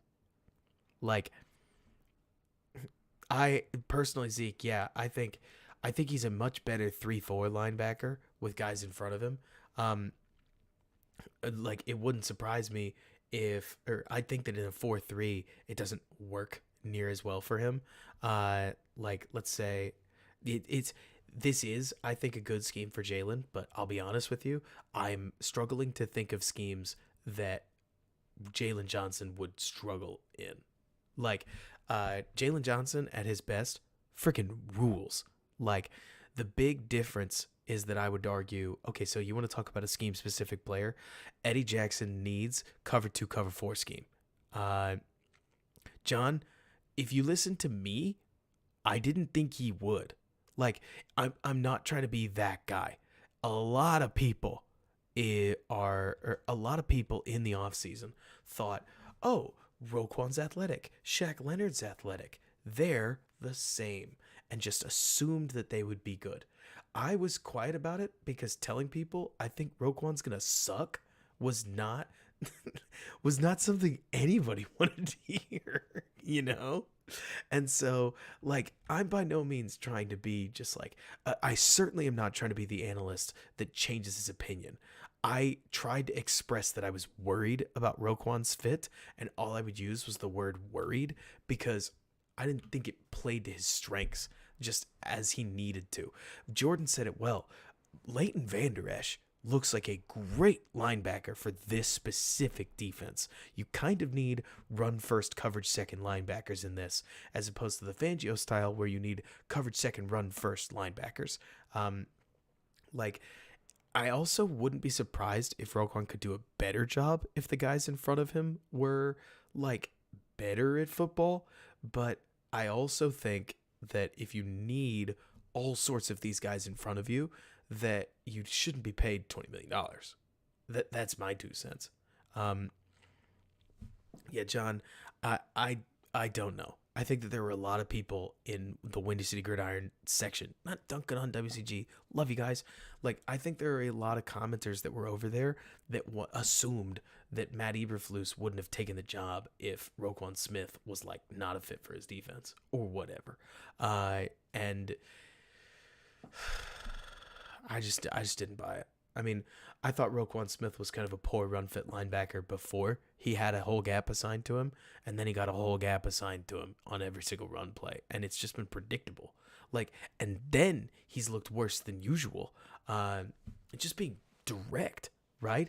Like, not only was he a bad fit, but then he didn't play well on top of that. He's tried to backdoor everything. He doesn't want to hit anybody. I would even argue that watching Roquan versus watching Nick Morrow is an interesting comparison, if only because Morrow and Roquan are both small, but Nick Morrow puts his helmet down and tries. If that makes, I hate saying it. That sounds so meatbally.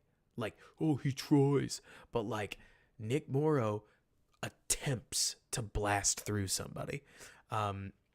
Nick Morrow will fit the hole as best he can and just try to foul it up. He'll get dirty, which I think is what a 3-4 linebacker needs to be willing to, or a 4-3 linebacker needs to be willing to do.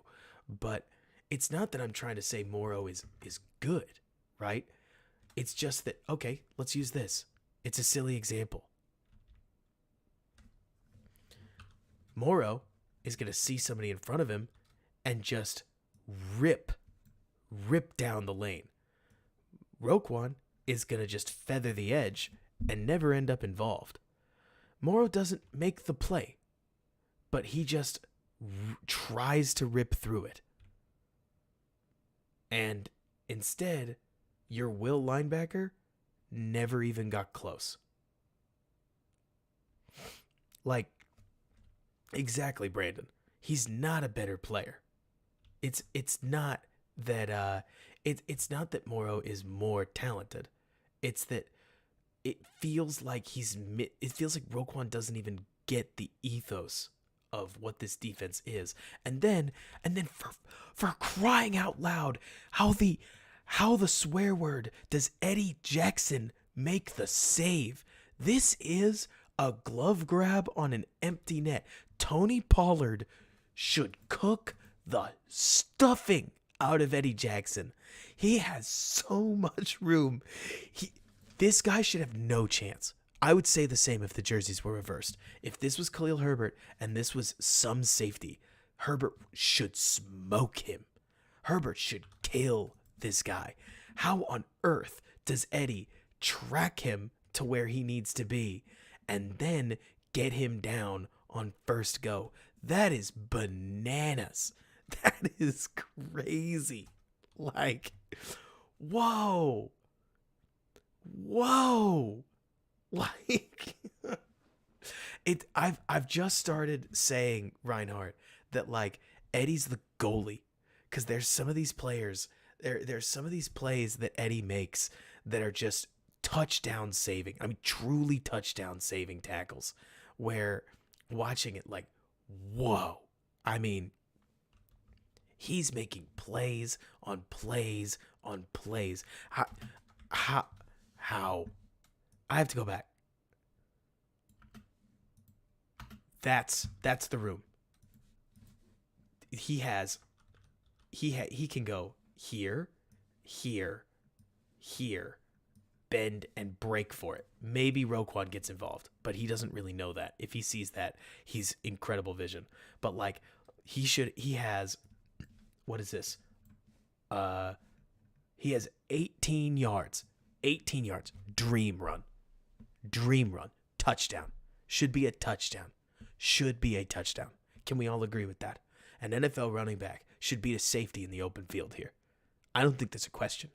Like, this is, how on earth does Eddie get him where he needs to be? Like, shank the edge, get the angle right, and bring him down. That is crazy. That's not power of the clicker. That's not Orlovskyism. That is crazy.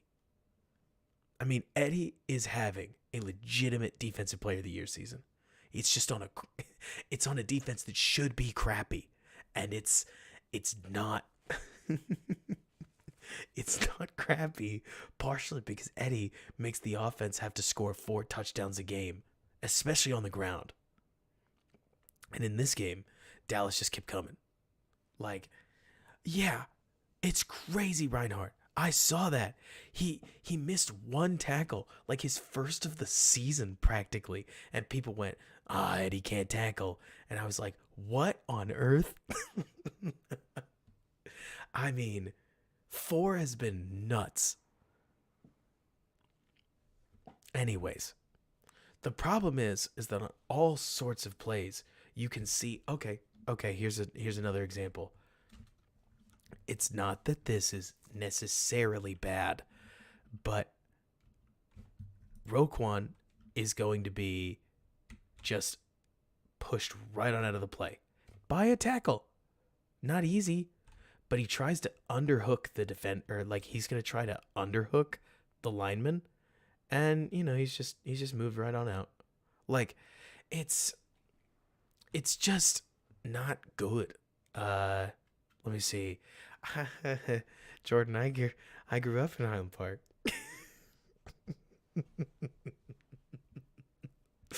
That's where I'm from. But they're gorgeous, aren't they? Like, it's wild down there.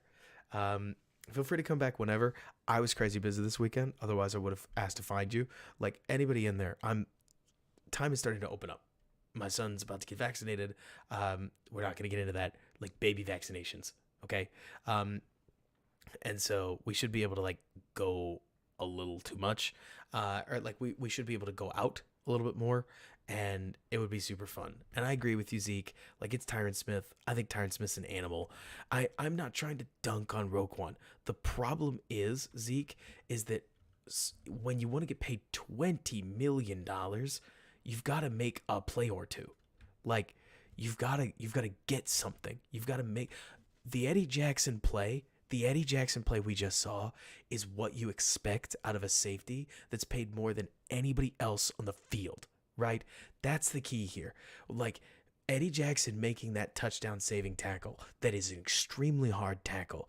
That is why you paid him that, right? And Roquan so far hasn't made a play. I don't want to say like all season, he's made some, but like Roquan has yet to consistently make those plays that make you say, this is why we have to pay him, right? Honestly, 3-4 Roquan is... Jaeger, there's a second problem here. This is something I have to tell you, okay? So, Eric Kendricks, do you know who he is? He's a very good Vikings linebacker, right? And he got a market resetting contract in, I believe it was 2018. If not, it was 2019. And that contract, market resetting, was for $12 million. Would pay him 13 the next year, 14 the next year, 15 the year after that. That was considered quite a lot, right? Bobby Wagner, later that season, got a $15.8 million a year extension. Shattered the average. Might have been more than that. But at least a $3 million gap, which is unheard of. The Bobby Wagner deal was looked at as absolutely crazy. And so the Wagner gets that deal. And then after that, Fred Warner resurges. Fred Warner gets that deal. Oh, totally, Jaeger. I'm here with you. Fred Warner gets the $19 million deal. So you ask me, is Roquan almost worth that in a 3-4? I don't think linebackers are worth what they're being paid right now. It's not me trying to hate on backers, by the way. But Bobby Okereke is going to get paid probably $8 million a year. And that seems like a great price for a linebacker. Leighton Vander Esch, maybe you could get me to stomach it because he rules. But at that point, I'm just looking at scheme fit plus good talent.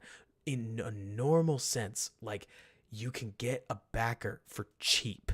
And you can cheaper, and you don't have to pay the mega money unless you can get an alien like Fred Warner. But even an alien Fred Warner, is struggling to be worth that money. It just works within the San Fran defense because Eric Armstead, if memory serves, is still cheap.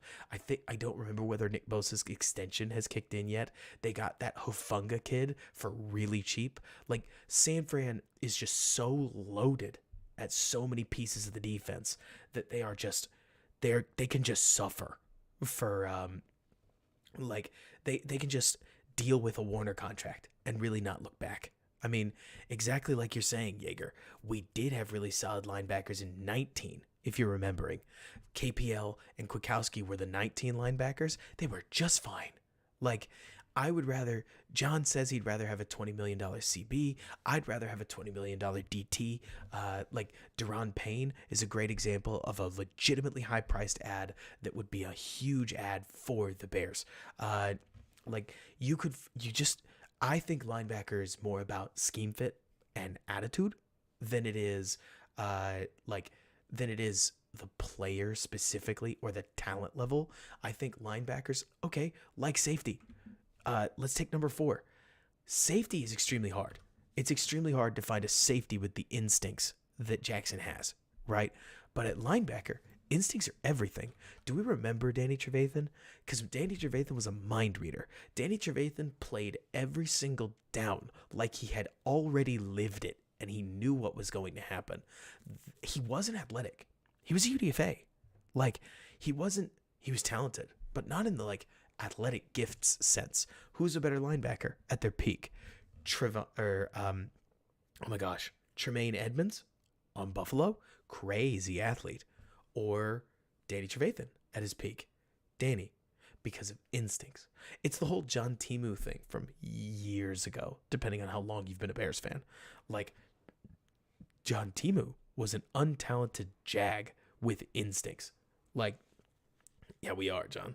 We know. It's an instincts alone led John Timu to make plays. Because when you just know, when you're just there, you get tackles. Sweet tackles.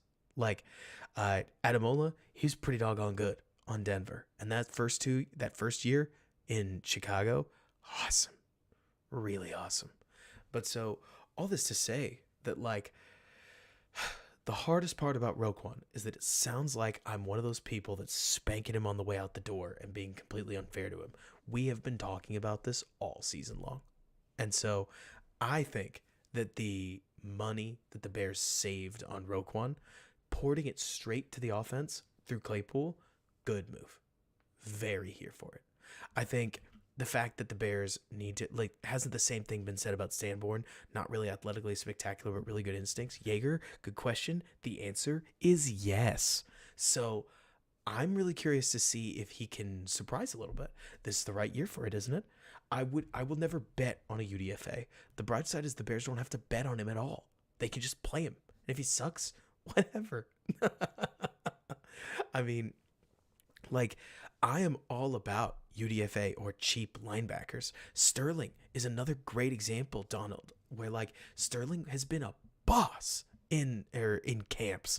Like, agreed, J2K. Like, people need to chill on him as a starter, but at the same time, just seeing Sanborn in particular, or not Sanborn in particular, but like, HEC, yes. Like, you can name so many linebackers that weren't drafted.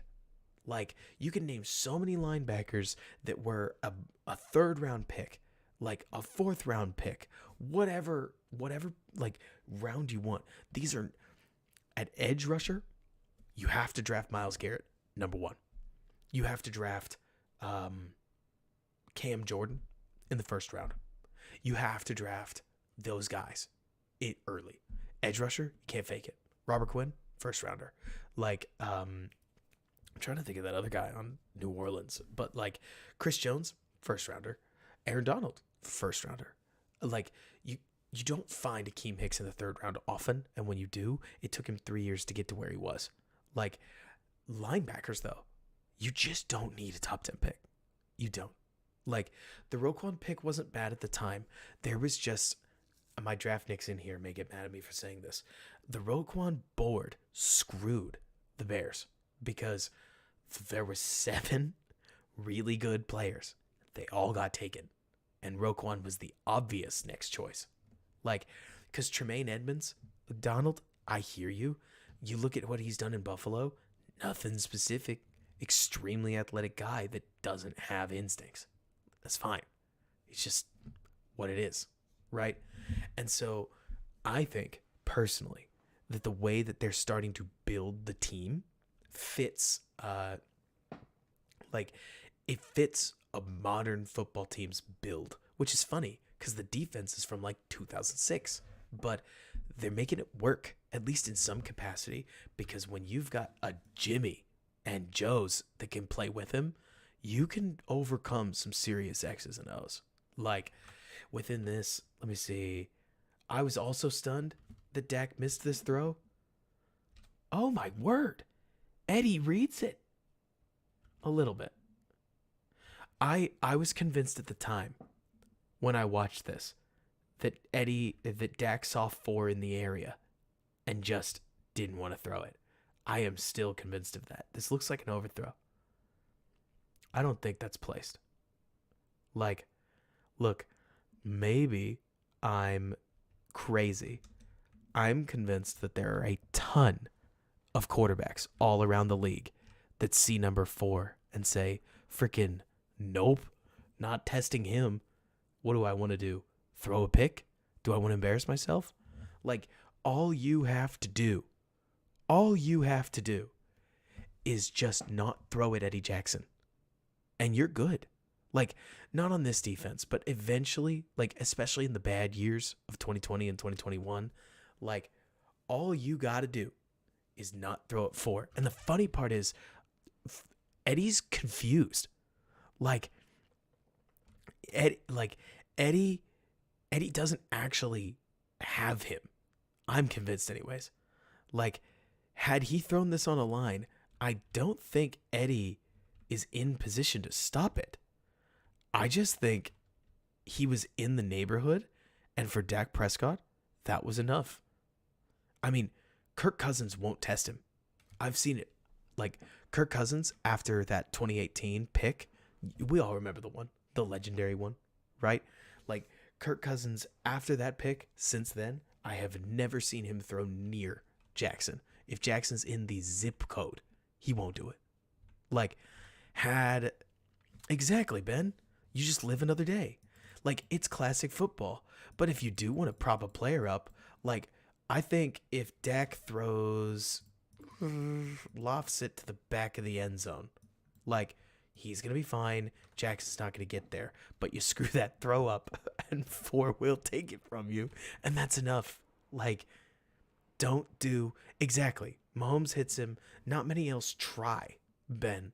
And they've taught us, unfortunately, that maybe you can. But it's cool. Like, Eddie does a very good job of not getting lost. And then immediately they score. They're just fine. Q, it's crazy. I mean, because it's not a stat sheet thing. You just didn't have to deal with him. You just didn't have to. Like, if you didn't want to deal with Eddie Jackson, don't. Just don't attack him. What are you, crazy? Like, go anywhere else.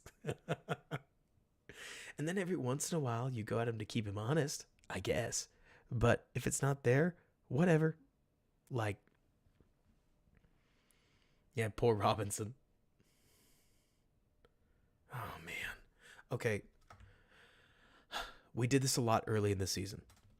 And I'm not here to just kill Roquan. Right? Roquan is going to get ISO'd up against a tight end. The tight end is just going to wreck him. Take him right out of the play. Jalen Johnson is also fighting a block. Jalen Johnson stops the play. Like, look at this. Johnson throws his man back into the play, turns the runner, and keeps going to war and makes the tackle. Well, kind of makes the tackle. He's a corner. He is a cornerback. The linebacker gets stuffed and is done. Like, boom. And that's it. He's out of the play. $20 million. JJ's a pretty big dude. Don't hear this as like me trying to, or at the very least, Yeager, do you realize Roquan Smith is 240 pounds? At least he's listed that way. Like, Roquan Smith is listed like a really big guy. Like, he's Shaq Leonard's size. I just don't think he plays like it. I mean, let me fact check myself. I'm not a disinformation guy. Let me see. Roquan Smith, height and weight. Okay, 6'1", 230.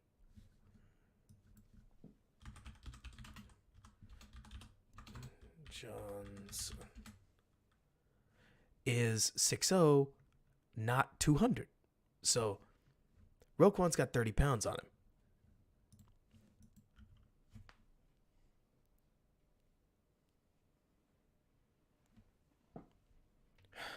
I don't know. I got to be honest with you guys. And you tell me. You tell me what you want, right? I get it. Everybody wants to hear like, oh, no, tell me like it is. Like, how do I tell you guys that I think a player isn't playing well? Because, like, I don't want to sit here and just dunk on Michael Schofield all the time. It's not about that, right? That's a nice tackle by Brisker. Look, we talk a lot about Eddie's tackles. This isn't as hard as some of the crazy ones, but it's not that easy, and he cuts him down. But, like, how do I tell y'all about players that I think are underperforming without starting fights? Exactly, Jordan. I mean, I agree that I think it's all about proper substantiation. It's just about learning how to do that. Like, we're building a language together as much as anything else. Like, yes, we're building a community, but we're also building a language. And how we talk to each other matters. Also, Ben, if you don't mind me asking, do you have any coaching experience? Like, where's your football experience hail from? Is it just watching it a lot? Because, like, you certainly seem like you know your stuff. Not that others don't.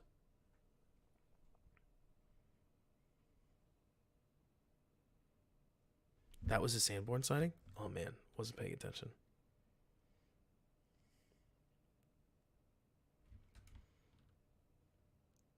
Man, you're killing it. That is Sanborn. There he is.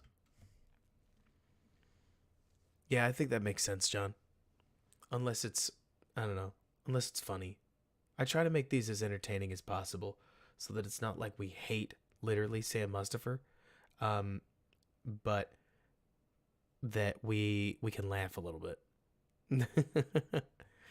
I mean, you say that, but like, oh yikes! These plays like this,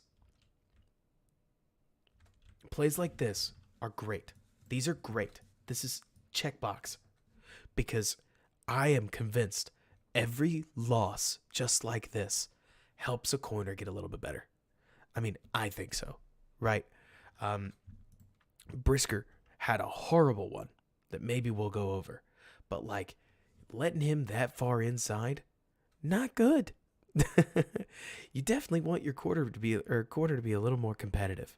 AGM, like what do I think of Claypool? I think very good things, loaded throughout the stream. And I'm not saying like, oh, go back and ask, but like overall, I think what you're looking for me to say is I'm very excited. It's not that I think he's the greatest player ever. It's that I think that there's real untapped potential there. And certainly the Steelers tape we watched today was um uninspiring to say the least. Look at this. Look at Jack go. Starter, didn't say he's a starter. Flows over, punches past a linebacker, opens things up for Nick Morrow. Morrow and Sanborn jut down, get a play made. Like, yeah, I think it kind of works. I mean, I don't know if it's boss Donald, but it's boss compared to a lot of Bears rooms. That's for sure. Like a lot of Bears rooms. And so does it compare to a Justin Jefferson type? Like, oh, yeah, animal, that's true.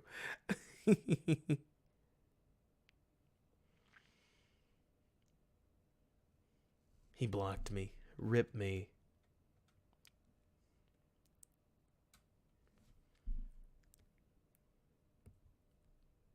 Oh, this might be the Brisker touchdown, which sucks. Yes, it is. Okay, so this is like cover three cloud, right? This is the coverage that the Vikings were playing a lot. You have a safety, go play cover three over there instead of just or Jalen Johnson. So Jalen's gonna sit in man. Vildor and Eddie are gonna play over there, and Brisker just gets caught drifting too far. I mean, you've got CeeDee Lamb running an arena football route where he's just gonna go motion into go get it, buddy. And when he does, I kind of almost get the impression Brisker loses where he is in the field because you cannot get beat inside this cleanly. I mean, I think that's obvious, but as a safety, like he just got hosed. He knew he got hosed. I can't believe that Eddie got this close, like close enough to get almost involved because Eddie's position, Eddie's actually not playing. Oh, this isn't cover three. It's not. Eddie's in cover two. So it's a split field coverage. And I'm pretty sure Brisker's supposed to be over like here. So he's in three on that side. Eddie's on the opposite hash, and he almost makes this play anyways, because Dak's a little on the late side. But it's a learning moment for Brisker. You want to know where you can legitimately tip your hat and say, hey, Ryan Poles, I kind of get it, right? Ryan Poles has understood that these young DBs need practice, right? No good way to get practice outside of just playing and getting targeted. Jalen Johnson talked about it. J2K, I think Brisker makes it look a lot worse than it is. Like Brisker's on way the wrong side of the numbers. He drifts way too far to the outside. But so Jaeger, it's funny that you talk about his closing speed. He just reacts faster than everybody. Like easily my favorite thing about Eddie Jackson is that we can see Jackson here. Jackson's moving before Dak does. Like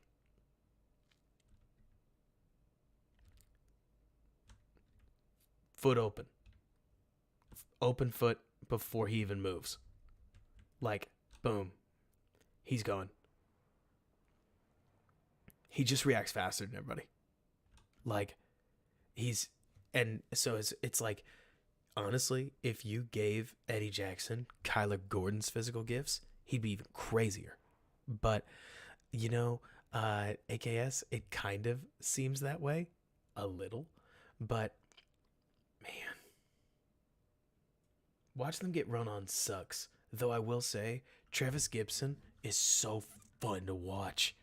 Like, Travis Gibson is a war daddy. He might not always be the most, like, talented player, and certainly he plays a position dominated by super freaks, but, like, Travis Gibson has the dog in him. Like, it's fun. Oh, yeah. Like, Jordan, I'm there. I mean, within this, it's all complicated. It's not as simple as one thing or another.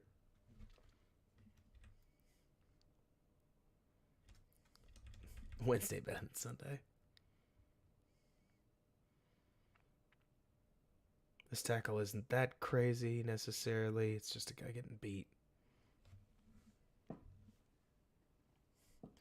Never ceases to amaze me that it'll become 12:45 and we've still got 130 people like watching film.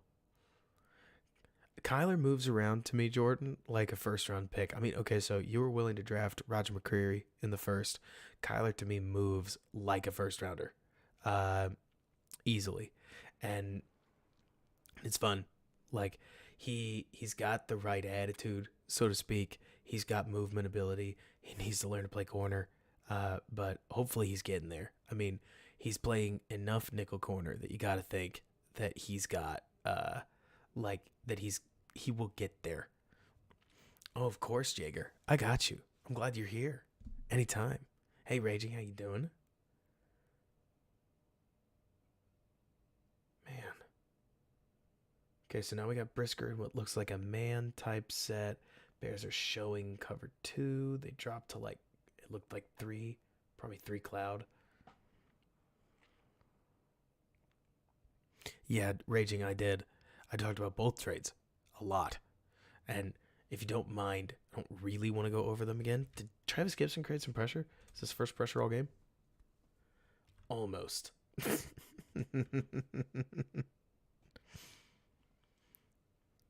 Yeah, Brandon, I'm kind of in the same thought where it's like there's a lot of this stuff that I can't help but think that Kyler Gordon is just in a tough spot.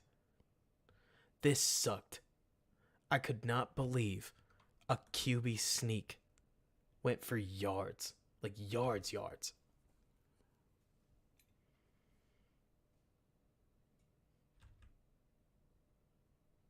They just get bullied. They got bullied the whole game.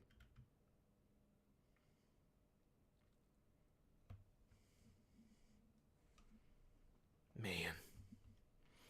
A lot of people are dogging on Gibson. J2K, there's a reason that whenever you listen to my streams or my podcasts, I say expectations are everything. Because Travis Gibson has been awesome. He's a rotational edge rusher. He's not a starter. He's a rotational edge rusher, and that is fine. He's a beast. He's a fun player. He's an energy piece for third downs. He's reliable enough on second downs at any point. He's just not Myles Garrett. I mean, if I keep bringing up Garrett, it's because I think Garrett and the Bosas are great examples of just obvious talent differences, right? Like, obvious talent differences between Travis Gibson and a starting edge rusher, because starting edge rushers are crazy. Starting edge rushers are Khalil Mack. People, okay, I say this with all love in my heart for him. People acted like 52 was different than other edge rushers. And like, sure, he was different than Zadarius Smith. Sure, he was different than Preston Smith. But like, Khalil Mack, Nick Bosa, Travis Gibson, Myles Garrett, TJ Watt, like, you can name a lot of edge rushers that were in that category of super freak. Super freak. There are a lot of them in the NFL. And I don't think Aaron Hutchinson is necessarily in that. I mean, there's definitely like a tier list when it comes to them. Again, Zadarius Smith and Preston Smith were a great example of just how much you can do when you've got two guys that are pretty good. Or like pretty good. Cam Jordan is a freak. Everson Griffith was a just super technical pass rusher, but really good one. Travis Gibson is high energy. He's really well developed for a former 5th round pick. I think a 5th round pick. Julius Peppers, AKS, another example of just like the straight up freaks that you'll find in there. Gibson is a massive overperformer. Massive. Gibson is a huge, he is a home run pick. Dominique Robinson, very possible. He's awesome. Like, will these guys be starters? Again, the complicated piece, because Donald, you're already mentioning it, is a starting edge rusher looks like Will Anderson. Like, it looks like freaking nutso guys. It looks like people that are better than Bradley Chubb, and Bradley Chubb's really good. It looks like Von Miller. It looks like the names that I'm throwing out are some of the like Rushmore guys in the league. Like somehow if you made edge guy Rushmore, it would be like 10 faces long. But those are the guys that are just banana land crazy talented. Just ooze talent in every step they take. Chiseled out of stone, as Jeff Berkus would say it. And there's just not a lot of ways to develop into being that. Chase Young is a great example, Brandon. Like, where you can't develop to that. I mean, Robert Quinn, when he could bend the edge like a little bit better, Robert Quinn in his good years is in that category of just holy moly crazy, right? I am never going to dog on Dominique Robinson or Travis Gibson. Both of them are studs. Either of those guys could develop into being as good, roughly, as a Montez Sweat type. But Montez Sweat isn't Nick Bosa either. We follow? Like, that's where that 1st round pick, when people are like, how sweet would it be to have Claypool and Johnston? I'm like, it'd be pretty sweet, but they're totally going to draft a defender because you can't buy the talent. You got to draft it. And there's going to be in that early 15 picks, some sweet edge rushers. Yeah, Clowney O-Town is another just great example. Like, you need that. And you're gonna get it.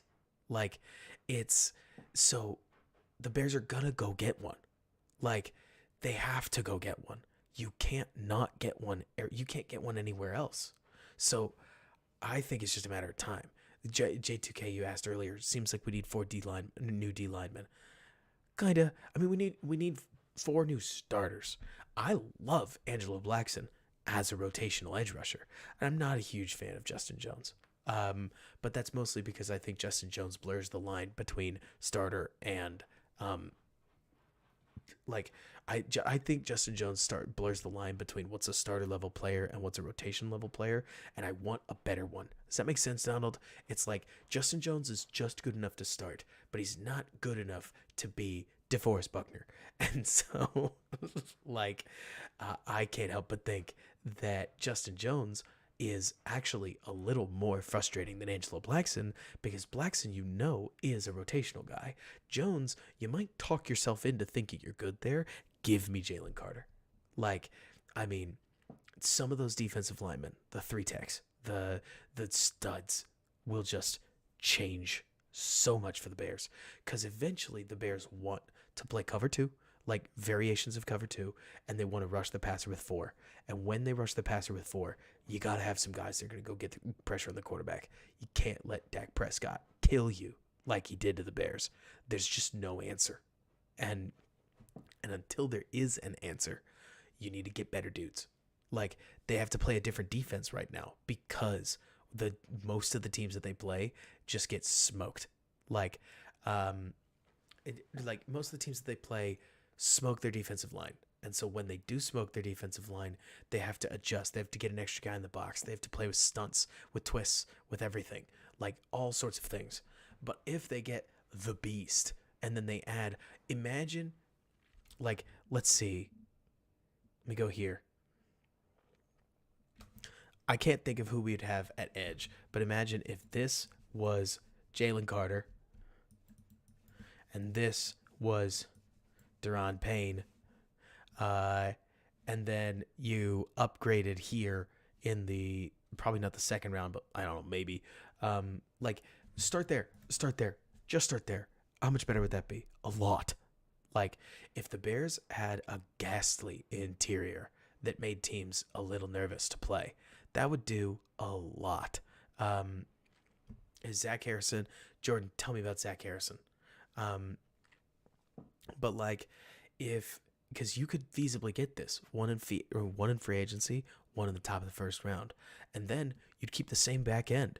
I don't even know how much you'd actually have to do at linebacker, so to speak. You probably would need to fix edge in top round of 2024, but you can't win them all, right?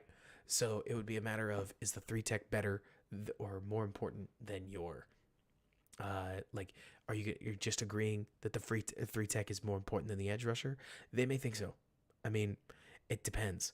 But I do think, Jaeger, that two crazy dudes in the middle would give Trevis Gibson a chance to be a starter that makes noise. I mean, it's certainly possible. And Cody, I agree. Like, the Chiefs are that model for, you go get yourself a Chris Jones type. The game changes. Like, the game changes. And so I would be very interested to see what would happen if the Bears did pursue this. Just because you get some beef in the trenches, I think so much about their defense shifts. And I think it will, too. It's just a matter of what's it going to look like? What's going to happen here? Like, oh boy. This was the tackle that everybody talks about, Eddie missing. Because Eddie finally over-pursued a little too far and got shake and baked. Which sucks. Because for some reason we're not going to talk about the fact that 58 didn't do anything explicitly wrong. What on earth is Jalen doing? I'm not sure. But the real problem is that 78 freaking owns. Who's the D lineman that just gets destroyed? Oh boy. This is why I worry about talking anybody up, because it's Blackson. Blackson just gets ripped away from this play. Watch 90.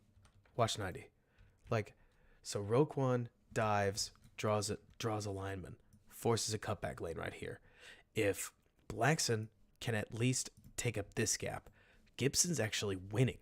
So he's got his over there. And then you won't need your free safety to play goalkeeper. Instead, Blackson doesn't just get beat. He flat out loses. Like, the running back can go wherever he wants to right now. Huge dubski for the offensive lineman. Eddie gets caught with too much space. This is what the running back's supposed to do. It's a goal allowed because I'm now stuck on Eddie being the goalie. But it's still like a normal play. And that's one that you'd want your nose tackle to be able to win for you instead of ending up 5 yards behind the line of scrimmage. That's just me, though. Nice play by Jalen. Jalen, from an individual perspective, is a very good corner. He's a corner very much worth getting excited about. I personally think, you asked earlier, Jaeger, what's the outlook for free agency? I think it's going to be a lot of I think it's going to be a lot of extensions. Wouldn't surprise me if the Bears look to try to front load some like Mooney type stuff, like Mooney, Jalen Johnson, maybe even Chase Claypool, depending on how this season goes, just so they can get him out of the way. And then I bet you they add, like Donald said, OLDLTELB. I would not be surprised if the Bears are going to want to see if they can plug as many of their outright holes as possible in free agency, so that then they can move into the next the next season or the next draft, drafting BPA as much as possible. Grant, as much as you might want to release AQM, you got to remember this staff loves Al-Qadim Muhammad, loves him. So within that, you just gotta hope that they change their mind, I guess. We're not the first fan base to complain.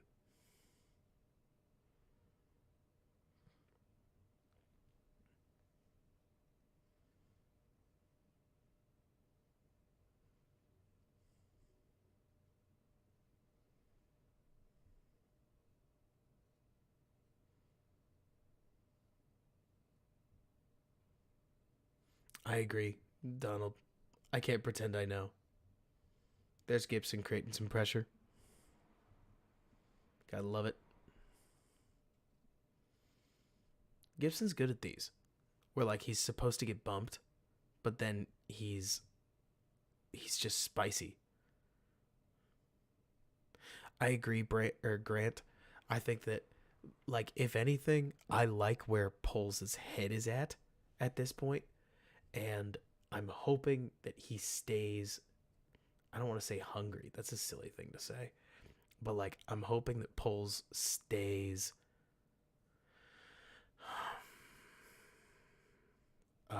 clear-headed, I guess. Clear-headed is probably the best I'm going to get right now, because I'm not clear-headed. But as long as he can basically try to keep getting value, he can... I think that a lot of things could go right. It's just a matter of what'll happen if he doesn't do that, or if he just starts to shell. Like, we'll see. But disciplined. I think disciplined is the word. Because the Bears need... Let's be clear. The Bears are spending some of the least money, period, in the NFL right now. Their players are bad. They are not being paid to be good. Like, the Bears are not underperforming. Can we be honest about that? The Bears, if anything, are massively overperforming. Like, on offense, this offense shouldn't be this good. Is a legit way to view this. Their defense shouldn't have been this good either. They are being paid, I believe, the second least money in the NFL. Like, let's go look at that. $75 million dead cap, Donald. But even crazier. Oh, shit. Oh, we've got it right here. Positional spending. Can we see the defense part? The Bears are spending more on... So, do you guys remember how everybody talked about how... let me zoom this in for you guys. You guys remember how it was a common tweeter thing to point out that the Bears were... There we go. That the Bears were spending the least on offense out of anybody in the NFL, or the second least, right? Do we remember that? Well, interestingly enough, they are spending less on defense than they are on offense. They are spending more in dead cap right now than they are spending on either the defense or the offense. This is a cheap team. This is a team that is supposed to suck because they're being paid to suck. They do not have any players that they think are good. Or, well, it's not worked that way. They don't have many veterans that are paid to be studs, right? Instead, they're actually all right. The team's okay, you know? And that's fine. Like you're saying, Jaeger, people expected us to have 3 wins. We're already there. That's all right. This is a spicy team. Maybe they win a bunch of games. I'm not about to pretend that I know the future. Like, we've talked about it on this show before. A couple of weird bounces, and suddenly the Bears beat the Packers, they beat the Jets, they beat the Lions once, they steal one from the Vikings at the end of the year, and they're 7-10. You know? They win one more game at any point, 8-9. Like, O-Town, any bad contracts? Not really. Like, the Bears have purged fundamentally every contract. Maybe Whitehair, but Whitehair's starting to play pretty well again. Like, it's an interesting time to be the Bears fan. Or like, yeah, that'd be pretty wild, wouldn't it be, Derek? Super Bears Super Bowl, as we always say here. But so it's gonna be interesting to see like how this goes, because I can't emphasize it enough. Like, this defense, underperforming is a common thing, where I would come on and we would watch film and we would say, wow, this defense should be better than this. And that is just not really what we're saying right now. Like, at this stage, now granted, it would be awfully neat if Roquan Smith could make this play instead of just getting spaced. I mean, it happens. It's not specific because he comes down thinking maybe it's a run, it's play action, but then pops out, like, scores, blah. I just want to find the part where he's worth $20 million. But anyways, the point is, like, I can't help looking at this defense. Here's the Eddie Jackson pick. We've already like talked about it, but it's sweet. It's basically, it's the same coverage they've been running, cover 3 sky, here, but Eddie's going to hard top, cuts down, bang.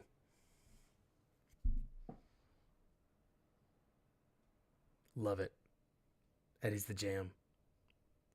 So, raging, there's a complicated piece to this, right? Because you mentioned that you want to lose. Leveraging draft assets is the, like, that leveraging draft assets is the best. Like, but why, Jordan? Oh, just because you hated the coverage? Yeah, I hear you. Like, so, raging, it's worth remembering this. I do want to talk about this. This matters, right? Same case. The Bears are in a precarious situation because while raging, us nerds, and maybe you're not a nerd, but I will openly call myself a nerd. Like, while us nerds would love for them to lose so that they can improve their draft capital and ultimately set themselves up for an even better player, I am legitimately convinced, raging, that winning losing culture is a real thing. And if you don't believe me, look at the Lions, who have a better roster, like a way better roster than the Bears, and they suck. Like, they are managing to blow games that they have no business blowing because they can't get out of their own way. I mean, it's awful. And the main reason that I mention that is because I think smart tanking looks like exactly what the Bears have done. Like, I would tell you that the Bears got horrible in the right positions. Can we be real? Right? Like, the Bears looked at these spots and the offensive line and said, we're freaking terrible. Like, good. I mean, the defensive line and the lack of spending after the Ogunjobi deal fell through, which, rip, not upset about it, made sure that the Bears were going to lose a lot of games. And they were going to lose them fair and square. Try as much as you want. You're going to lose. And, bunch of rookie DBs, you're going to lose. Oh, no receivers, you're going to lose. But you can try all you want to. And so I think that at this stage, the Bears finding a way to continue winning. Like, OKJ falling through. Yes, I agree.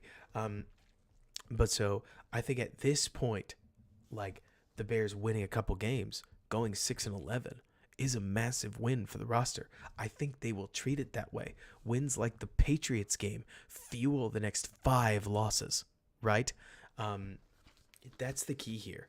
It's where you can build a winning culture without needing to win a bazillion games. You just don't need to lose 14 of them and have to overcome the, like, pain and the mental trouble of what that looks like. All right, so do I have any gamers in here? There's a game out there. It's called XCOM, Enemy Unknown. There's a great sequel, XCOM 2. You like strategy games? You should totally play it. It's a game about fighting an alien invasion, right? And you deploy your soldiers. You do a lot of things. Strategy game, sweet. Point is that if one of your soldiers gets hurt too many times on successive missions, they will get a status of what's called shaken. And when they are dramatically underperformance. Like they just massively underperform because they've been hurt too often. I am of the belief that when you have a losing culture, right, your players are shaken. That there's no good way for Eddie Jackson to play through, or Justin Fields to play through 3-14. And if you want a great example of that, Los Angeles Chargers. Justin Herbert rules. There are so many. That makes sense, Derek, that they had to reboot it just to avoid the numbers getting stupid. But so, Justin Herbert's great. There are so many pieces on the Chargers that are so worth winning. They've got so many pieces to win with. Their defense should be so much better than it is. And I get it. They're constantly racked with injuries. Like, I get it.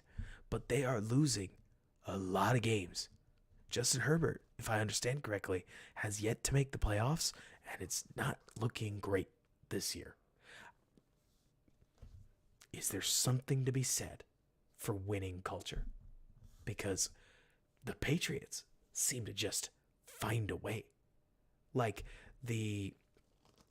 what is it? Like, honestly, Case, I don't disagree.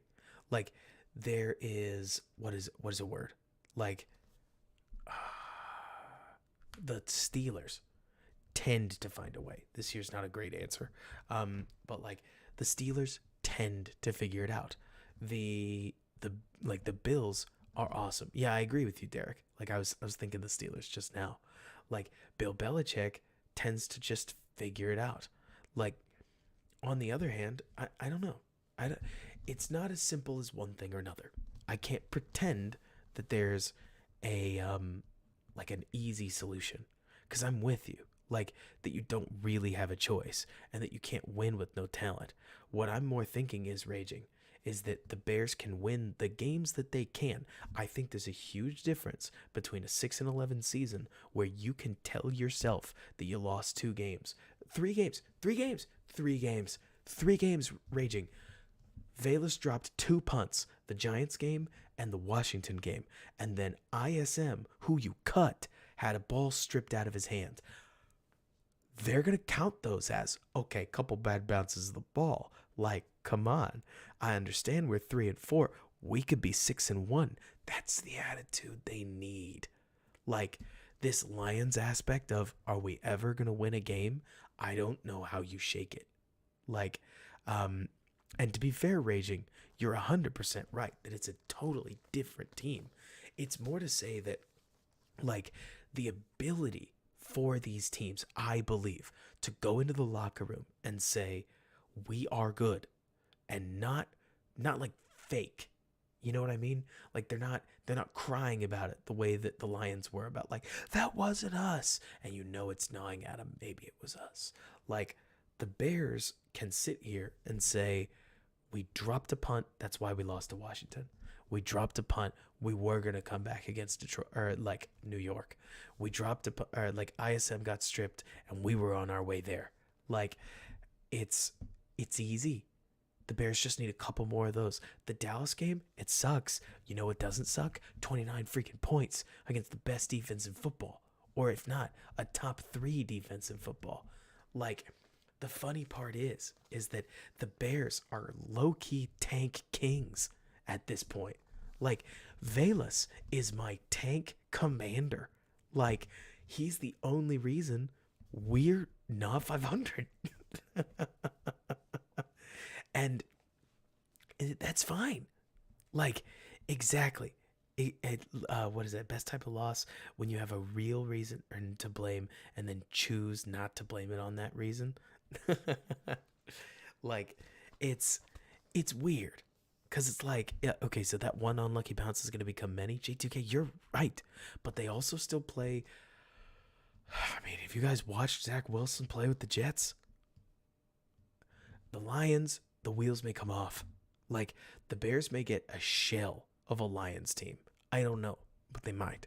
The Bears still play the only other team on that cap sheet that is paid less than them, the Falcons. Like, the the Bears the Bears play let me see. There's another easy one, or at least winnable one. Like, Dolphins game is going to be an evisceration. The Bills game is going to be real trouble. Like, no doubt. They play the Packers. That's what I was going to say. The Packers officially qualify as a bad team that they play. Like, it's not to say that they're going to, win all their football games. It's to say that they should win like two more, three more, maybe four. Like, it's great. And it works because it means that, seriously, Fields can come out. Didn't we all say this? Didn't we all say at the start of the season that if Fields took a step forward, how are they going to win less than 6 games? You're right. And if Fields keeps balling like he has been, I don't think they will. So with that in mind, like, I think Detroit in December, raging. I think that the Bears can beat the second stringers of the Vikings in Week 18. It's pitiful, but it's a thing. And so I think the Bears could steal one off the Packers. Now, Rodgers will not let us take it easily. So it could be the Bears planting the the funeral dagger, which would actually be pretty sweet. Like, what a great. I really would prefer it if a Bears quarterback could beat Aaron Rodgers before he retires. Would be nice. I would like that a lot. But, in my dreams and in my Madden files, like, it's tough. Because the problem, like, yeah, let's see, using draft picks to tank. But I mean, it's funny you guys talk about Velus. Velus still pops off every time he touches the football. Looks like a boss. Just not a matter of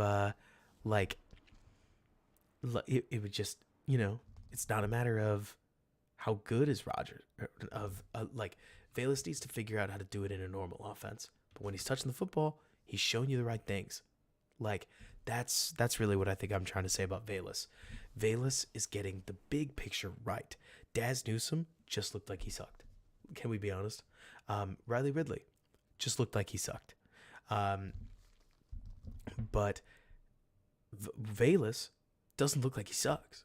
He just can't catch right now.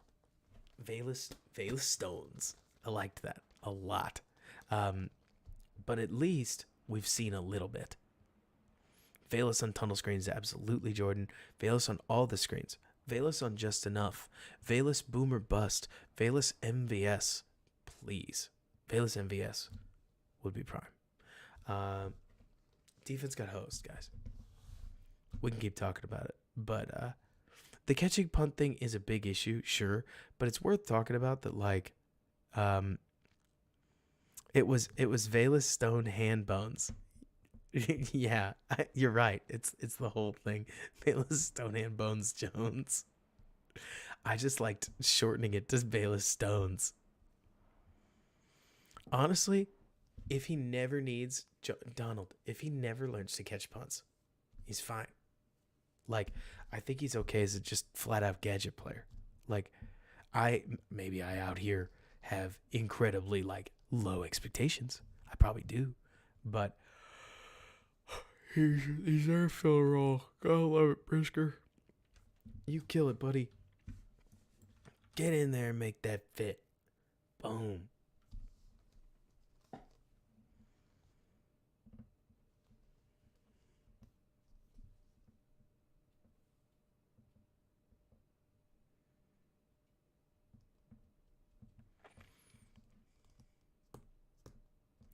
Exactly, Jaeger. I mean, I think Velus Jones and Cordero Patterson share a lot of things. I think Velus Jones, this is my hot take. I think Velus Jones is better than Laviska Shenault. I'm going to throw that out there. Vishka was a first round pick. Um, and Velus is everything you wanted out of Laviska Shenault, but he's actually good at it. Like, that's just my 2 cents, right? Like, Velus is crazy fast. Crazy fast. Oh, you're right. He was a second. Like, Velus has the piece of the puzzle you're looking for, which is the pure, unadulterated speed. That is a nice little rush. It's too bad that the coverage sucked.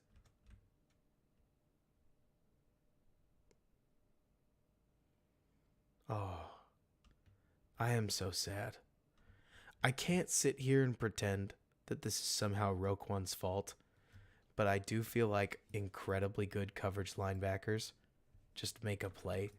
There's a piece of this that's system, like that this isn't just naturally Roquan's system, but it sucks. You know, Jay, you say that speed with trash route running doesn't mean anything, but look at Mecole Hardman. It sure can. It won't mean anything as anything more than a wide receiver 4, but it'll mean something. Give me just a minute.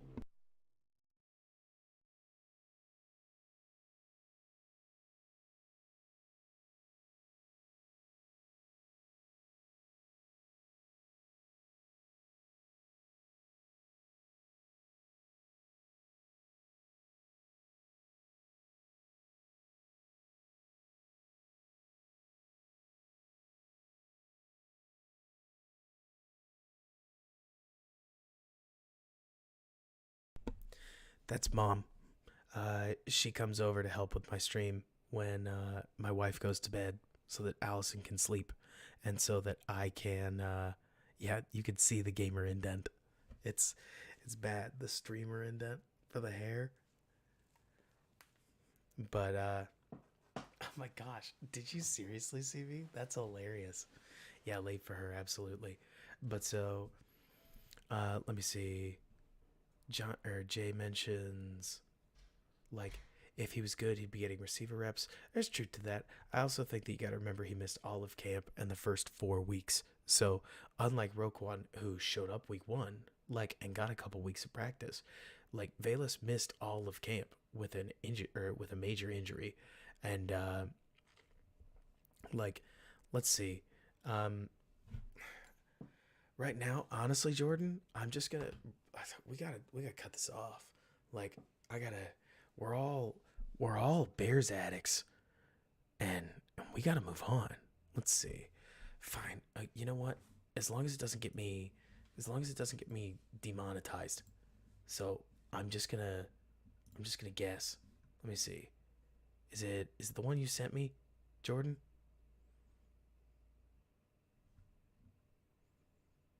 Let me see. Where's this YouTube video? Do you know? Oh. Stopping by. Oh, they've got like, oh gosh. I'm just going to link it because, wait a minute. Maybe. Justin. All right, so let's see.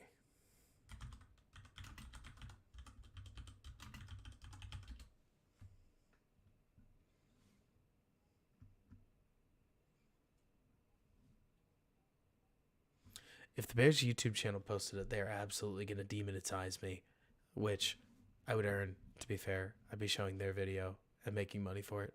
So everybody go watch it. Like, we could watch it on stream, but we'll watch it another time. That's going to get me demonetized. But that's fine. Either way, guys, I'm excited. I mean, really, I am. Like, it's, yeah, not Twitch, but YouTube will. Let's see. The big thing that I would say about this this team is Justin Fields showed some seriously good things. More importantly, he stacked a good day on a good day. He went New England, which was great. Best game of the season so far. And then went to Dallas and looked, I thought, even better. Made some mistakes, sure. Accuracy, not perfect. You kind of would have hoped it might have been, but not perfect. Reinhardt, clearly, all of us, both you and me, just needed to get mad at Fields to see it. But, like, I think we saw it in Dallas. Like, Getsy looked great. Defense looked awful. But you know what? Can we point this out? So the score is 28-23. And, like, Justin Fields was the only reason that this game was considered still a game for most of the game, which is legit. I think that's legit. Like, consistently. DG, I didn't realize you were here. You should have said something. Anyways, point being that, like, this game was out of reach, and then it was back in reach. And it stayed in reach until the fourth quarter, despite the Bears' defense giving up 49 points. Justin Fields is also the best player of the offense. He's the leader on the offense. He is, like, it's not he is great, but he is a foundation that the Bears are building their offense on. That's the point of a good quarterback. Like, 42, good point. Because the offense gave up 7. Super weird. But so, like, if you ask me, that was as good a game as you could look for. And people would like to know how bad, or like how much worse is the defense going to get because of Roquan. They're going to miss the occasional play, but there's this sick part of me that doesn't know how much worse they're actually going to get. Like, truly. I mean, Roquan Smith has been so poor, and he's not like he's brought anything in coverage, that I legit don't know how much they're going to lose. But with Claypool, I think the offense will gain at least another edge. They already have now scored 31.5 points on average in 2 games. Like, oh, Reinhardt, you lose Eddie, and every game would have been the Cowboys game. But, like, exactly, Brandon. Like, they hang 42 on us with Roquan. Taking Roquan away is only going to be, it's blah. Like, it's not going to help. Or it's not, it can't make it that much worse. That was the words I was going for. It can't make it that much worse. But so, overall, y'all, like, the Bears have got us in a pretty solid position. They should, can't say this enough, they should get ripped up by Miami. Probably. Like, Miami's a weird team because Tyreek Hill and Jalen Waddle are crazy. And they're so fun and they're so good. And Raheem Mostert is so fun and so good within this offense. This offense rules. Mike Gesicki's really good. Like, they've got matchup problems all over the place. I think Tua's pretty good. And also, they scored 17 points against a pretty bad Bengals team. They may completely style on the Bears. It's totally possible. Like, it's totally possible. It is equally possible that the Dolphins find a way to keep the score unintentionally low on their part. But I would prepare in your heart of hearts for the Bears to get annihilated. Both sides of the ball. Not because the Cowboys defense is like bad and the Dolphins defense is better, but because I just struggle to believe. I am going to doubt, and if I keep doing it, I'm going to make a meme out of it, but I'm going to doubt that the Bears continue to rally quality offense until they show they can do it. A bad game's got to be coming. Their talent level is just not great. But I guess you never know. Like, exactly, Brandon. They literally have Bradley Chubb now. Like, I expect a very good game. I expect a very good Dolphins team. And then the party starts. Then the Bears start to play the bad boys again. Like, we got to get through this week. We got to get Chase Claypool in the groove so that when we play the Lions, we can get that sexy, deep touchdown. Like, Derek, I hope Montgomery goes into the hyperbolic time chamber and just waits until the next Packers game and runs for 400 yards. Like the I think you said it. I think it was you who said it that like the Montgomery looked like the guy that took it personally that the Bears were playing the Packers, which I thought was awesome in the last game. Like, he looked like the guy who said, we ain't losing this game. And so, whatever we got to do to get a sweet 32 performance against Green Bay, please. I mean, heart and soul stuff. But so, we'll see. Like, it's FGB, forget about it. But so, let's see. Oh yeah, I mean Reinhardt, it's not good. I am not upset to see him go. Like, I'm really not. It's great that he can get that tackle. So can Sanborn. Sanborn can get this. This is barely analysis.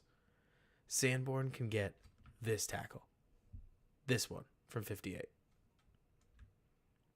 Is this a tough tackle? Not really. This is like standing in your gap. It's not that means Roquan sucks. It's just that, like, truly, Sanborn can make that tackle. The stuff that Roquan did, that he's getting credit for, catching tipped picks, like a ton of tackles, whatever. Like, I think a lot of people could do that. How do I think our DBs will do against Hill and Waddle? Zeke, come on, you know the answer to this. Like, or at least you know the answer on paper. I don't think they have an answer. Like, the problem is for Eddie Jackson, just to point this out, right, is Eddie, I think, is incredibly instinctive. And Tyreek Hill is so athletic that he can just fly. I mean, Zeke, I don't know if JJ can keep pace with these guys, because these guys are just physical. Like, or not physical, they're just fast. Like, it doesn't matter. Yeah, AGM 1.5. That's about where I'm at. Like, they're so fast that there's just nothing you can do. Not really. Like, they're just going to kill, I would imagine. Maybe Eddie Jackson gets one back on like a robber thing, but I doubt it. It would be a lot of fun, censored, to have a 50-60 game. It would be a lot of fun. Honestly, I think you're right, Grant. Like, the best run defense against the Bills and the best run defense against that's the run defense that the Bears deployed in 2020 against Tampa Bay, which is, I just bet they won't run it. But we'll have to see. Bears defense had a rough day. Bears defense barely showed up. Bears defense is kind of a practice squad. But you're never as good nor as bad as your last game. And I bet the offense won't be as good. But I bet the defense won't be as bad. Still, if it's me predicting, I think they lose by a hefty sum. Oh no, Quan.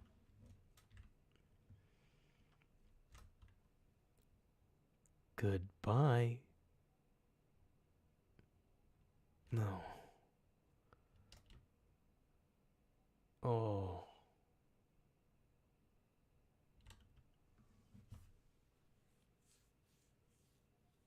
Enjoy it, Baltimore. Enjoy it. I don't know. Y'all, I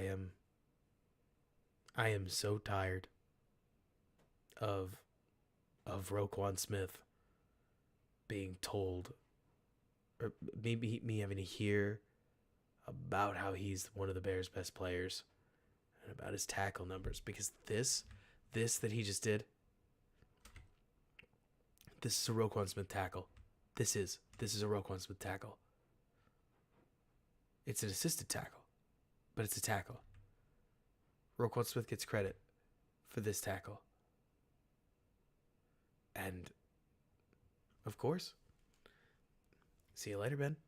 Like, that's a Smith tackle. It's not a helpful play. Not really. Or at least it's not an above grade play. But it's a tackle.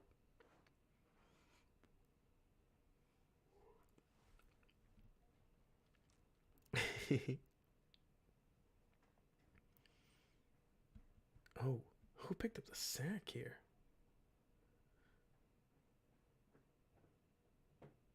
Is it Quan? No, it's Brisker.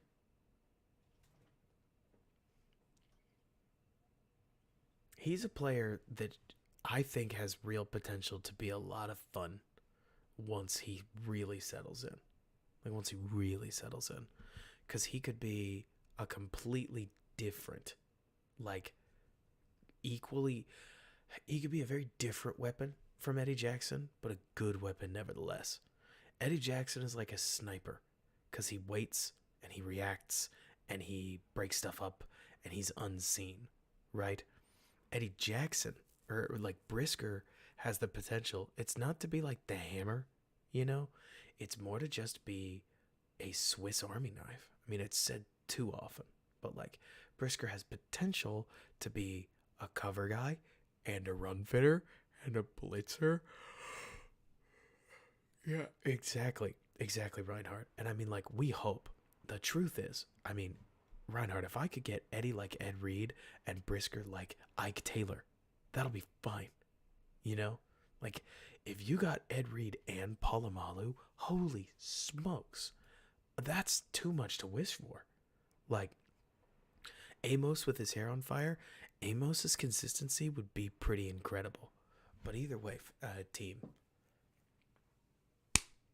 get some sleep. Like the stream. Donate to support me. Every little bit helps. You guys are great. We'll be back with 10-minute drill. Chase Claypool analysis. Maybe. But, like, we'll see. Either way, guys, we got some great stuff. Like, I am very excited about the direction of the Bears. And if I started talking about it again, I won't go to sleep. So, good night. Get some rest. Bear down. Thanks so much for bearing with me.